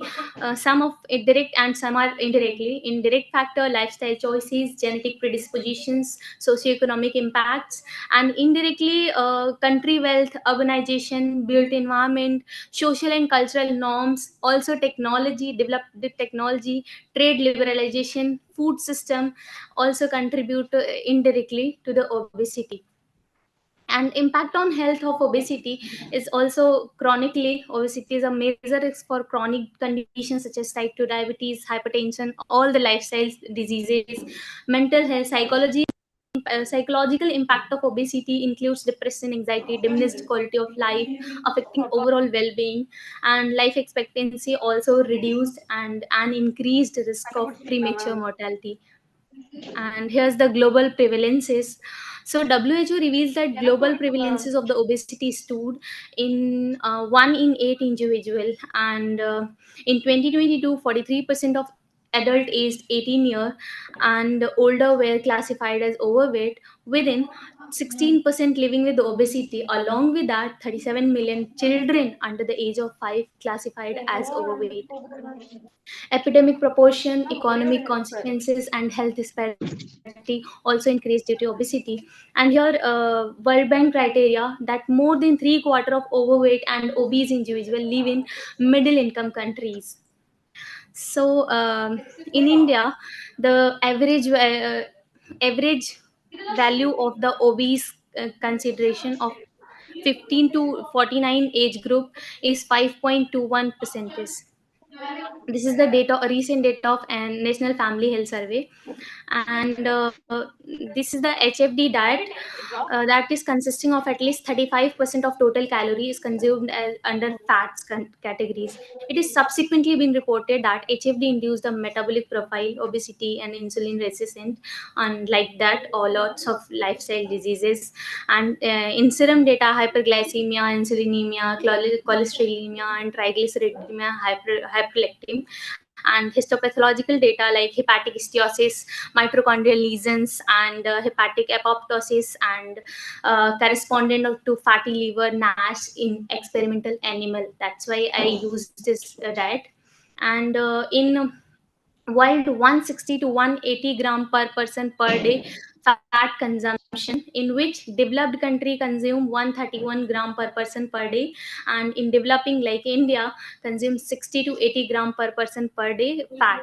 And this is the diagrammatic view of world, and this is the 60.36 gram accurate data, average value of Indian consumption of fat. Here's the high fat diet I have been used in my research, that is customized in NIN. And here's the ingredients and the calorie value of that particular. And I have been using the drug that is mifepristone, a contraceptive pills, is a synthetic steroid, has two main FDA approved indication. At low doses, it works for being a selective antagonist by progesterone and by binding to the intracellular progesterone receptor. And at high doses, mifepristone blocks cortisol at the glucocorticoid receptor. And these phenomena is also presented by me through the biorender diagram, in which normal phenomena during to pituitary ACTH, adrenocorticotropic hormone, stimulate the adrenal gland to secrete cortisol, and for the normal functioning of these vital organs like fat cell, pancreas, liver, and muscles. But at the glucocorticoid receptors, when in mifepristone condition, when mifepristone bind the cortisol at glucocorticoid receptors, and through which GPCR hindrance these particular vital organ to these their vital functions, and hyperglycemia prevented. Here's the mifepristone functions how, and the objective to find an association between obesity and anxiety like behavior, and to reduce impaired metabolic activity and behavioral changes like anxiety, stress, and exploratory behavior in HFD induced Swiss albino mice. Here as the methodology, I have been distributed 24 mice into 4 group, in which 3 and 4 group number 3 and 4 has been administered different doses of mifepristone of 60 and 30 mg per kg body weight. And first group has been controlled in a normal control environment, and second has been treated given only HFD diet at limited. The mifepristone has been administered through oral gavage. Here is the height measurement from the Werner calipers and I am having nice food. I am getting ulcer for because the of stress from the only. electron Swiss albino mice through this formula. And the HP is 13 now. references has been given in that more than 3 obese mice. And this is Stress the is data because of that shows student the only, ma'am. I HFD never induced mice skip has break. greater BMI, and the group has Not improved it was value, kept in significantly improved side value locker. Yaar patne till chahiye. 10 weeks. Ma'am told to And give it to her. one the ANOVA test and post-hoc Turkey test, I have been comparative for the parametric data, and SPSS 20 version I have been used this. P-value is 0.05. Here's the insulin and blood glucose level data shows that insulin resistant in mice, and this is the data of leptin as leptin is a hunger hormone, you can say. And this also shows that HFD has a more and more level of leptin, while they have more and more level of obese. And leptin has the work to in HFD group, instead of consistent increase in leptin level, weight gaining level persists. It means leptin resistant also happening in this particular group, and in treated group it has a significant decreasement. And here's the cortisol level and glycolated hemoglobin also increased cortisol level considered as a consequences of obesity as well as promoter of the insulin resistant.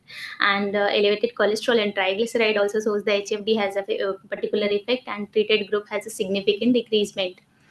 I have tested through the liver function test, SGPT and SGOT. This also shows that liver has some imbalances to the HFD, and in treated group with a significant value, they have improved. And adipose tissue is one of the source of ALP, alkaline phosphatase in blood circulation, and the data shows that HFD has improved value of alkaline phosphatase, and in treated group, it has a significant decreasement. I have tested three behavioral tested, but I included only one because of time boundation. So elevated plasmase test. This apparatus consists of open and closed arm claws to the middle perpendicular to the each other's central area, and mice were allowed to access both the arm. If the mice has more tendency to go towards open arms, and very less time frequency more and duration has less, then mice has considered as anxious and thigmotaxic behavior. Mice is usually known as thigmotaxic behavior. They want to எனக்கு run, எங்க ஞாபகம் cozy இருக்கு place and close places. அங்க இல்ல So if the எப்படி mice நான் is வரதானே do வாங்கிட்டு வந்தேன் these நான் kind of பிடிச்சேன் things, and they have unnecessary why it I has have a to take this good pills not any symptoms of anxiety. okay என்ன So these are the data. This can செத்து போற include condition cautiously peeking out into the open arm or repeatedly entering and exit to the open arm to access the risk of potential threats. And in 40 days and 60 days, there are significant differences in HFD group. And open area duration can say if spending less time in open area and exhibiting dubious so these spaces I have to take also anxiety food behavior in mice. So mice have higher level of anxiety. They spend more time hugging the wall of the maze rather than exploring the open area. And thigmotaxic, I have already told you. And the data shows significant I'll differences go between office the and I treatment will tell and HA. I will send Porkudi ma'am sign and they'll come Here's 2 the minutes conclusion I have already mentioned. And I have done one more test, that is photoacoustic you're imaging not techniques. going to there Non-invasive, high-resolution then also medical you should be there no structure that combine principle of optical imaging and ultrasound to visualize tissue and organ of the body. And PI has a great potential to examine the microstructure and functional changes in obesity. And in recent year, photoacoustic imaging has been widely used for the diagnosis and treatment of liver disease. Photoacoustic methodology has done on a live image. Is also known as live imaging. The mice has been anesthetized with 2% isoflurane, and the abdomen area, whatever targeted organ you want to image the photoacoustically, you can have to remove the hair, and mm, a particular NM of the dimension, 3 dimension of PA image of whole liver were required 680 nm in my research. So this is the data of photoacoustic imaging. The red color shows the oxygenated hemoglobin, and blue color shows the deoxygenated hemoglobin. And this is the portal vein value of portal vein blood flow. So in control, the red color has more value, while in HFD group, the deoxygenated blood shows that mice has lower level of oxygen in portal vein blood flow. Here is the treated with 60 mg, and here is the treated with 30 mg. That can be usually visualize that the oxygenated hemoglobin has more of portal vein in HFD group. Here is the numerical value that software given SO2 and deoxygenated hemoglobin. And the conclusion of photoacoustic imaging demonstrate that improvement in tissue composition with reduced lipid content, potentially increased oxygenated blood flow in portal vein. And overall, photoacoustic test results suggest that mifepristone treatment may help counteract the deleterious effect of high-fat diet and tissue oxygenation, potentially through its vasodilatory and anti-inflammatory properties. And I have done histopathology of the mice liver and kidney, but I have shown here liver no data. Sijala. Lake na The techniques histopathology. This is also a very large and elaborated techniques. I have mentioned this. The data of my liver, my species of Swiss albino mice liver imaging in 60x, 100x, 40x. In 100x, it can be easily fats globule can be seen in the fourth image. In the fourth image, and small droplets, droplets in 40x. And this is the comparative image of the histopathology. Is 60 and it's 30 in A group B, there is more fat globules can be seen and lesser buffer cell, that is the immune cell in the liver, and also pictotic in control. This can suggest that mifepristone treatment demonstrate potential therapeutic effect in amyloid histopathological activity in liver. And sorry, I mentioned kidney also because I had data of this. And in liver histopathological feature likely show hepatic steatosis characterized by the accumulation of lipid droplets in hepatocytes along with potential inflammation and fibrosis. And in treated group with 30 mg and 60 mg, conclusion that histopathological improvement may observe such as reduction in severity of hepatic steatosis, inflammation, fat droplets, fibrosis. To summarize the presentation or the data, the experiment highlights that 10 weeks of 60% calorie from fat intake can induce obesity. The experiment highlights liver stress in psychological behavior, metabolic disorders in mice. This suggests that mifepristone hold promise for potential without side effect for the treatment of obesity and maintain status of physiological system, which regulate body weight in the HFD fed mice, which may be an important therapeutic tool metabolic disorders and systematic inflammation in female mice. Additionally, research is required whether these effects persist in already having obesity with its impaired behavior and metabolic syndrome subsides. A comparative study in both male and female is required for the both conclusions. And these are the reference I have mentioned every data and introduction. Thank you for your attention. That's all from my side.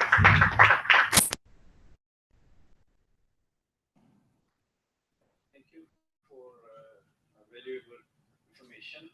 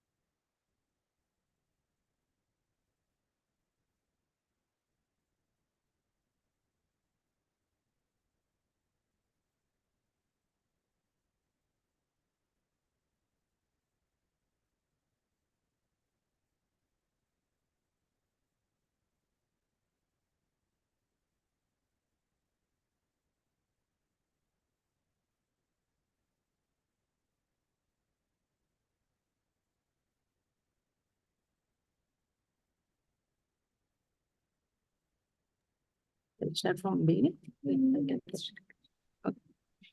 So for the NAFLD subdivided by two pages, that is NAFLD, the non-alcoholic fatty liver, and second one is NAS, that is non-alcoholic steatohepatitis.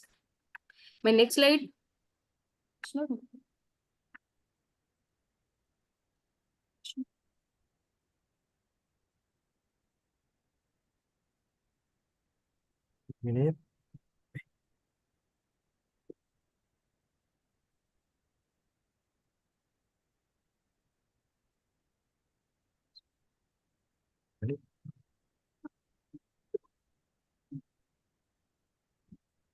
Sorry for the inconvenience.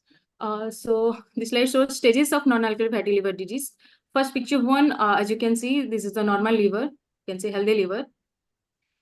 Picture two shows NAFLD condition that characterized by fat accumulation. That I said before, if fat accumulate more than 5% of hepatocytes. If patient is not diagnosed in early case and if there is no restriction or treatment is carried on, it may further progress to NAS and cirrhosis conditions. Picture three, NAS condition characterized fat accumulation with that inflammation and scarring of tissues are also occur. In next case, if still it's not any diagnosis, any treatment is going on or successfully not occurred, then it may progress to cirrhosis condition where scarcity replaces the liver cells fully, and further it may progress to fibrosis condition and may liver damage and death of the patient occur. So here is my research objective. This is a comparison of NAFLD attacks, analyzing the frequency and patterns of NAFLD development among both the three groups of NAFLD patients. Emergence analysis investigating of the onset and progression of NAFLD in eastern coastal that I mentioned before in Odisha and northern central part of India, that is UP, Uttar Pradesh. Outcome evaluation, assessing the health outcomes and impacts of NAFLD across different body types in the specified region. Sorry.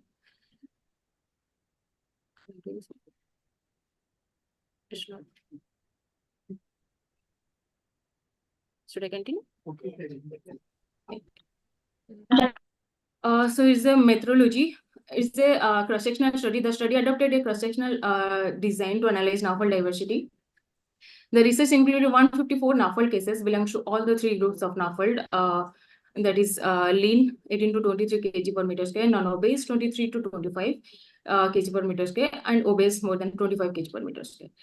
4 centers from Odisha and Uttar Pradesh. Data collection was conducted at 4 centers, with 3 in Odisha and 1 in Uttar Pradesh. A period of data collection is 4 months. Sorry to convey this message. Actually, it's an ongoing research.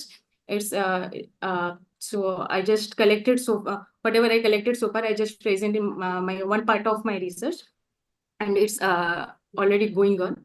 Comprehensive data collection. Data collection encompasses demographic, anthropometric, clinical, and biochemical aspects among NAFLD patients. Study received ethical approval from the University Ethical Committee for research activity. So here we are in our result one, that is show demographic characteristics of NAFLD patients from both the sides of India. As you can see, among obese NAFLD, regarding marital status, gender, those significant, and regarding education level in both the states, among lean NAFLD, it was significant, that is 0.027. Again, among lean NAFLD and as well as in non-obese NAFLD, among both the states, dietary preference, that is a vegetarian, whether they are vegetarian or non-vegetarian. Accordingly, this data shows significant. You can see here nearly about 100% Odisha, though Odisha is a coastal region of India, and Banaras, that is UP, that is mostly culturally it is a rich area. So accordingly, we can assume that obviously mostly also people are preferred non-vegetarian. So now this is the result 2 that analyze anthropometric characteristics. You can see there is no such significant was seen among lean NAFLD and obese NAFLD. However, in the non-obese, Odisha participants were significantly older than UP participants. As you can see, normal age minimum in Odisha is 44, where EP it comes in early stages 35, and which is significant. Result C shows comorbidities and clinical complications. There is some common complications. Actually, many of the patients comes to OP with asymptomatic. They are actually asymptomatic. Again, out of which, though these are not directly associated with NAFLD, but when we come with like gastrointestinal related problems like bloating, gas, or feeling of fatigue or irregular stool. So accordingly, after that, when we go for physical examination or blood test, we find fatty liver condition. As you can see, diabetes and type of stool, whether clear, constipated, or loose, among obese shows significant with p-value 0.020 and 0.026. Regarding loss of appetite, symptoms show significant also at p-value 0.067 only among lean. As I just describe those clinical manifestations, asymptomatic patients exhibit no visible symptoms despite liver abnormalities. Abdominal pain manifest obese NAFLD patient due to hepatic inflammation. Insulin resistance like frequently seen in NAFLD patients contributing to disease progression. Fatigue and gas common complaints in the lean individuals with NAFLD. Hepatomegaly, enlargement of the liver often detected with physical examination, and about metabolic syndrome features among all the group of concurrent abdominal obesity, hypertension, and dyslipidemia. This is the result 4 that shows biochemical parameters. As you can see, here I'll take SUP, SGPT, that is the liver enzyme parameters. Then some lipid profiles like HDL, LDL, total cholesterol, triglyceride, VLDL, and liver size. As you can see, that significant values are there among lean NAFLD in LDL parameter, the low density lipoprotein parameter. It shows 0.001 at significant level. Among obese individuals, show a significant increase in liver size under UP at p-value 0.008. Only those two parameters we got some significant value. Otherwise, among both the tests, everything is not significant in equal level. Result 5.1 that shows FFQ, that is food frequency questionnaire among that I collected from both the geographical area regions. As you can see, blue color, as you can see, shows daily intake, and red one weekly and monthly and so on. Pulses consumption, vegetable consumption mostly in daily basis, and obviously though EP is a better production in vegetable and fruit products, and obviously those people are mostly consume vegetables on regular basis. But in case of green vegetables, Odisha people consume more than UP people, and fruits also obviously UP people consume more on regular basis than Odisha. Then about Northeast consumption, Odisha people consume more than UP.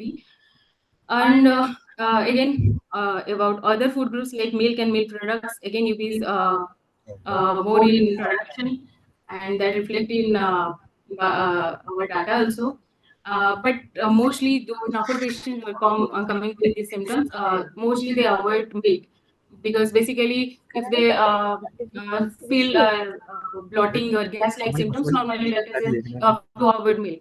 It may be cause bloating. So accordingly, they avoid milk. But the positive thing is that weekly basis, they mostly consume dahi and buttermilk, that things. And about place products and egg, as I said before, Odisha people consume more than UP. And about beverages, UP people consume more beverages than Odisha people.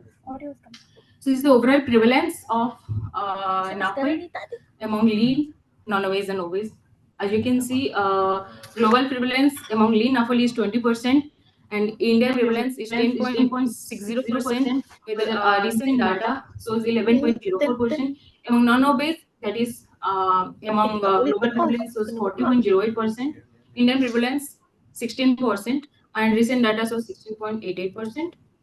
Among obese NAFLD, it shows global prevalence is 39, and where India prevalence was 73%, and recent data also shows 72.08%, nearly about in the prevalence. We can obviously we know exactly is the capital of diabetes, India. So yeah, though insulin resistance dyslipidemia is the risk factor for NAFLD. So obviously we can conclude from this prevalence the proneness of NAFLD among Indians. So gives me some conclusions. NAFLD is more prevalent among obese persons compared to non-obese and lead individuals that traditionally obviously we know. But this study is because it's growing among all the Indians, not even only Indians, Western, like Western country also, because of their refined product consumption and sedentary lifestyle and all of this. Except that till now there is no conclusion about NAFLD. Why was the main causes of NAFLD. Recently, its name also changed like MASLD due to metabolic associated liver diseases. And it is seen gender-wise males are more prone than female. Research in Odisha and Uttar Pradesh underscores the significant burden of non-obese individuals. Secondly, about diet and lifestyle impact, as I analyzed before, reason-specific dietary strategies are essential in Odisha. Focus on diversity and increasing nutrient-rich foods, and in UP, maintain and enhance current eating habits while ensuring balanced nutrition to manage NAFLD effectively. About biochemical parameters, as I also discussed about the LDL, low density liver protein levels for lean individuals and liver size for obese individuals between Odisha and UP, which is comes significant difference. While other parameters remain similar, variation in stool issues and dyslipidemia maintenance fatigue trends suggests the need for deeper exploration of underlying mechanisms. And this is the risk factor management. Obese individuals in NAFLD are more susceptible to metabolic disorders. Risk factor for non-obese NAFLD includes age, male,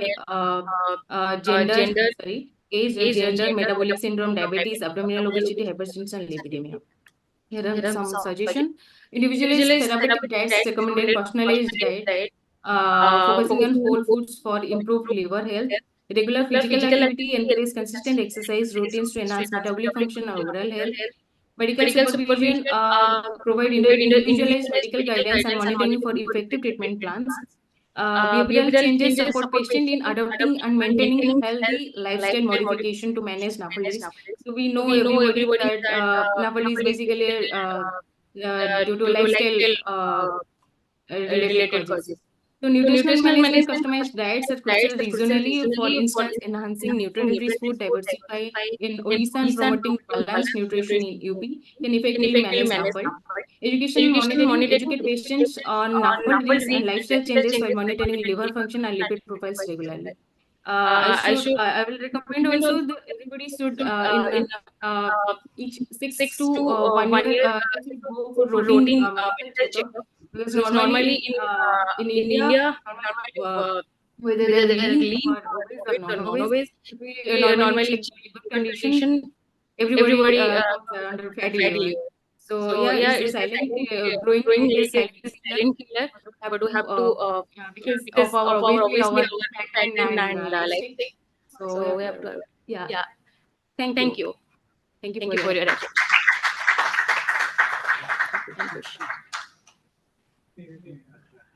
Well, that's a nice presentation. Thank you. What about the analysis of biochemical parameters, especially LDL and HDL triglycerides? Which technique you use? No, sir. Actually, it's just a physical examination. We take through their blood sample, we collect their sample like lipid profiles, some sugar levels. There are other parameters as also there that I'm just working on it. This is some observational study. Actually, I'm working in interventional study also in RCT based. Randomized controlled trial base, and those patients that I collected, we just randomized according to their number of individual comes one by one, and again we distribute among all the three groups. First one is superfood based therapeutic diet that obviously generated by me and my guide. And second one is about giving intermittent fasting. Second group, and third one is control group. With yes. Whether you are also thinking about the comparison, this is mainly about non-alcoholic fatty liver diseases. So what about other people who are like drinking like wine or Actually, there is clear that due to basically for alcohol consumption there is fatty liver. We know, but again, when we comes to when people not consuming alcohol, still there comes fatty liver. Why? And that causes is still unknown. This that definition and the treatment is there is no such medication to treatment NAPOL. Recently, FDA Food Drug Association in India, they suggest saraglitazole that treat obese for a diabetes patient. They recommend that medication with vitamin D also, E also.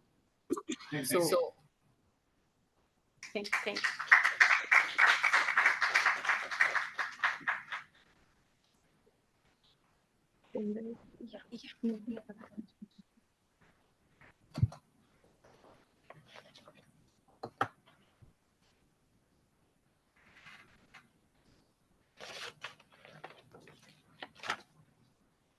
Thank you. Next, I would like to invite Butiana Al-Bahushi for the poster presentation.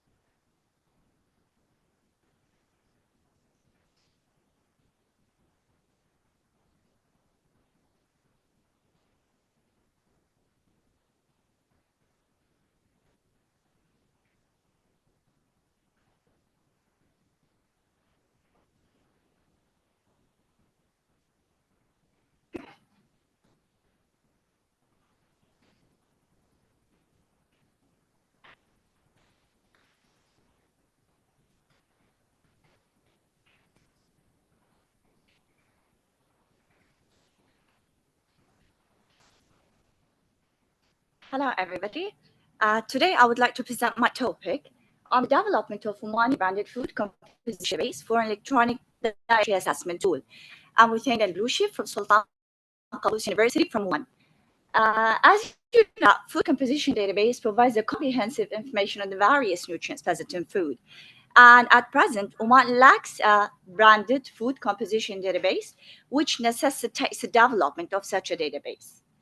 Therefore, this work was conducted in order to develop this database for all branded Omani foods available in the local market for the local consumption that can be incorporated later into an electronic dietary assessment tool. So the process was conducted by the following steps outlined in the figure here, starting with the processing of, is it clear? I hope it's clear. Okay, starting with the processing of back-of-pack data. First of all, a comprehensive list of all Omani manufacturing food firms had been collected and obtained with all branded foods produced by these manufacturers. And it had been compiled in one separate Excel sheet for every single firm. Then after that, the data, the back-of-pack nutritional data were compiled and obtained either via direct communication with the manufacturers or online from their websites or physically. And then after that, the next step had been conducted, which is the processing of the data, in which all the data had been converted into 100 gram of edible portion on a fresh weight basis. Some of them were expressed in serving size rather than 100 gram or 100 ml. Then after that, all the units had been changed and reformatted in order to match the format of the USDA as it was followed for the next step, which is the food matching. Then after that, the missing energy and macronutrients, namely carbohydrate, protein, fat, were calculated because it would be used in the next step. The quality check was conducted. In the second step, all the data were compiled in one archival database. And this is in order to conduct the quality check. An initial quality check for the total energy was conducted. Then cutoff point and the top contributor of certain nutrients like the total energy, the total carbohydrate, the total fat was conducted. For example, we have to check the database and see if the total energy was exceeding the level, for example, of 900 kilocalories per 100 gram, that it should be rechecked with the manufacturer data and it should be corrected accordingly. So any erroneous data should be fixed at this stage. Then after that, the detailed quality check was conducted with the next step, which is the food mapping. So in our database at this stage, we ended up with some missing nutrients. And we have to fill in gaps of these missing nutrients by certain calculation methods. Though we know that the chemical analysis is the best approach to calculate and estimate the nutrients in the food, and especially in the branded foods, but it's not feasible due to the high cost and time consuming of laboratory analysis. So we have to find another internationally accepted approach in order to fill in gaps of these missing nutrients, because we need to build comprehensive database at the end that should be incorporated into a dietary analysis program. So I developed here, which was the most important part of this work, a semi-automated system in which the percentage difference was calculated. So the purpose of this semi-automated system to match our branded food to another food item from an international comprehensive food composition database, such as USDA or Canadian database or Australian. And we use here the USDA. Then after that, the percentage difference was calculated for all the generic food items. And then after that, the sum of the percentage difference was calculated to see the minimal difference that is matching the food description of our branded food in order to be allocated to be the best match. So the mapping of micronutrient was based on the food description and the back of pack macronutrients. And what I mean with the back of pack macronutrients, the energy, protein, carbohydrate, and fat. And the key of mapping here procedure was that the percentage difference shouldn't exceed 10% between both items, the branded and the generic food items.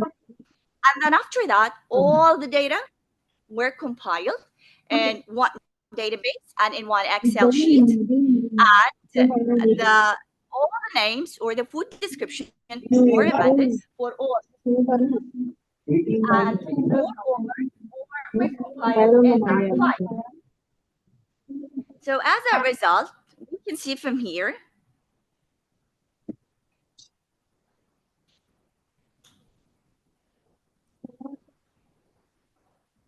the results that the food composition database that was developed for the Umani branded foods compiled or comprises a total of 571 as an initial phase. Okay, and then with the associated 60 different nutrients.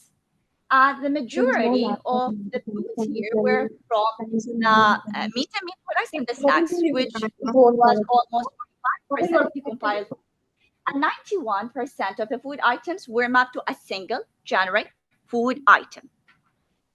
Moreover, a total of 96% of the food items mapped to a single generic food item were matched based on the back of fact macronutrients and the food description, whereas only 4% were mapped based on the back of fact the description itself, because the implausibility of some of the back of fact macronutrients. So we just use the food description. And 91% of the food items were individually mapped to within 10% agreement with the generic food item for the energy. So here, as you can see from the graph, this is a graph, as you can see from the bar graph here, that most of the foods were from the snacks, meat and meat products in this phase of the data collection and the compilation. And the second table is showing the mean of absolute percentage difference between the back of pack and the generic food items for the energy. Mostly it was within 10%, which had been mapped to one single generic food item, except for the fish and fish products.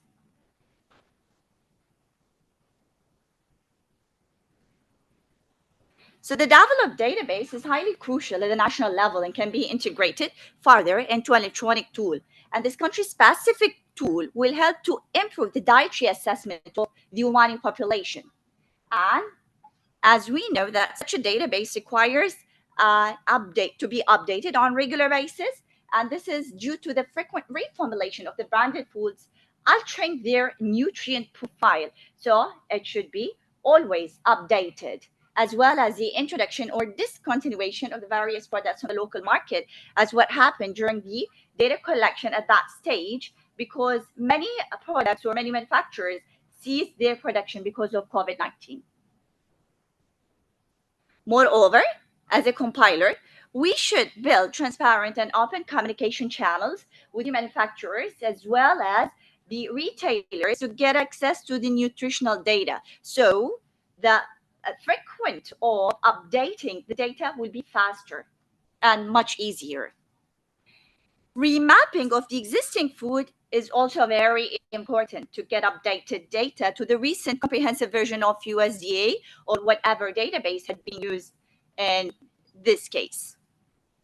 So in conclusion, this study had reported the development of this database for our locally produced branded foods, and with associated 60 nutrients, and it was a total of 571. It should be updated on a regular basis, and this is the first food composition database at the national level.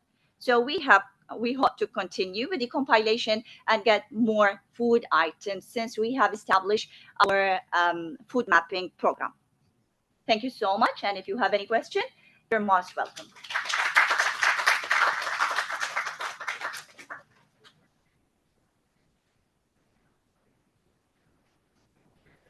For a nice presentation and very informative. What about the status achieved on the basis of this mapping? If you compare the Omani population, what's the status of their diet if we compare with USDA or FDA? We didn't start to the comparison. It's just had been developed and we didn't use it as well. So whenever we use it, we'll compare both of the output that had been taken from the USDA versus this. And by the way, we are lacking also on the country food composition database for our traditional food and the other food. Basically, we are relying on the USDA data. Any statistical tool you are using for data analysis?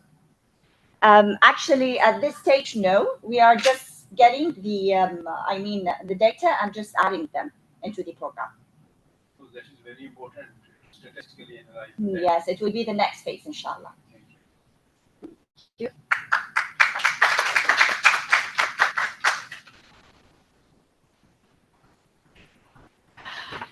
Thank you, ma'am. I would like to invite Karen Priceland from Tamil Nadu Agricultural University for oral presentation, please.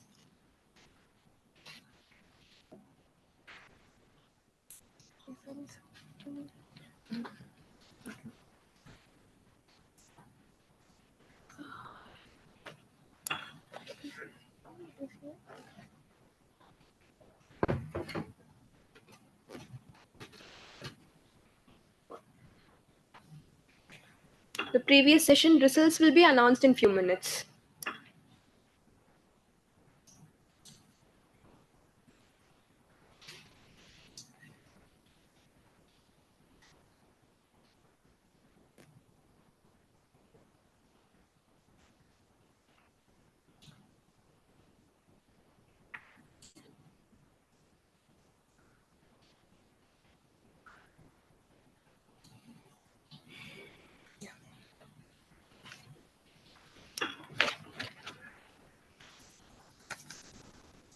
Good evening to all the dignitaries and the delegates. So my topic is the influence of municipal waste treated sludge on the quality attributes of African marigold, Tagetes erecta. So this is a part of my doctoral study. I'm just presenting a little part of what I'm studying. So first, let me give a very short introduction about what treated sludge is. So you all might have an idea, but still. So treated sludge, it's a byproduct of wastewater and other municipal waste which are collected in every district in all the parts of the world. And this treated sludge, it has many properties with which it can enhance the growth and development of the plant. So for example, it is rich in the major nutrients which a plant needs and other elemental enrichments which a plant needs, and also not just for the plant, it can also aid in conditioning the soil. For example, there are soils which are problematic with varied pH, which might not be very optimal for the growth of the plant, and treated sludge can it has the potential ability to enhance the aeration of the soil, to enhance the pH of the soil and other properties. So it can be effectively used as a soil conditioner, as a soil amendment, as an organic fertilizer, and it is known to possess high nutrient content.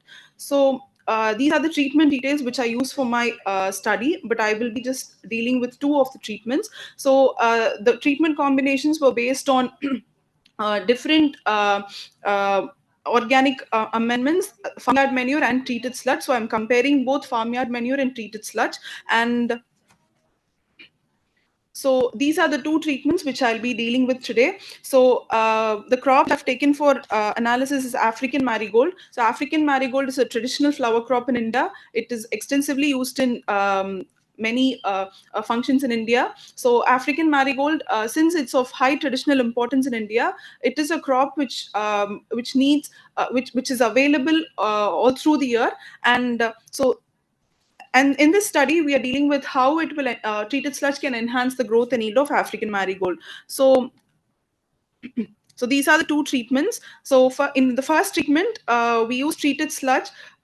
In the first treatment, it's control. We didn't use treated sludge. We used just the recommended dose of fertilizer, which is for African marigold, along with the micronutrients. And in treatment 2, we added treated sludge at 2.5 tons per hectare, along with the recommended dose of fertilizer and the micronutrients. And we evaluated a lot of observations, but in this paper, I will be talking about the heavy metal analysis. So first, when we analyzed the treated sludge, we saw the composition of the treated sludge.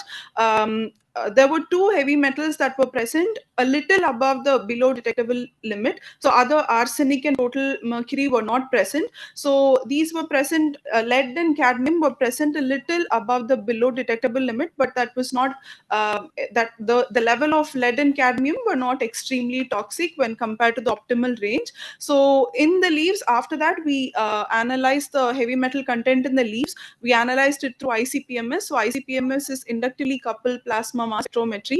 So when we analyzed it through it, so ICP-MS will give the elemental composition of heavy metals present in the sample. So when we analyzed it, all of the heavy metals were present below detectable level, and no element was found to be toxic. And so we compared both the control and the treated sludge. And when we compared it, be it the lead or the arsenic or the cadmium or zinc, they weren't present above the they weren't present above they were present below the detectable limit, and were found to be untoxic for the plant. So one of the reasons we go for African marigold is African marigold is known for its phytoremediating properties also. Both African marigold and French marigold, Tagetes erecta and Tagetes patula, they're known for its phytoremediating properties. And since it is a matter of concern, because African marigold is used in the food industry also. It is the natural source of lutein, which is used to enrich the color content, the orange color content in the yolk of an egg. So since it's used in the food industry, we'll have to know if the elemental heavy metal elements are present below the detectable limit. So in conclusion, treated sludge can be used along with its potential harm it can cause. It can be used as a plant amender, and also in the other studies which I have not mentioned here, it enhanced the nutrient availability of the plants, and it also served as a soil conditioner.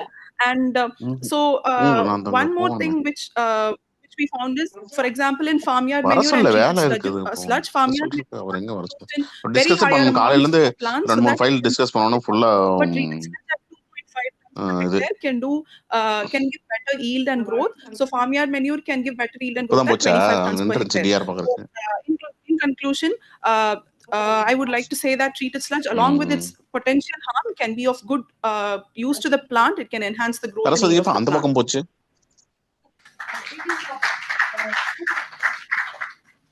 இல்லையா அது வந்து இங்க பக்கம் போச்சு எங்க போச்சுன்னா ladies ஹாஸ்டல்ல அந்த இது இருக்குல்ல விநாயகர் கோயில் அந்த பக்கமா வண்டி போச்சு அங்க இருக்கு போச்சுன்னு தெரியல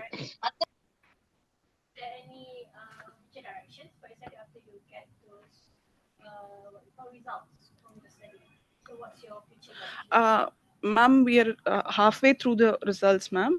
So this is just one part of the study. We are also evaluating the microbial population in the roots in the rhizospheric region, and we're also carrying out some biochemical studies, and we are doing that, ma'am. That is all a part. It's ongoing.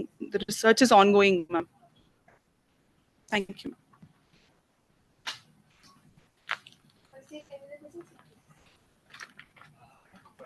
Sure.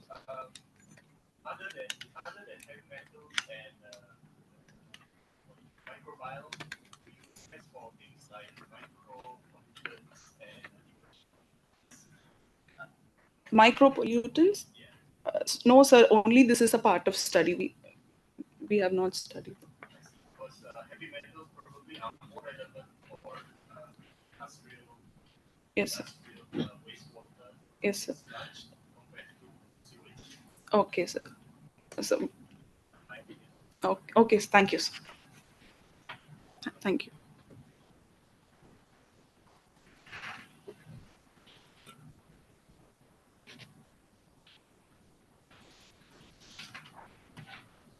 Thank you.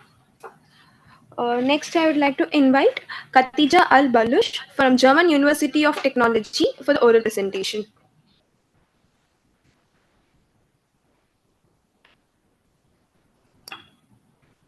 Just give me a moment.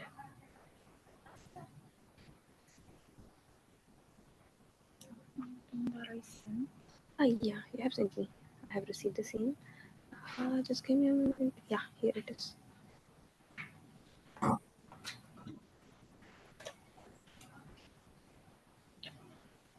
It's a PDF? No. It's a PPT only. We can do. Download.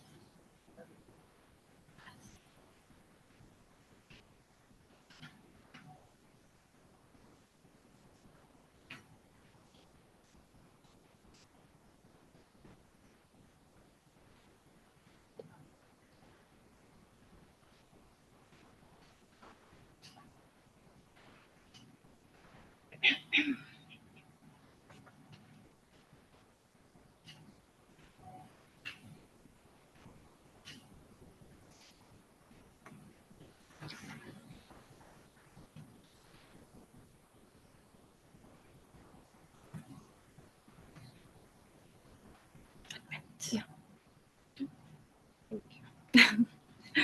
Okay, which one? This one. Okay, assalamu alaikum. Good evening, everyone. I don't know if you can hear me because I feel like, okay, this is Khadija Al-Balushi, an engineering faculty member at the German University of Technology in Oman. And I'm actually so much delighted to be here today to present our research titled Using Machine Learning to Detect the Suitability of Microalgae for Carbon Capture. And to be specific, just the first part of the research, it's about the microalgae carbon capture.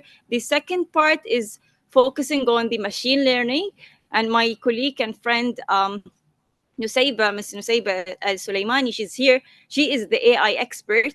She is dealing and she's taking the part of machine learning and still in the process. And maybe if you have any question about the machine learning, then you may ask the expert in the field here. Okay.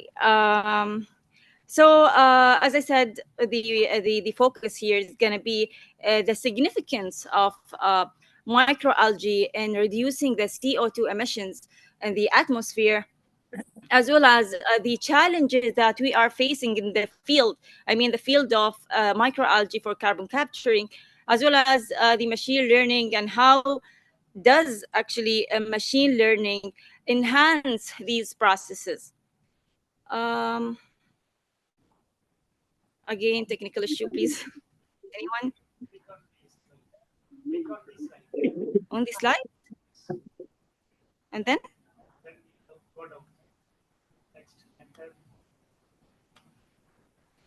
All right, thank you so much. Okay. All right. So basically, our research here, or the presentation, is divided into 4 sections. Starting with the introduction, so we're gonna briefly talk about the carbon capture, climate change, about our Armani vision and the Paris agreements, I would say, sustainable development goals, etc. Moving to the objectives, the main objectives of the research, the methodologies used, the experimental setup that were used as well. And then our key findings and the interpretation of our results, and concluding, of course, talking about the research directions and the future work. All right, basically the introduction, I would just briefly summarize it. So microalgae actually are really efficient, are highly efficient at CO2 sequestration, due to their rapid growth, due to their ability of, or photosynthetic, I would say, efficiency. So those CO2 can be actually converted into biomasses. So I mean that it can be used for biofuel production. It could be used for food, in food industries, food production, as well as fertilizers. If we talk about the SDGs, Sustainable Development Goals, Paris Agreement, that's the Money Vision 2040. All of these actually agreements or visions, focusing on the main thing, which is mitigating climate change and global warming, and reducing the CO2 and greenhouse gases emissions in the atmosphere. Hopefully that we can reach there soon. All right, here when we talk about biomass conversion into biofuel, into food, I will just skip that. I don't want to just repeat things. All right, if we talk about the challenges here in the field, in the research of carbon capturing by microalgae, I would say there are 2 main challenges here. Optimizing the growth conditions. Okay, it's a very huge challenge that we're facing. Second challenge is the stability, or maintaining the stable cultures, as well as if we talk about the experimental work and setups, it takes a lot of time to actually study each single series, okay, each single species, I would say. So to overcome these challenges, we came up with the idea of actually using machine learning here. So it has a full and very huge data set, okay, that has all we feed the machine learning with the information here that we took from the experiments, and then those algorithms actually can detect the most effective, let's say, microorganisms or series or species that captures the carbon, and how much exactly does it capture. So this is phase 2 that's already in process, and maybe Ms. Nusayba can add here. All right. So this is about the introduction itself. The objectives of our research, we had different objectives, of course. All right, it's the characteristic, or we want to characterize the microalgae species. So we want to identify the most effective species that captures carbon, and of course under optimal conditions. as well as optimize cultivation conditions. So the maximizing the microalgae growth here, and CO2 sequestration efficiency to be, we wanted to see what is the highest or maximum percentage that we can actually achieve using the SA1 species microalgae. All right, moving to the methodology, we're gonna talk here from the collection, I would say the collection and sampling phase until reaching out with the optimization and analysis of this microalgae. So if we talk about the collection or sampling, actually SA1 species collected from a wadi in Oman. Okay, and then we just we prepared the media that this microorganism can live in. So a stock of BG11 medium was there. It was diluted, of course, using distilled water, autoclaved using the autoclave, of course, machine. The pH was adjusted, and different pH actually values were used in there. We've used around 4 pH values, and then we kept doing the research, the experiments, and then we came up with the best pH value that we can actually use. And we're gonna dig into that in a moment. All right. So the sample, as we said, was diluted. It was cultivated, occupied at a temperature of 25 Celsius under the light intensity of 6,000 during 2 weeks. We ran every single experiment. We had plenty of setups. Okay, the same process. We're just repeating the whole thing, but we're changing the pH, I would say. We're changing the temperature. We're changing the light intensity. We're changing the salinity, and then we keep trying this trial and error thing until we found the best or the optimal condition that SA1 can live in, and that can captures the most, the highest, I would say, the percentage of CO2 gas. Skip that, diluted, yes. Okay, so as I said, some control factors were there. The control factors of the temperatures, different temperature was used from 20, 25, 28, 20, 32, and then we decided which one was the best. Of course, not us who decided, I mean the sensor that we've used. Salinity, different salinity were used for salinity, starting from 0 until 8%. As well as the pH was already was actually all right. Okay, just very briefly, because we don't have that time. It was a closed system, of course. So we have here the microalgae that we collected from the wadi. It's a closed system connected to the sensors, CO2 sensor monitored, and there is a gas, of course, cylinder that we can actually feed. This is for, I would say, this is for cultivation. So we wanted to know how much exactly CO2 would be captured using this microalgae. Of course, the estimated and the monitored CO2 removal efficiency were calculated. This is just to see how much the efficiency of the CO2 that we are actually focusing on.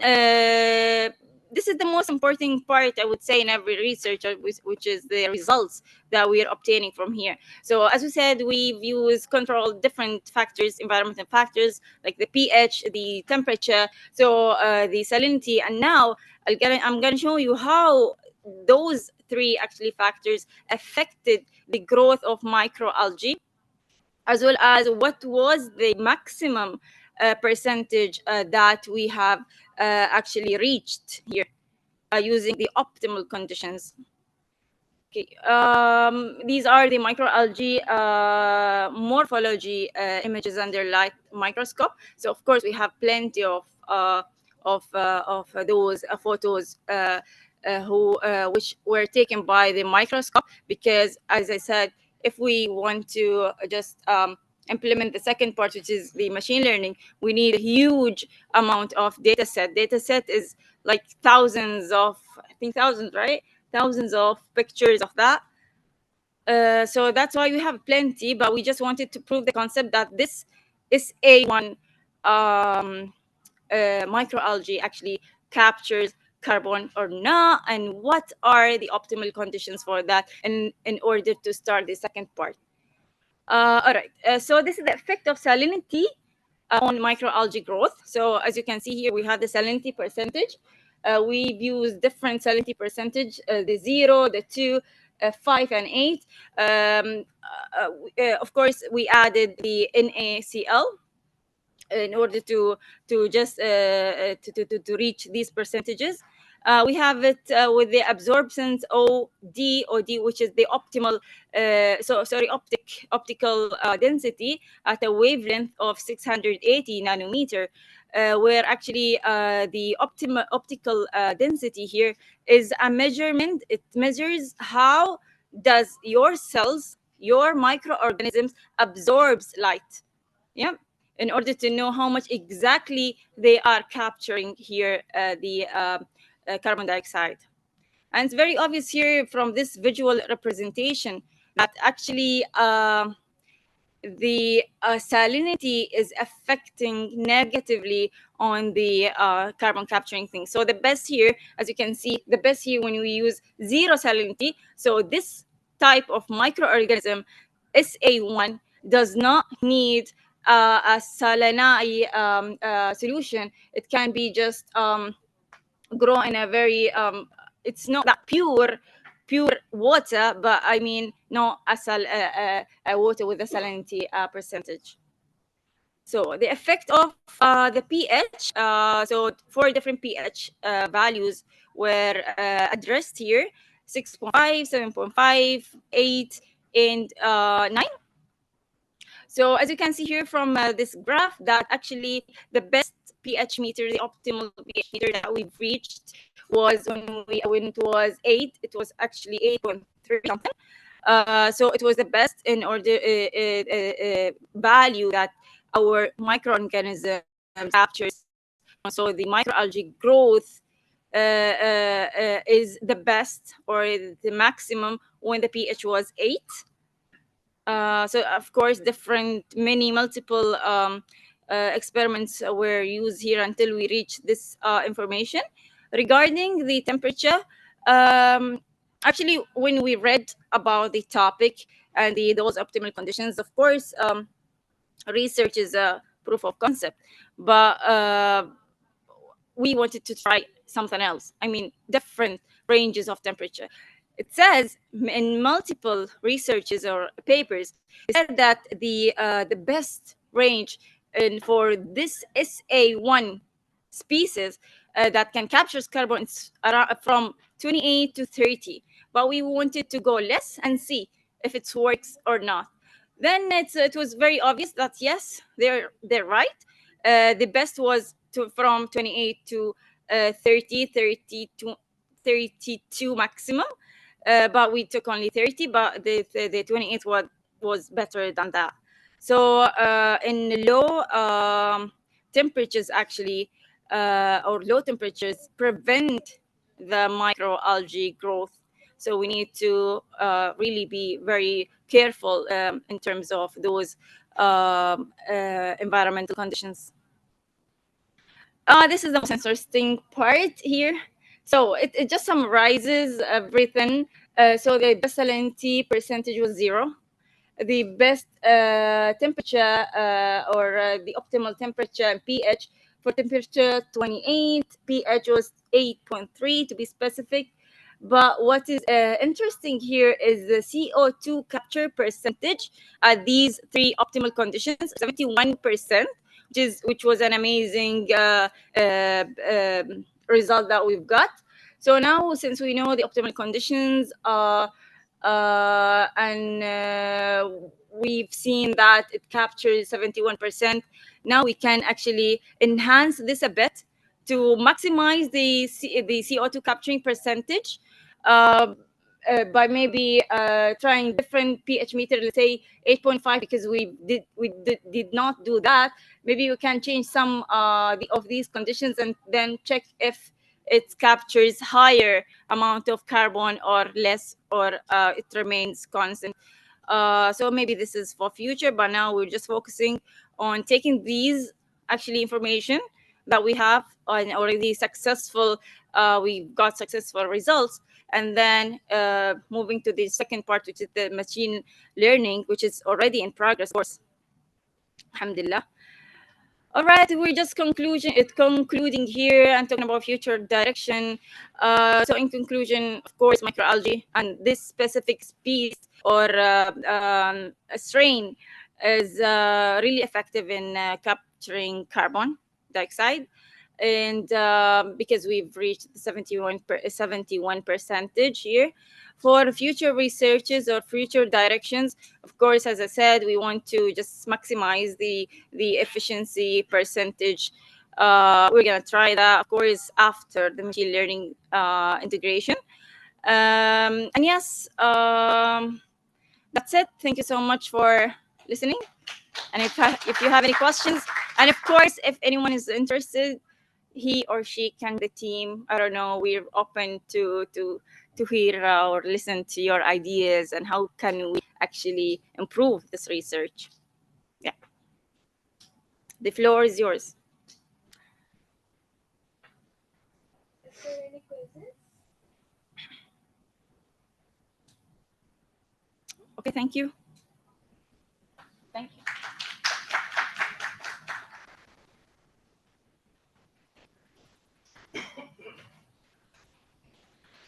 Thank you, ma'am. Now we will be announcing the winners of the previous session.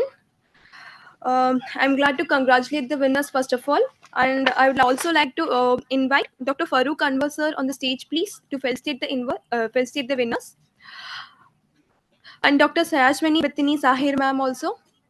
Please come on to the stage, ma'am, to felicitate the winners. Yeah.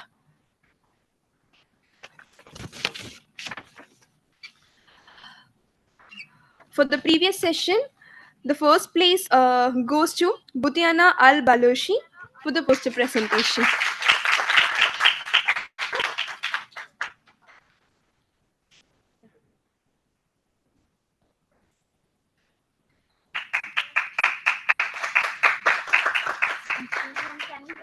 Can we have it there? Okay, a little bit friend, please.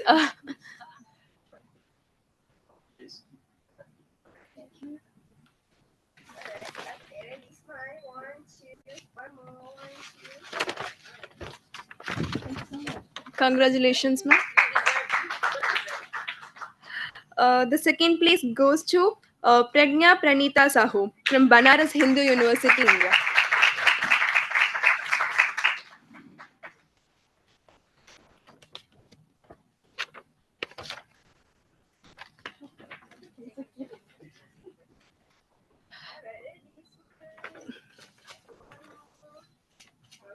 Wait, here, one more, 1, 2, alright, nice.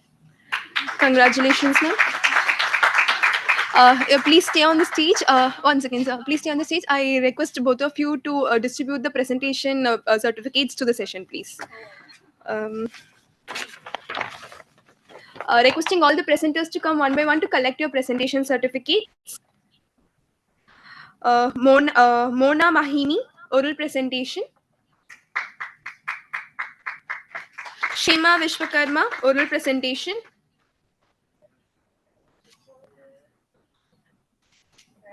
Presenters to stay back so that we can have a group photo together. Pooja Dubey, oral presentation.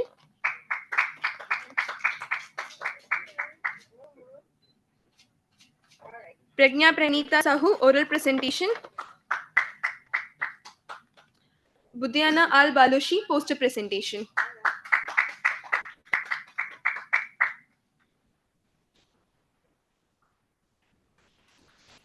Requesting the mentioned presenters to join us for a picture. Requesting Mona, Shema, Pooja Pragna Bhutyana to stay in the stage for the picture, please. Yeah, come. You can come, please.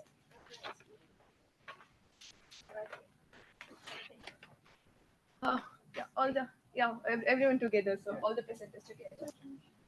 Yeah. So please join us.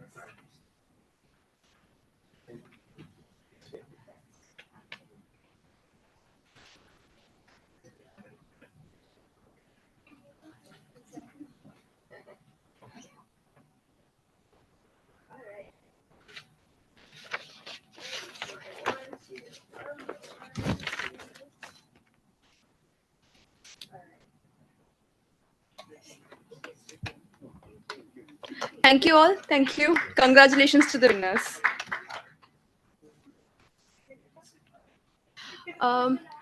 Requesting everyone to join us so that we can have a group photo together. All the participants. Yeah, please. Yeah, everybody.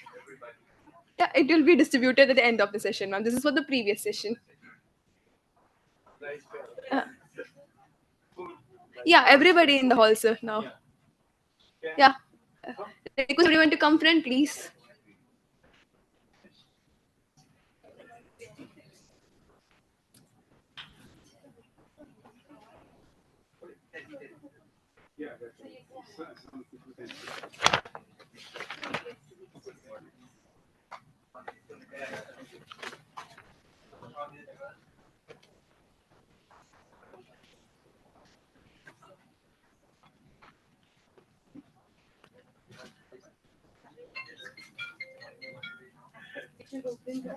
Oh, yeah. Just, we'll do it.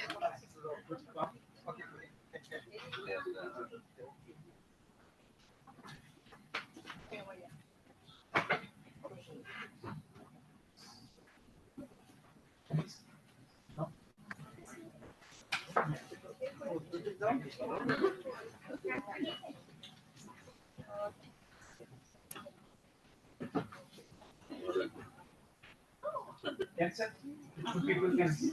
Some senior country member can drive. The senior citizens or Yes, the doctors. no, no. One another person can. Okay, it's okay. It's okay.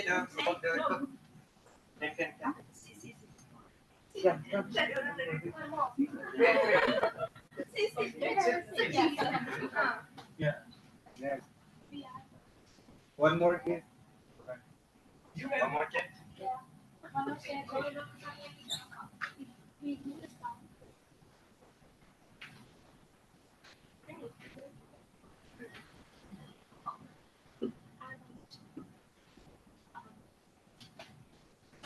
Okay. Okay. Or one more? No.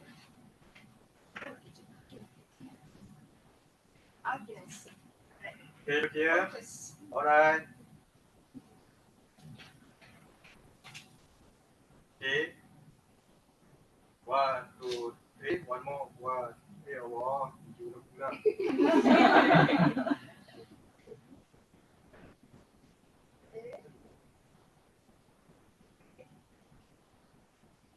Ready? 1, 2, 3. One more. 1, 2, 3. Peace time. Thumbs up. 1, 2, 3. Mini love. 1, 2, 3. Okay, wait. Okay, one more. Okay, one more. 1, 2, 3. One more. 1, 2. Okay, wait. Satu, dua. Okay. Alright, satu, dua. Okay, another phone. Oh. Yeah.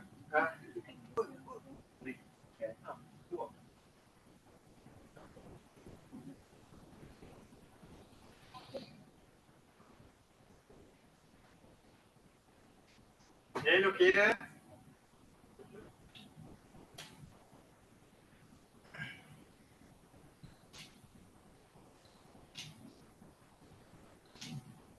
Okay. 1, 2, 3. One more. 1, 2, 3. Thumbs up. 1, 2, 3. One more. Mini love. Wait. Okay. Look at me here. Okay, one more. Okay, let me. Look at me. Smile. 1, 2, 3. Okay, freestyle. 1, 2, 3. All right. Thank you. All right. Wait. That's one.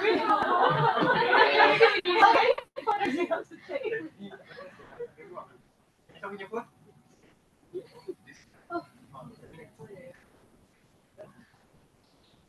Okay, look here. 1, 2, 3. One more. 1, 2, 3. That's up. Okay, that's one. Mila. Oh.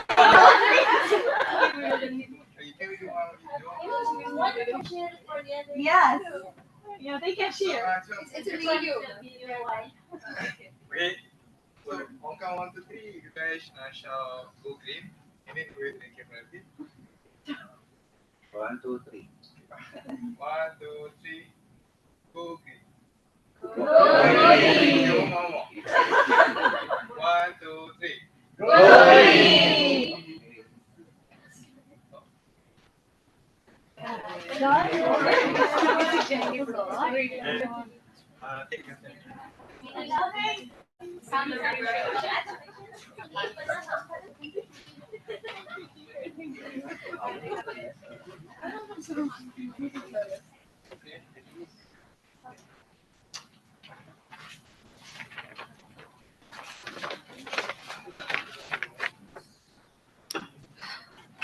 Thank you all the participants. Next, I would like to welcome Sumit Sanjay Patel for the oral presentation, please. Yes, sir. We will arrange it, sir, please.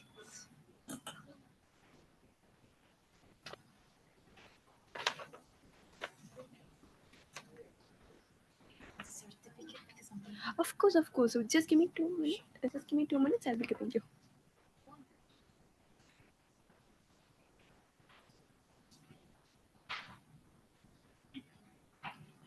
May I know which file, sir? Yeah. And I wanted to play the video also. Oh, sure. So You on can. that video, Oh, sure, sir. You can do it. This is the one, no? oh, this is not my presentation. It was. So, share. This one, right, sir? Yeah. So it's a paper, sir. Wait. Yeah. Just go back, grab a pen drive. Okay. There is a presentation PPT. This one? Yeah, downside also. This one? Yeah. Okay, so it is in a PDF. PPT is also yeah, there. it is there. PPT is also.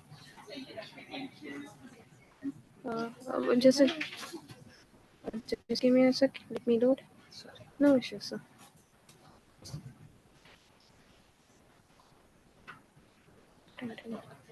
For the video?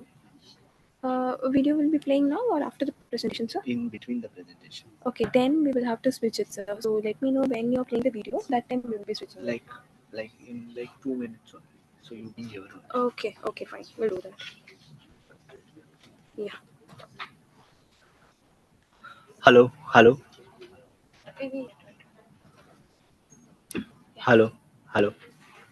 Am I audible? Yeah.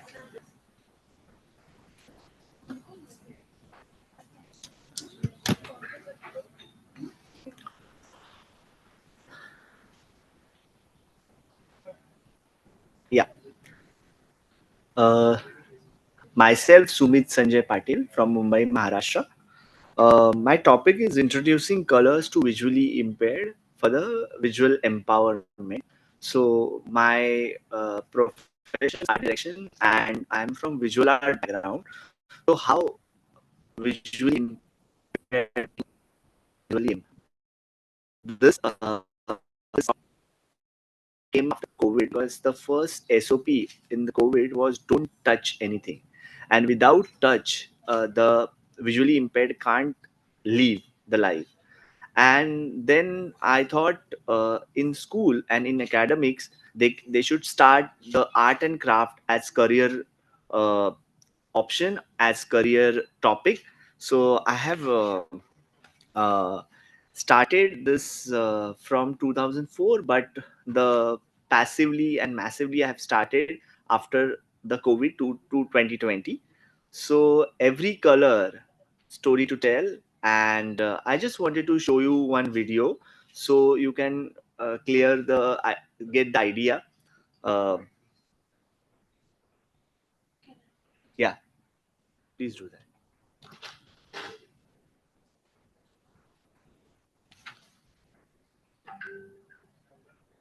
After that, we have to make. No issues, sir. You can do that. Huh.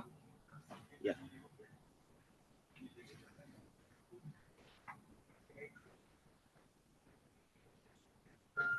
Anything that catches our eye is the color. The blue sky, the brown soil, the green nature, the colorful rains.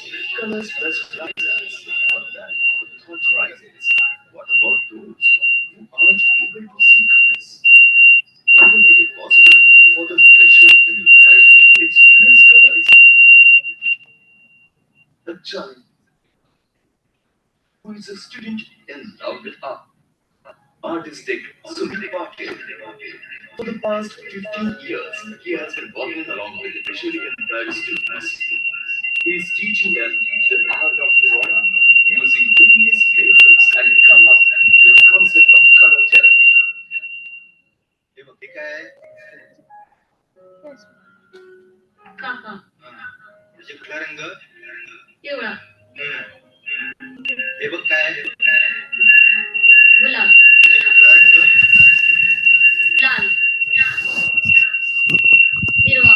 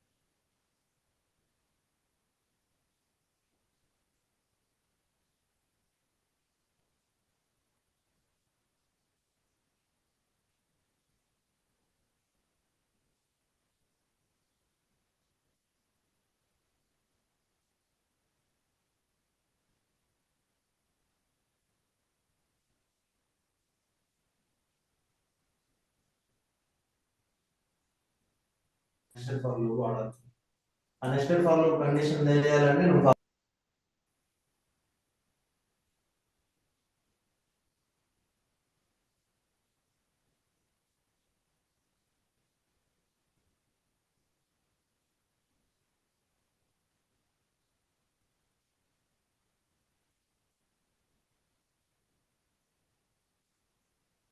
What I feel after the COVID, yeah, my echo is No, no, no. You're not. okay. Sorry. No issues, sir. You can continue.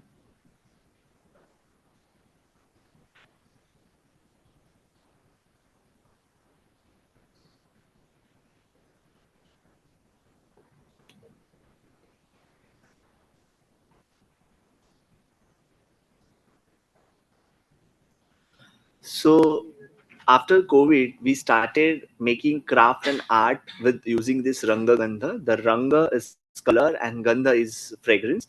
And then they started making sustainable products. And then we have decided to start with it because the many peoples from the inclusive section, we can say the visually impaired or partially impaired, they have started this painting as their main stream for career and employment. I just wanted to tell you I am from Mumbai, Maharashtra. So lot of public places we have lot of exhibitions like the painting galleries and painting exhibitions. Then we have done a lot of big installations of paintings, big installations of animals and birds. Then the these people have shown the interest in social domain, like they have come to railway station, they have come to sports section, and they have paid live in front of them. I just wanted to add one more thing. They have now they go to malls and they can buy their own clothes, saying I want this color, I want that color. So that color therapy is improving their personality also and personal development also. Vision is for the scholar is to have this topic to all visually impaired, and they should have the career option for this. Then they become a visually empowered, what I feel. This fragrance is having don't have any kind of chemical, so they can use it by their hands, because they can't see then how they use the colors with hands and the birds and like that. So they can use these colors with no worry. Then we have this, you can see the big elephant is installation at zoo, lot of paintings, lot of big things they made, and they get the boosting confidence for themselves, and they're doing lot of good work nowadays. I just wanted to tell, if they can see the eco-friendly benefits of art and craft, why don't you and me? So we should start seeing that thing, seeing from their vision. That's it. Thank you.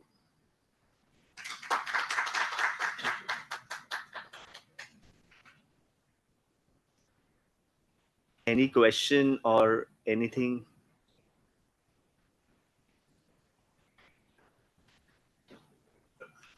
I have a question. How does this thing relate to the sustainability or sustainable development? See, nowadays lot of school education things are more uh, into electric, more into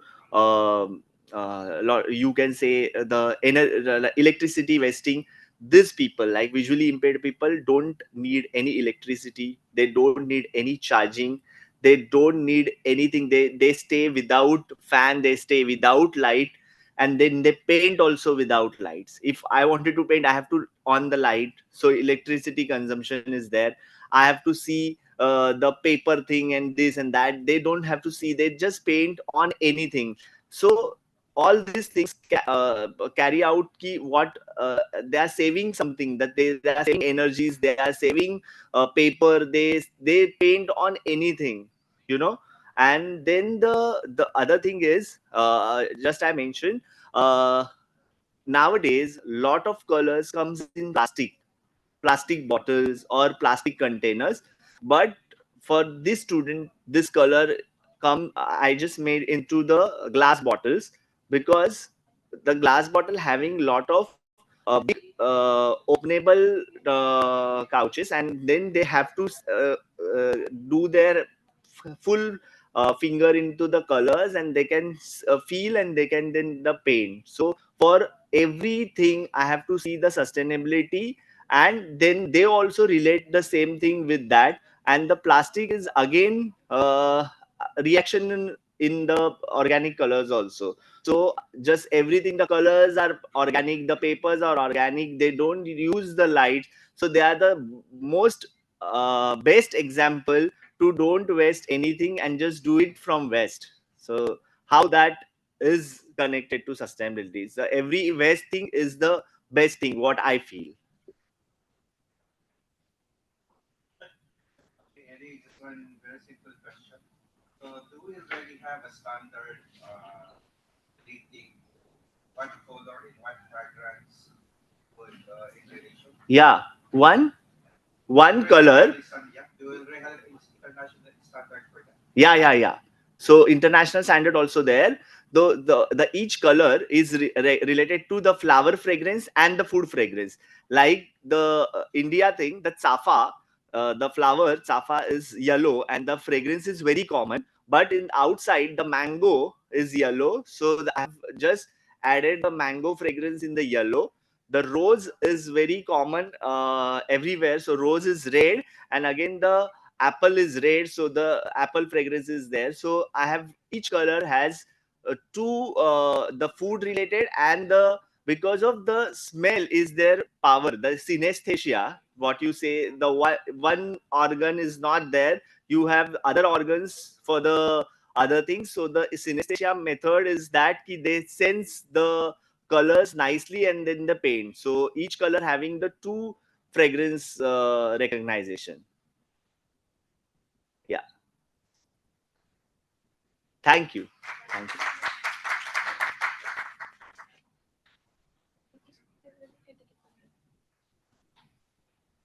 Can I repeat?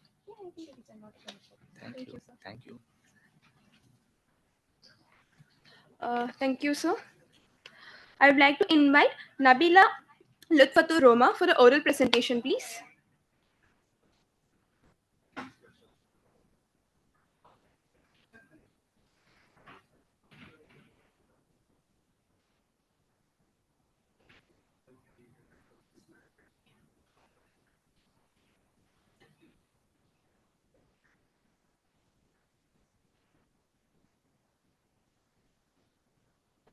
You can come this way.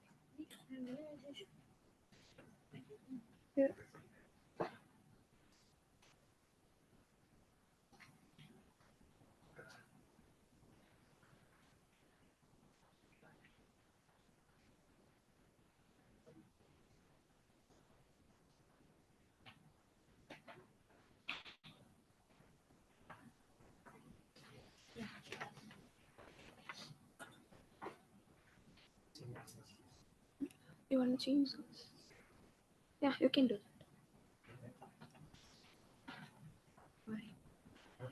that. I think there's no enough cord for the laptop. It's long. We cannot move further.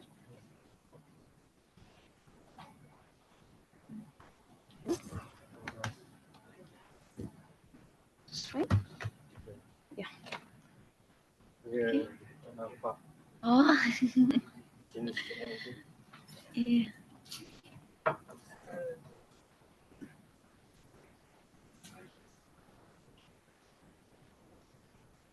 Pendek sangat.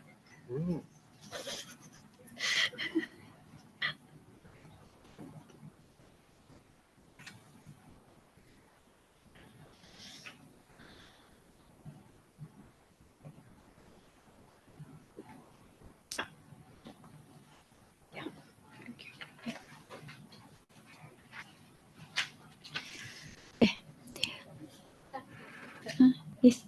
Yeah.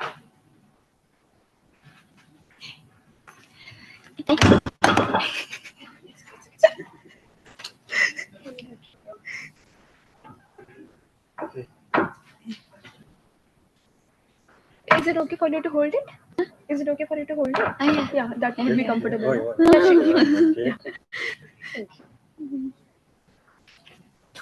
Yeah. Okay.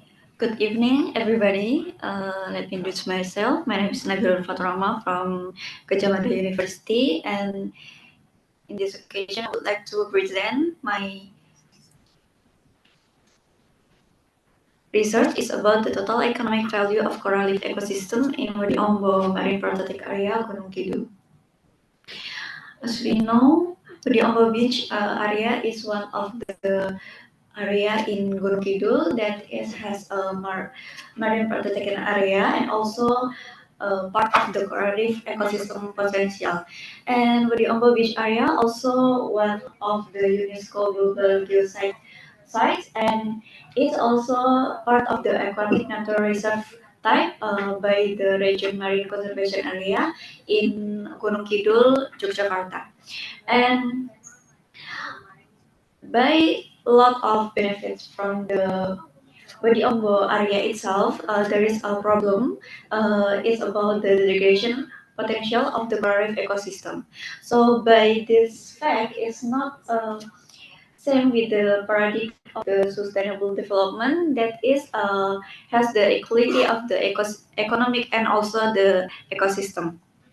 And by the problem that I has presented, so the research purpose in this research is to determine the total economic value by the direct and indirect value of the coral reef ecosystem in Wadiombo Marine Protected Area. And in this area of the research is located in the Wadiombo Marine Protected Area Gunung Kidul, and especially from the administration is located in the Jogitu village, Giri Subo district, Gunung Kidul, at Strategic region of Yogyakarta, Indonesia. And data collection that we use from this research is we use interview using questionnaire, and the respondent target are tourists and fishermen. And we also using the secondary data as supporting research data, and also number of community to Wadiombo Beach and from the BBF of Gunung Kidul, and also number of fishermen in Jebitu village that we are collected from the Maritime Affairs and Fisheries Service in Gunung Kidul. And the sampling and sample size that we use in this research, we are using the criteria from the tourists and fishermen at Wadiombo Beach with the around age 15 until 60 years with an income, and also we are using a sample size using the Kriji-Mordan method, and we are using the accidental sampling for the tourism and the professional random sampling for the fishermen. And by this calculation, we are known that there is 67 people that we are using for the respondent from the tourism, and also we are using 31 people from the fishermen as a respondent. And from data analysis method, as we can see from the first that we are determined to the total economic value. So this is actually the calculation, the sum of the direct use value and indirect use value, absolute value, existent and background. But in this research, we are just using the direct use value and indirect use value because of the signification of number. So we are using only two number because of the other has no significant numbers. And from the direct use value, we are using the method that we call conventional market value for the calculation, the fishermen catches for the fisheries, and we are summaries all the values of the fish and also the crab and shrimp, and by the annual production, we all multiply with the selling price per unit, and we are decrease or minus with the annual cost per years. So we can know the net value. And after that, from the travel cost method, we are using the coral reef tourism that we are calculation or estimation for the value of the tourism from the transportation cost that we are using for the tourists to entrance to the tourism itself. And the indirect use value, we are using the replacement cost method. So this method we are using for the calculation of coastal protection by the estimation or by the multiply the cost of the wave breaker building and also the durability and coastal life, and we can know the indirect benefit of the wave breaker for the coastal protection. So this is we are calculation from the breakwater and carbon sequestration to know the total value of indirect use value.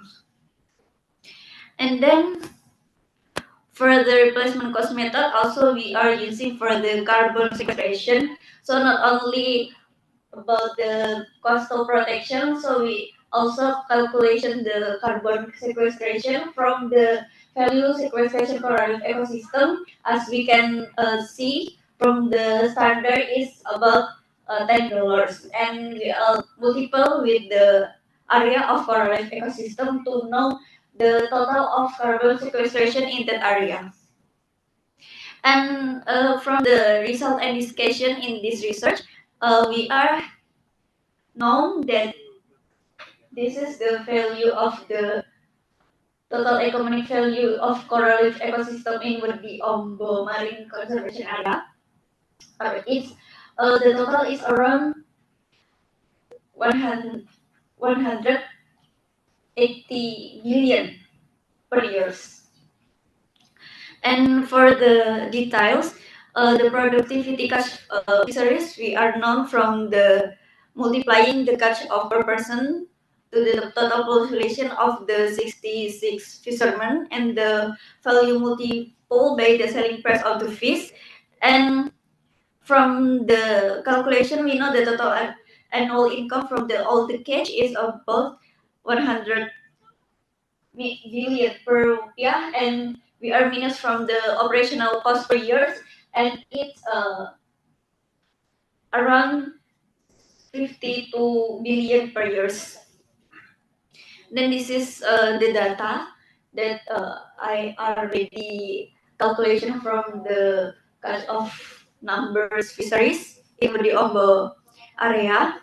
There is a lot of numbers here, and there's we are using the coral reef tourism. We calculation from the travel cost method. So we assess the travel cost of the tourists to the Ombo beach tourism site, and we know that the per 1 years we can collect around 3 million from the income of the coral reef tourism in the Ombo beach. So this is the calculation of the coral reef tourism per 1 years, per 1 years. And also we calculation the carbon sequestration. As we can see, as we know also, the coral reef is part of the blue carbon ecosystem that has the ability to absorb CO carbon dioxide and similar to the mangrove and seagrass ecosystem. So in 1 year, the coral reef ecosystem has the primary productivity is around 25 tons hectare per year. And if we calculation from the, or we valuation from the carbon sequestration as the standard is around 10 USD. So it estimation the carbon sequestration around 65 billion per year. And then this is the wave breaking. So break volume we know from the dimension of wave breaker and coastline length, and also the estimate cost of the construction of the breakwater and the durability. So from the result, we know the wave breaking has the biggest numbers of the values in the Ombo beach. So the conclusion, if we can see from the number, the indirect use of coral reef provide the largest contribution and indicating the significant role of the coral reef ecosystem services in environmental sustainability. But the value of indirect benefit, also if although this has provide greatest contribution, that solving the coral reef ecosystem services has very large impact on the environmental sustainability, but this value cannot feel directly by the community. So this is being a challenge for the community to know that actually the coral ecosystem has a lot of economic value, so they are much aware about the uh, economic value itself. Thank you for me. Okay. Is there any question?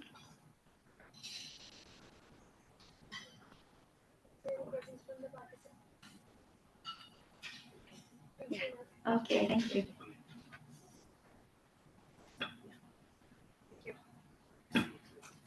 Thank you, ma'am. Next, I would like to welcome Pooja Khurana for an oral presentation, please.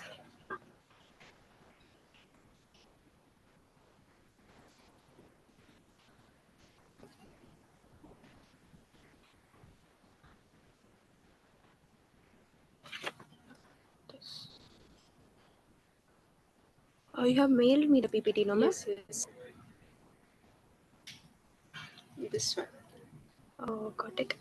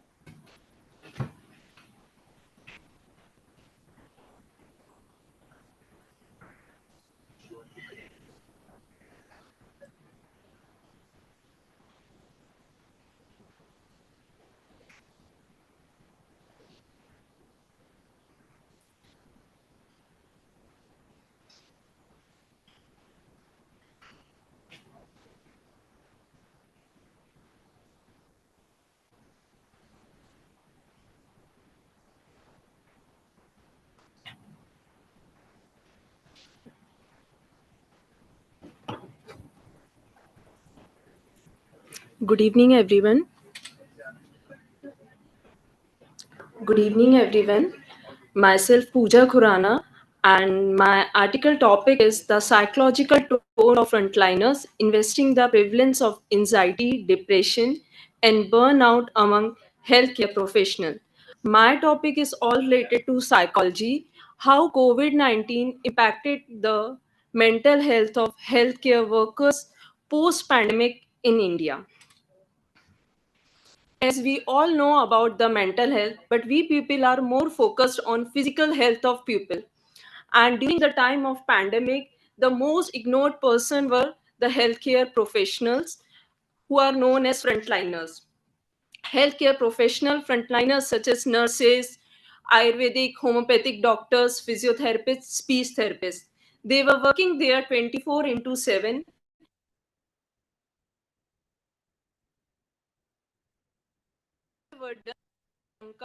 And the profit were there, and the most death rate was seen in India for the healthcare professional. In literature review, first is psychological suffering of health professional. The psychological suffering of health professional is due to social isolation. During the time of lockdown, everybody were isolated, but the anxiety, stress, depression were more seen in healthcare workers because they were going through lots of things, such as they don't have enough amount of resources, gloves, masks, and safety equipment. Second, prevalence of anxiety among the healthcare professional, as they are socially isolated, workload created by the government, they were not getting proper amount of rest. Third, prevalence of depression among health professional. Many studies says that the normal individual suffers stress as comparison to healthcare professional, but 77% of healthcare professional were going through burnout, depression, insomnia. Fourth, prevalence of burnout among healthcare professional. So in this paper, I use purposive sampling method, in which I choose Indore district and Indore city in India, where I took sampling from 3 different hospitals, and my sample size were 380 participants. In 380 participants, all are healthcare workers, especially the person who were working there during the time of pandemic. Some are physiotherapists, ward boy, nurse, speech therapist, occupational therapist, and various physicians. So during taking the interview, so everybody told me that after the time of during pandemic, stress rate was high because they were not prepared about that pandemic situation. But after the questionnaire survey, the data says that 78 to 82% of female, they have high rate of anxiety, depression, insomnia. Panic attacks were more seen in the post-pandemic period because it was very difficult situation for healthcare professional to cope up. Many individuals, they lost their job, lost their loved ones, as well as it takes a 360-degree U-turn. I use SPSS method. Through the SPSS software, I calculate the data in which my IVR personality, social support, and stress, in which resilience act as a mediating variable, age act as a moderating variable, and my dependent variable is mental health. According to my studies that suggest that individuals who were not getting enough amount of social support from colleagues, friends, loved ones, and family, they were going through more as compared to the people who have enough amount of social support. When they were not getting proper amount of social support, different kind of personality trait seen in healthcare workers, in which age acts as a moderating variable, because these personality trait is not common for everybody. Different personality trait seen in youngsters, but different personality trait seen in doctors who already retired. And I use the approach which is primary quantitative data method, which assists one individual in presenting the research. These were my measurement variable. As I already mentioned that my 3 independent variable. So for each variable, I use different scale to measure. And when I prepared the questionnaire, there were 42 questions I prepared. And out of 380 participants, and the dependent and independent variable in this current research are measured with the help of SPSS and PLS, and the variable are measured by Cronbach alpha.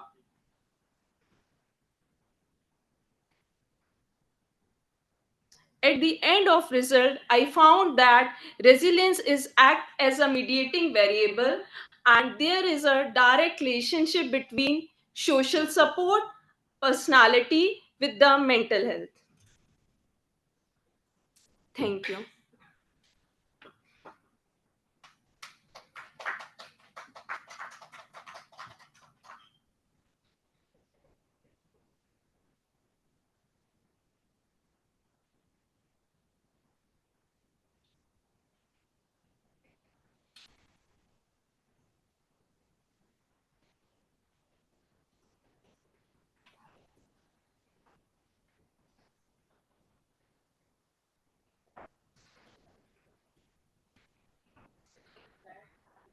Moving on to the next presenter, Dr. Sailesh. Yeah.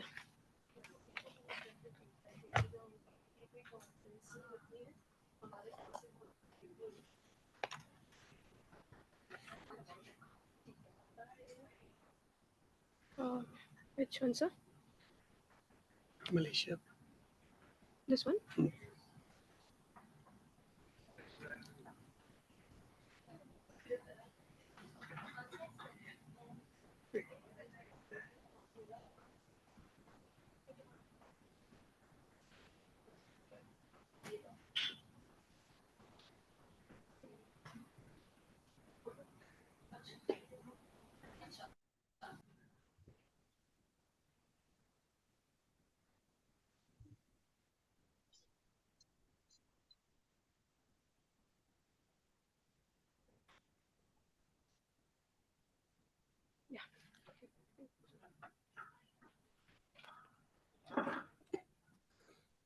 Good evening to all of you. Myself, Dr. Shailesh Dhenge, working as an associate professor in Ayurveda College of India. And topic of my presentation is efficacy of local application of Khandu Chakka leaves growth with Mahamajistadi Kashaya on Dushtavran, a case report. Introduction. First of all, what is burn? A pathology in which there is a consumption of body tissue and formation of a scar, and after healing, that remains for a lifetime called as a burn. Burn which has foul smell, continuously flowing putrefied pus along with blood, having cavity, very high in intensity, and which is called as a dushta. In Ayurveda with dushta,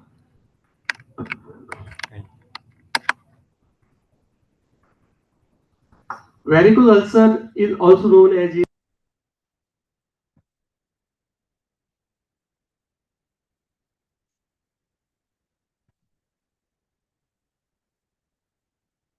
fibrinolysis cause fibrin to build up around vessel, preventing oxygen and nutrients from reaching cells. This fibrin called ischemia result in delayed healing of wounds.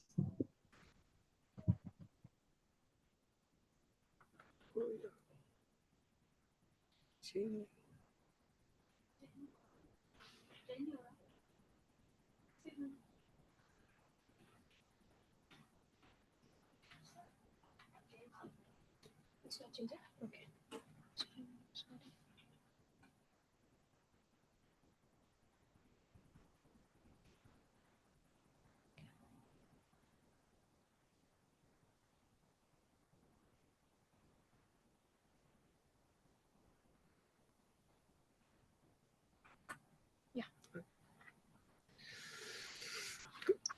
Conservatively, this disease can be managed with compression, stockings, food elevation, antibiotics, and daily dressing of ulcer. Surgical management consists of ultrasound-guided home sclerotherapy, endovenous laser ablation, radiofrequency ablations, saphenofemoral ligation, and long saphenous vein stripping, skin grafting, etc. Recurrence can occur in patients treated conservatively or with surgery. Such recurrences in severe chronic venous insufficiency may be as high as 37%, and it seems to be higher in the patient treated without surgery and in those with deep venous insufficiency. In Vidarbha region of Maharashtra, a traditional plant species is commonly used for the treatment of chronic wounds, joint pain, and minor fractures in animals by local tribes, commonly known as the Khandu plant. Latin name of that plant is Irscia levis rox, and in Ayurveda it is known as a Charma Vruksha. According to Ayurveda, Mahamanjishtari Kashaya is indicated.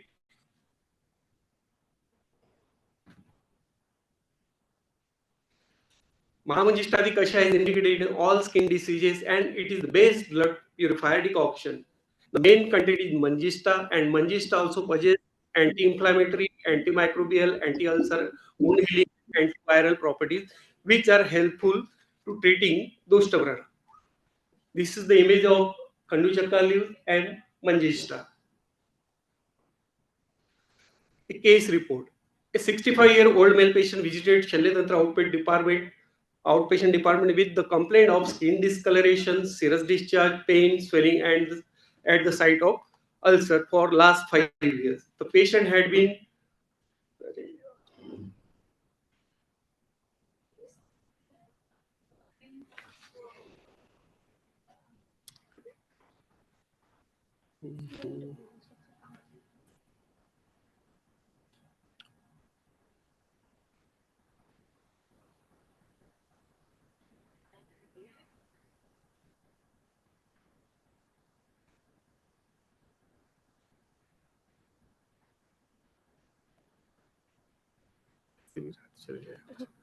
Now it is fine, sir.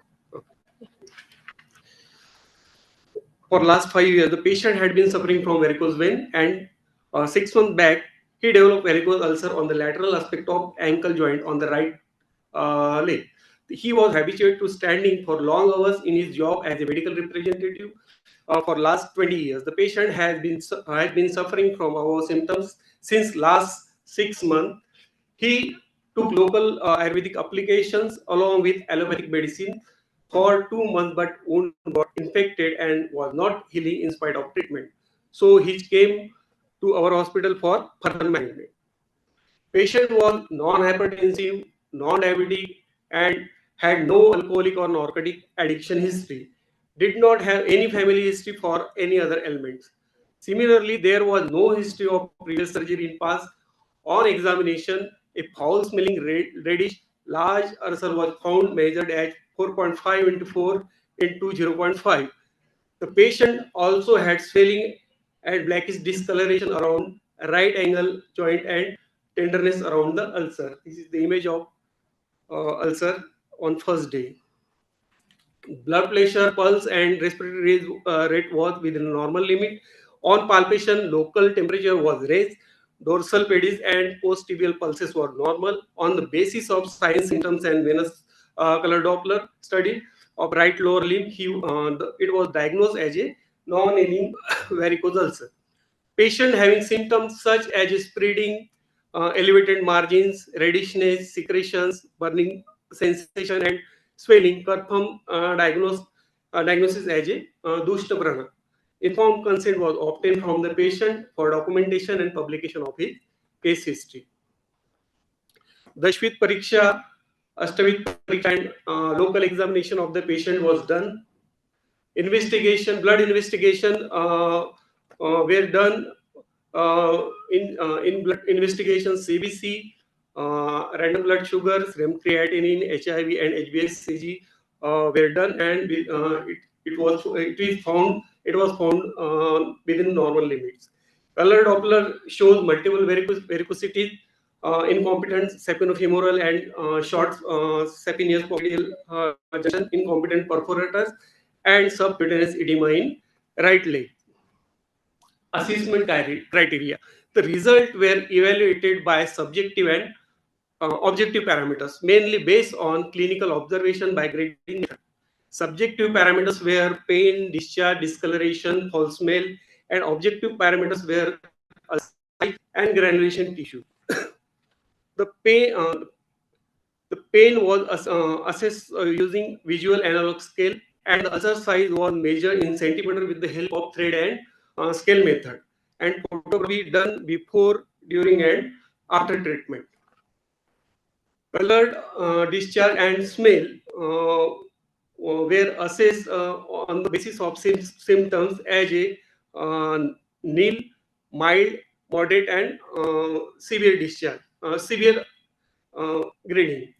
And granulation tissue graded as a +3 rich unhealthy granulation, +2 little unhealthy granulation, and +1 healthy granulation tissue. Treatment protocol. After through examination of the patient, the treatment was started with Mahamaniштadi Kashaya 15 ml twice daily with same amount of water before food, and daily dressing of the wound with Khandu Chakka group. On the first day, fibrotic and dead tissue was removed by rubbing with dry gauze and washed with non-saline. The ulcer was cleaned with dry gauze. Later, Khandu Chakka growth kept over the surface. Proper bandaging was done, and daily dressing done with Khandu Chakka growth by patient at the home. And assessment of ulcer was done after every 15 days at the time of hospital visit. Patient was asked to wear stocking after dressing. Patient was recommended to eat hot liquefied food prepared from old rice mixed with little amount of cow ghee. Total duration of treatment was 4 months, and during the treatment, assessment was done. Changes occurred within the treatment period and had been noted on the criteria of assessment. Follow-up and outcome. The clinical features of Dushtabran were improved by the end of 4th week, and the wound was healed completely at the end of 16th week, leaving minimum scar. During a follow-up for a period of 1 month, no signs of recurrence were noticed. The conclusion from the above discussion, it can be concluded that Khandu Chakka growth with Mahamanjishtadi Kwat acts through systemic correction and regulation of dosha, which are responsible for the development of Dushtabrana. Khandu Chakka growth as an external application with internally Mahamanjishtadi Kwat accelerates the wound healing process, thus it results in the reduction of size of Dushtavrana. The objective of this study is to give cost-effective and broadly available herbal treatment for the varicose ulcer who have high recurrence rate. On the basis of this study, we can roughly conclude that Ayurveda can give a ray of hope in the treatment of varicose ulcer. None of the complications were observed during this case study. This is cost-effective and natural drug which is available in the maximum areas of India. So it is beneficial for those patients who have not afford spending money in the treatment of venous ulcer. This is the image of Kanduchakka Grut and Mahamanjishtadi Kuat. This is the table of assessment criteria. This is color Doppler study. And this image is on first day and every 15 days the assessment was done. On first day, 15 day, 30, 45 and 75 days, 90 days, 105 day and 120 day of the treatment. You can see on 120th day the total wound was closed.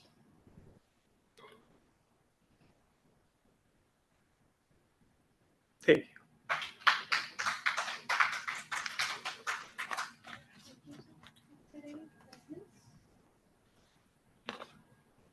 Thank you, sir.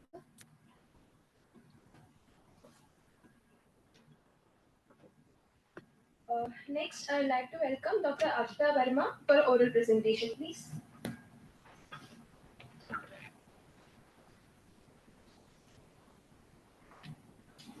I'm in drive mode.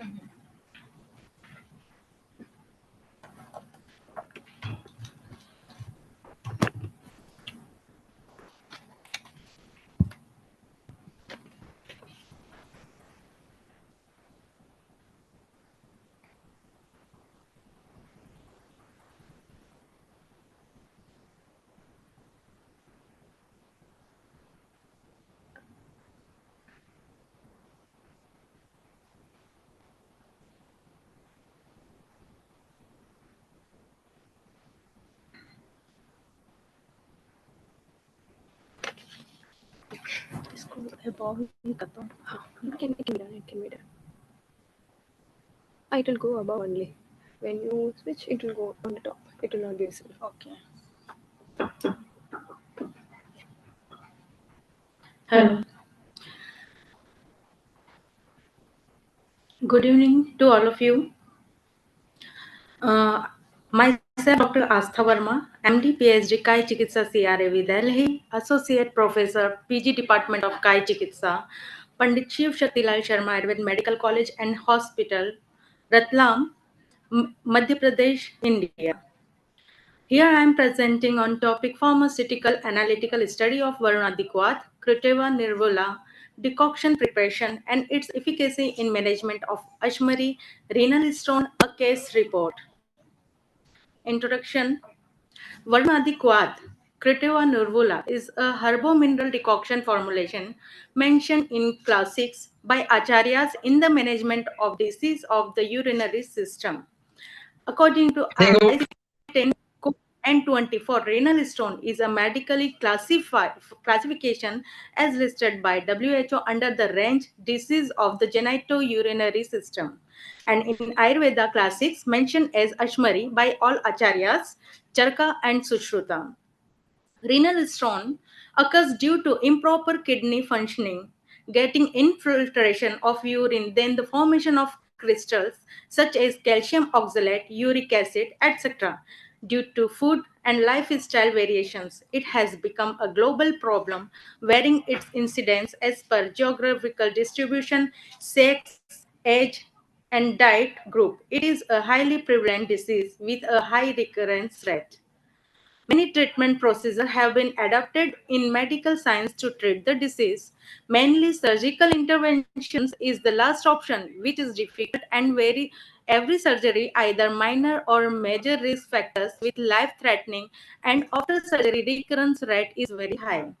In this case study, one of the oral medicines of herbal Varuna decoction preparation was which was indicated by Acharya Shushruth in Ayurveda classes for renal stone. Here is the case summary. A 25-year-old patient with cardinal symptoms of acute right flank pain in the abdominal and back, which was radiating from the loin to the groin region, burning, maturation, dysuria, and hematuria associated with indigestion, nausea, and vomiting. He was already diagnosed with renal stone 1 month ago and is taking moderate medications for the relief of symptoms. Later, he observed again same problems. Then he was approached by SSMC hospital to us. Patient had Vat Kafaj Prakriti according to Ayurveda, was non-hypertensive, non-diabetic, and had no alcoholic or narcotic addiction. Did not have any family history, no history of previous surgery. On examinations, all vitals are within normal limits. On palpation, local temperature was raised when abdominal pain was increased and tenderness at the renal angle. In CBC blood investigations, ESR was found increase 44 up to 44 in 1 hour. In ultrasonography, USG reports confirmed diagnosis as a renal stone, bilateral ureteric calculus, right-sided 10 size calculus seen at the proximal ureter and right-sided 12 size calculus seen at the lower ureter with mild hydroureteronephrosis.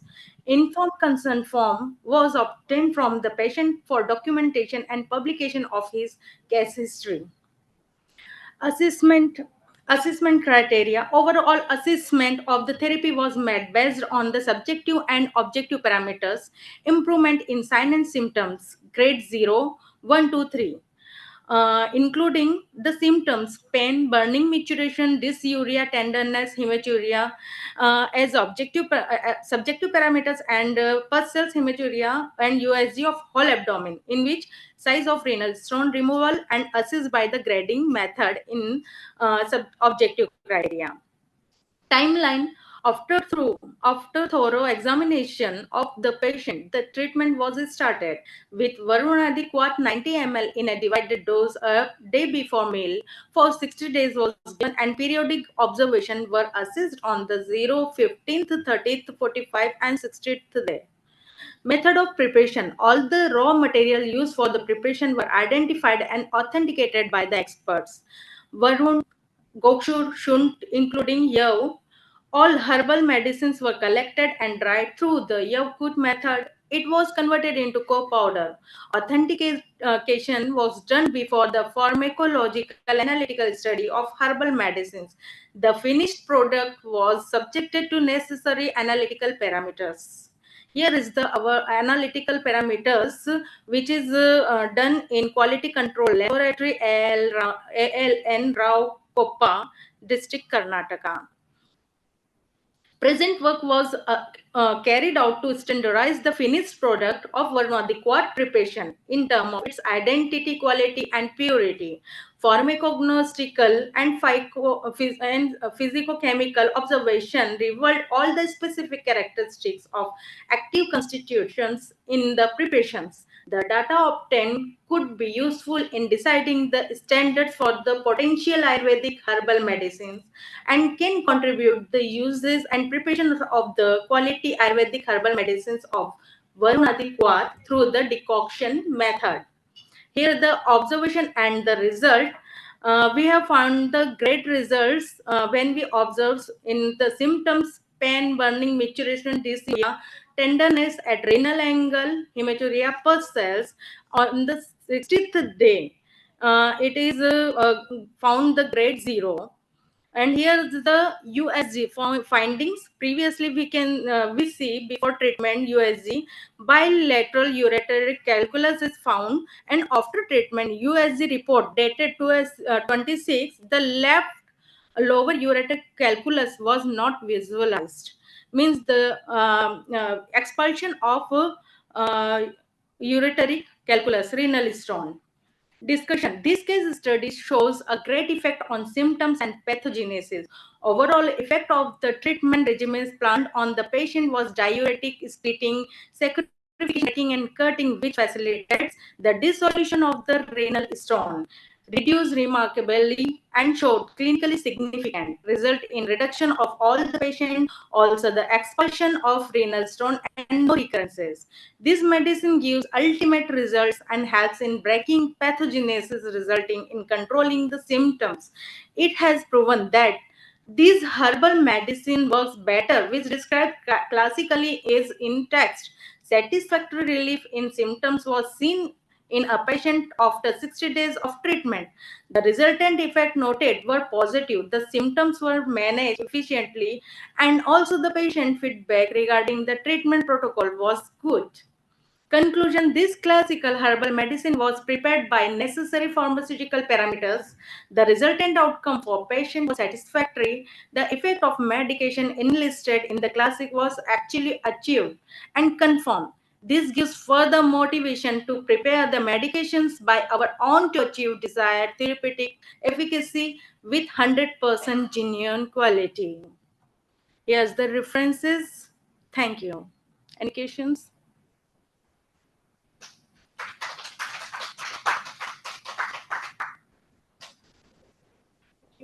Thank you. May I?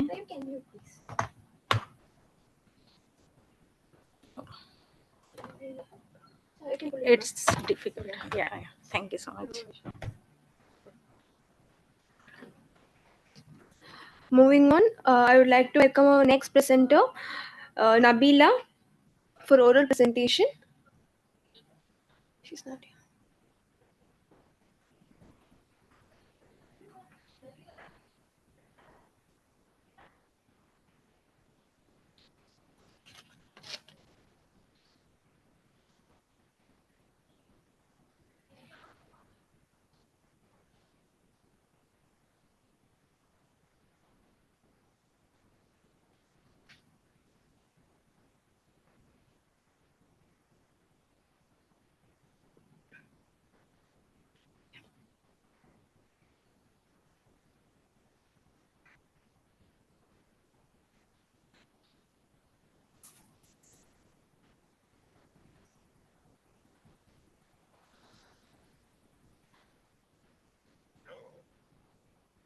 Foto yang pertama.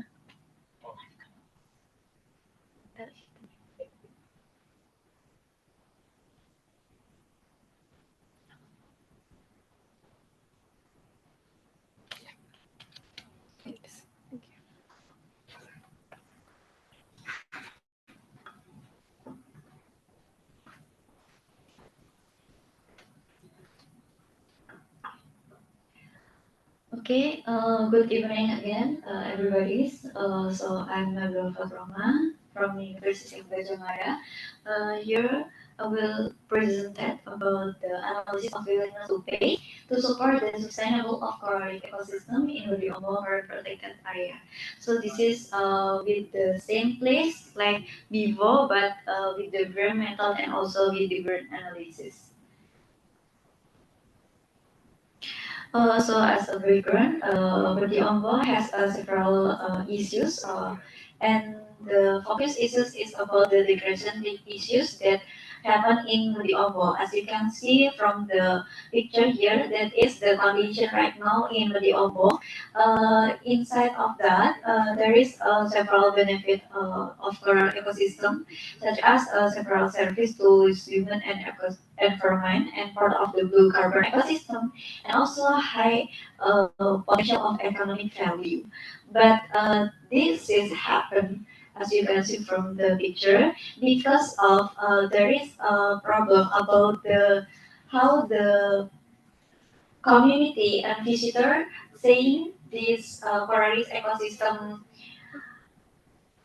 as a common property. So they are not considered this is as something serious. And also there is a problem about the waste and rubbish generated from the community and tourists and visitors. So they are has a bad management about the waste or rubbish management. And also there is a potential about the environmental damage from the fish landing areas, as you can see from the pictures, and also has a problem about the increased tourism activities, so that can be potential to the environmental damage more and more.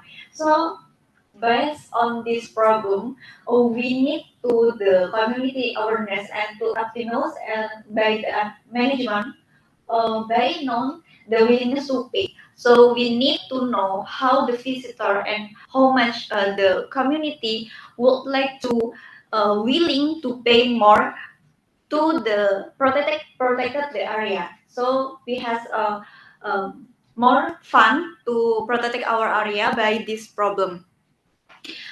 So in this research of purpose, so I will to determine the amount to willingness to pay by the community and by services, and also the comparing value by the two of them. So we are willing to know the how much they are willing to pay to protect the sustainability of coral ecosystem in the Ombo. So this is right now the condition of the coral reef ecosystem in the Ombo. And from the data and method, the place are same in the Wadiombo Beach area in Jabitul village. And from the data collection, I'm also using interviews, structural interviews, and the target respondent are tourist and community members. So the secondary data is same, but for the respondent are different from before. The sampling area, same for the tourism. We are using the accidental sampling and the professional sampling. So actually, collect the same we collect the same time from the data, but with different analysis. And from analysis method, we are using the willingness to pay analysis. So this method actually to know how the hypothetical market first. So we are providing the overview of the condition for the beach from the for the tourism and also for the communities. And accompanied with the supporting image, how the condition and also how they see the condition of Wadi Beach. So after we build the hypothetical market, so we said also there is a potential for environmental damage to increase of human activities. So based on that, visitors and community members participants is required to the provision of the supporting funds about the protected of coral reef area in Wadiombo Beach itself. And after we build the hypothetical market, we also determine the amount of bid using the method bidding deal methods.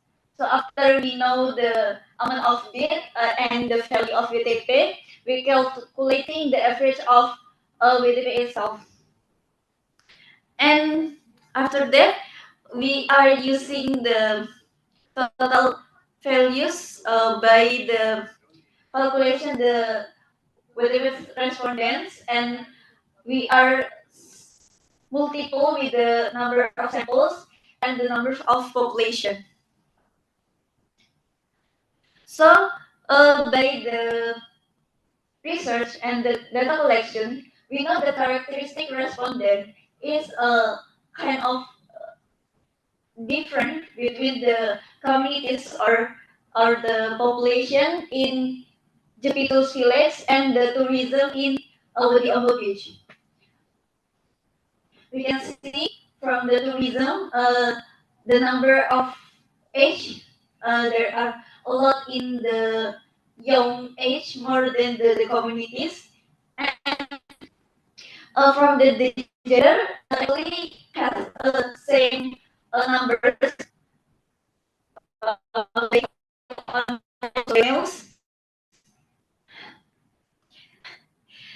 The difference is in the types of job and the level of education. As you can see, from the community has a level of education lower than the tourism because of the community itself, because of the Bodiombo located in the rural area. So the number of level education is lower than the tourism that is come from the cities. And also the type of job, the Tawari has a kind of tertiary jobs than the communities that is the primary sector. So the income also really different between the communities and the tourism. And the tourist has a higher and highest level of income that is come to the Ombo Beach, but it's not same with the condition of the communities because of their income is really under the standard of income in that area. So this is really regretted as we can see from the data. And then this is how we collect the data. We ask for the tourism and also for the community, how do they want to pay from the price of entrance ticket? Is this worth the pay or not? Is this worth of the quality of the ecosystem itself or not? And then after that, we are now the data that is almost the people are willing to pay more from the entrance ticket. So it means that actually the potential of ecosystem has a higher numbers from now the entrance tickets that are already paid in Wadiombo Beach. So the result and discussion. So the WTP value from the tourism has a higher number from the WTP value from the community members. So as you can see, there are a lot of people pay in the number in the 10,000 rupiah. So actually the price is X thousand. So they are willing to pay more to protect the coral reef ecosystem. So this is has a big potential for the communities and also from the stakeholder to take the advance of the potential to pay more about the coral reef ecosystem protected area. And also this is the number of communities member that has a lower number from the tourists that are come to Wadiombo Beach. Okay, so this is the conclusion. As we can see, the WTP value tourist is higher than the WTP from the community member. So that is mean that the tourist has more knowledge and awareness about the coral reef itself. So they are aware about the condition of coral reef. So they are willing to pay more than the communities member.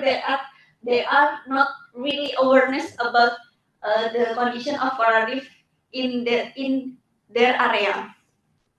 So thank you from me. Thank you.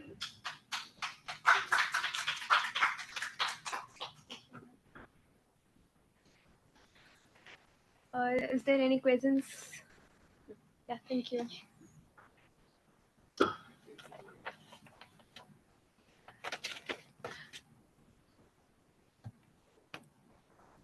Moving on to the last presenter of today, I welcome Hikmawati for an oral presentation.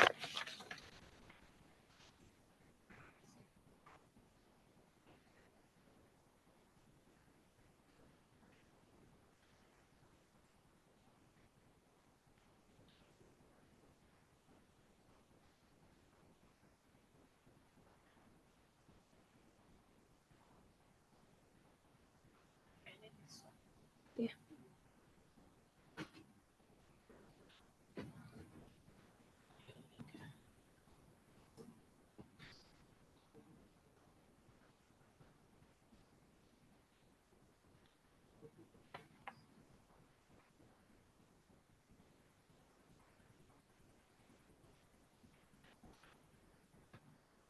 to next slide. Yeah, I'll tell you, ma'am. Just a sec.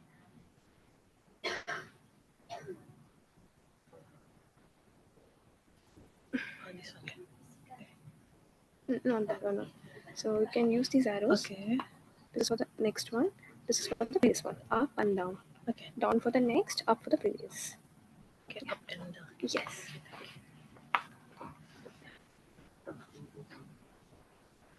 Okay, thank you very much for this opportunity. Let me, Hikmawati, and good evening for everyone.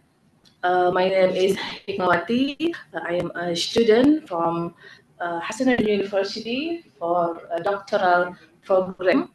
And now, me with my promoter team would like to present the topic about metagenomic-based analysis of the diversity of soil resource for fungal sources derived from maize plant downy mildew affected. So the downy mildew is a plant disease that make a low produce on maize. The symptom will affect the produce up to 100%. Okay, why results for? So in the results for we have to know that the role of the microbiota community in enhancing soil and plant health is associated with microbial diversity in the reservoir of maize plant. And land use activity and the diversity of vegetation have an impact to the diversity of microbiota. And healthy maize plants have a greater prevalence and variety of microorganisms compared to maize plants that are affected with disease. Okay, so here we have metagenomic approach. This is a method can use to examine the diversity and then also functionality and metabolism of microbial community present in the reservoir. So in the metagenomic method, we can use NGS tool, and then we can use ITS primer, and also ONT or Oxford nanopore technology. And then for our aims and objective project, to assess the diversity of fungi in the reservoir of maize plant in downy mildew endemic area.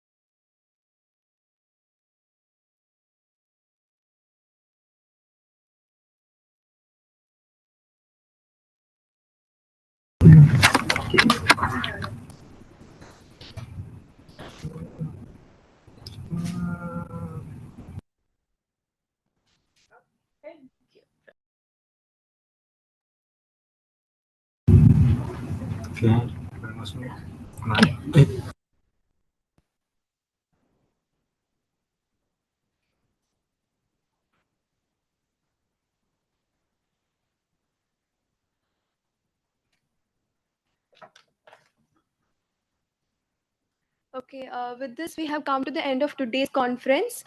Thank you all for joining today at the venue and being there with us, and thank you all for all your informative presentation. Tomorrow, the event will be happening virtually live on Zoom platform, and the Zoom link has been shared with everyone via email. I'm requesting everyone to join the Zoom so that virtual presentations and virtual keynotes will be happening. Once again, thank you all for joining today for the 10th Go Green Summit. Thank you.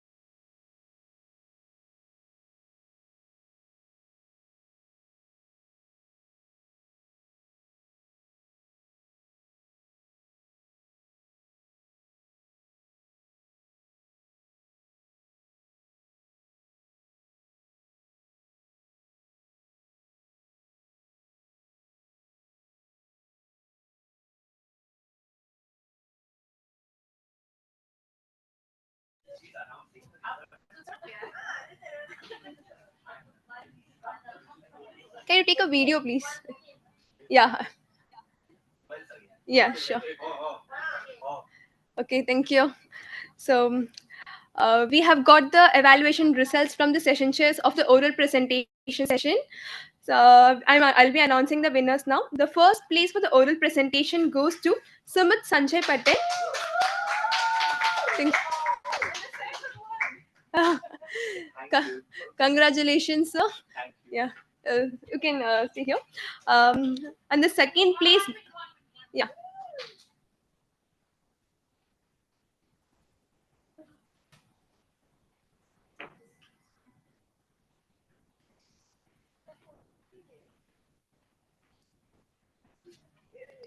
Okay, wait. Okay, camera. Okay. All right. Thank you. Congratulations, sir. The second place is shared with three people. The second place goes to Dr. Sailesh. Yeah.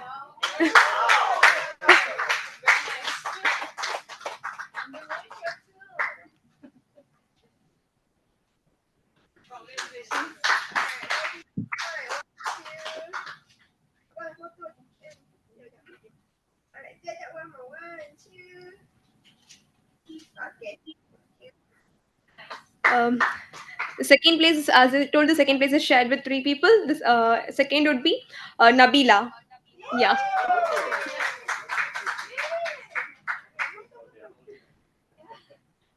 Congratulations to Nabila to Roma.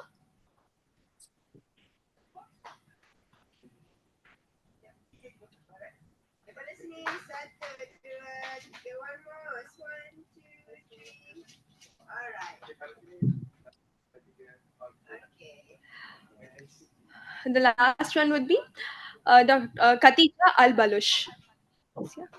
Okay. Okay. Thank you. Thank you all. Thank you, sir. Have a nice day. Thank you.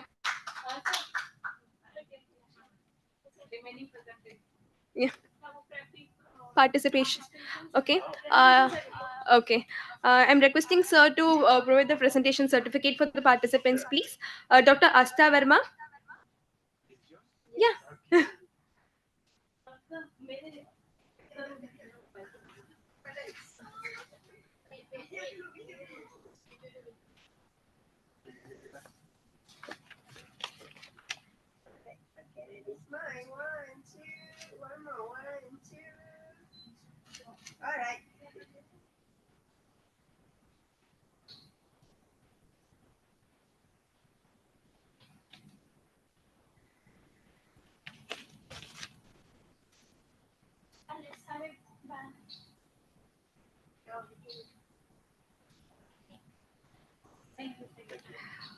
Dr. Sailesh to collect participation certificate and presentations.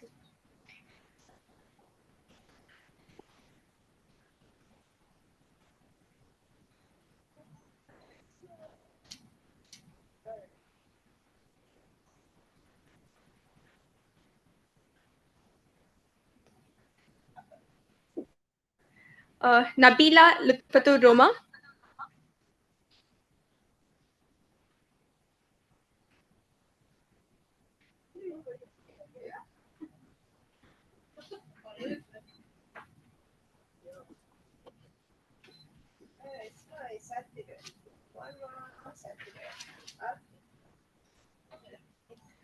Sumit Sanjay Patel.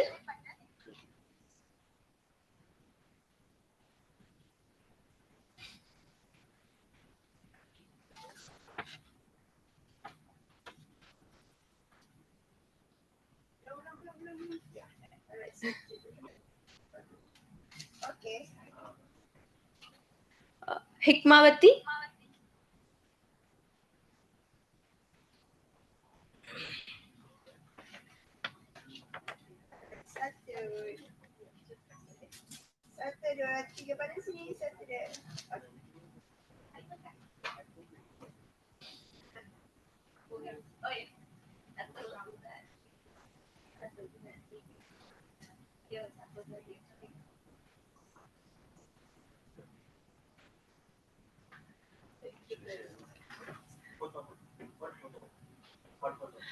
Thank you all. I'm requesting everyone to come in the front so that we can take a group picture together.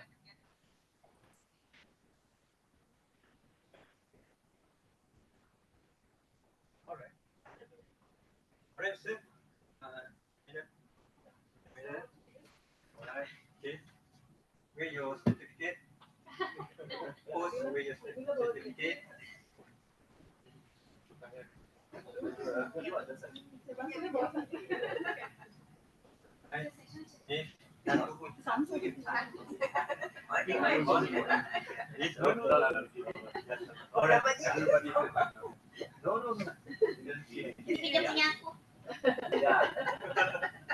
Okay, yeah. Okay, let me.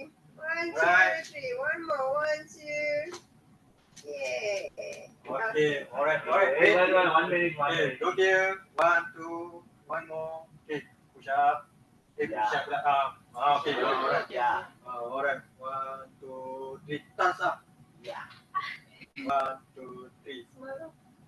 Alright, nice. Yeah, video. Video. One,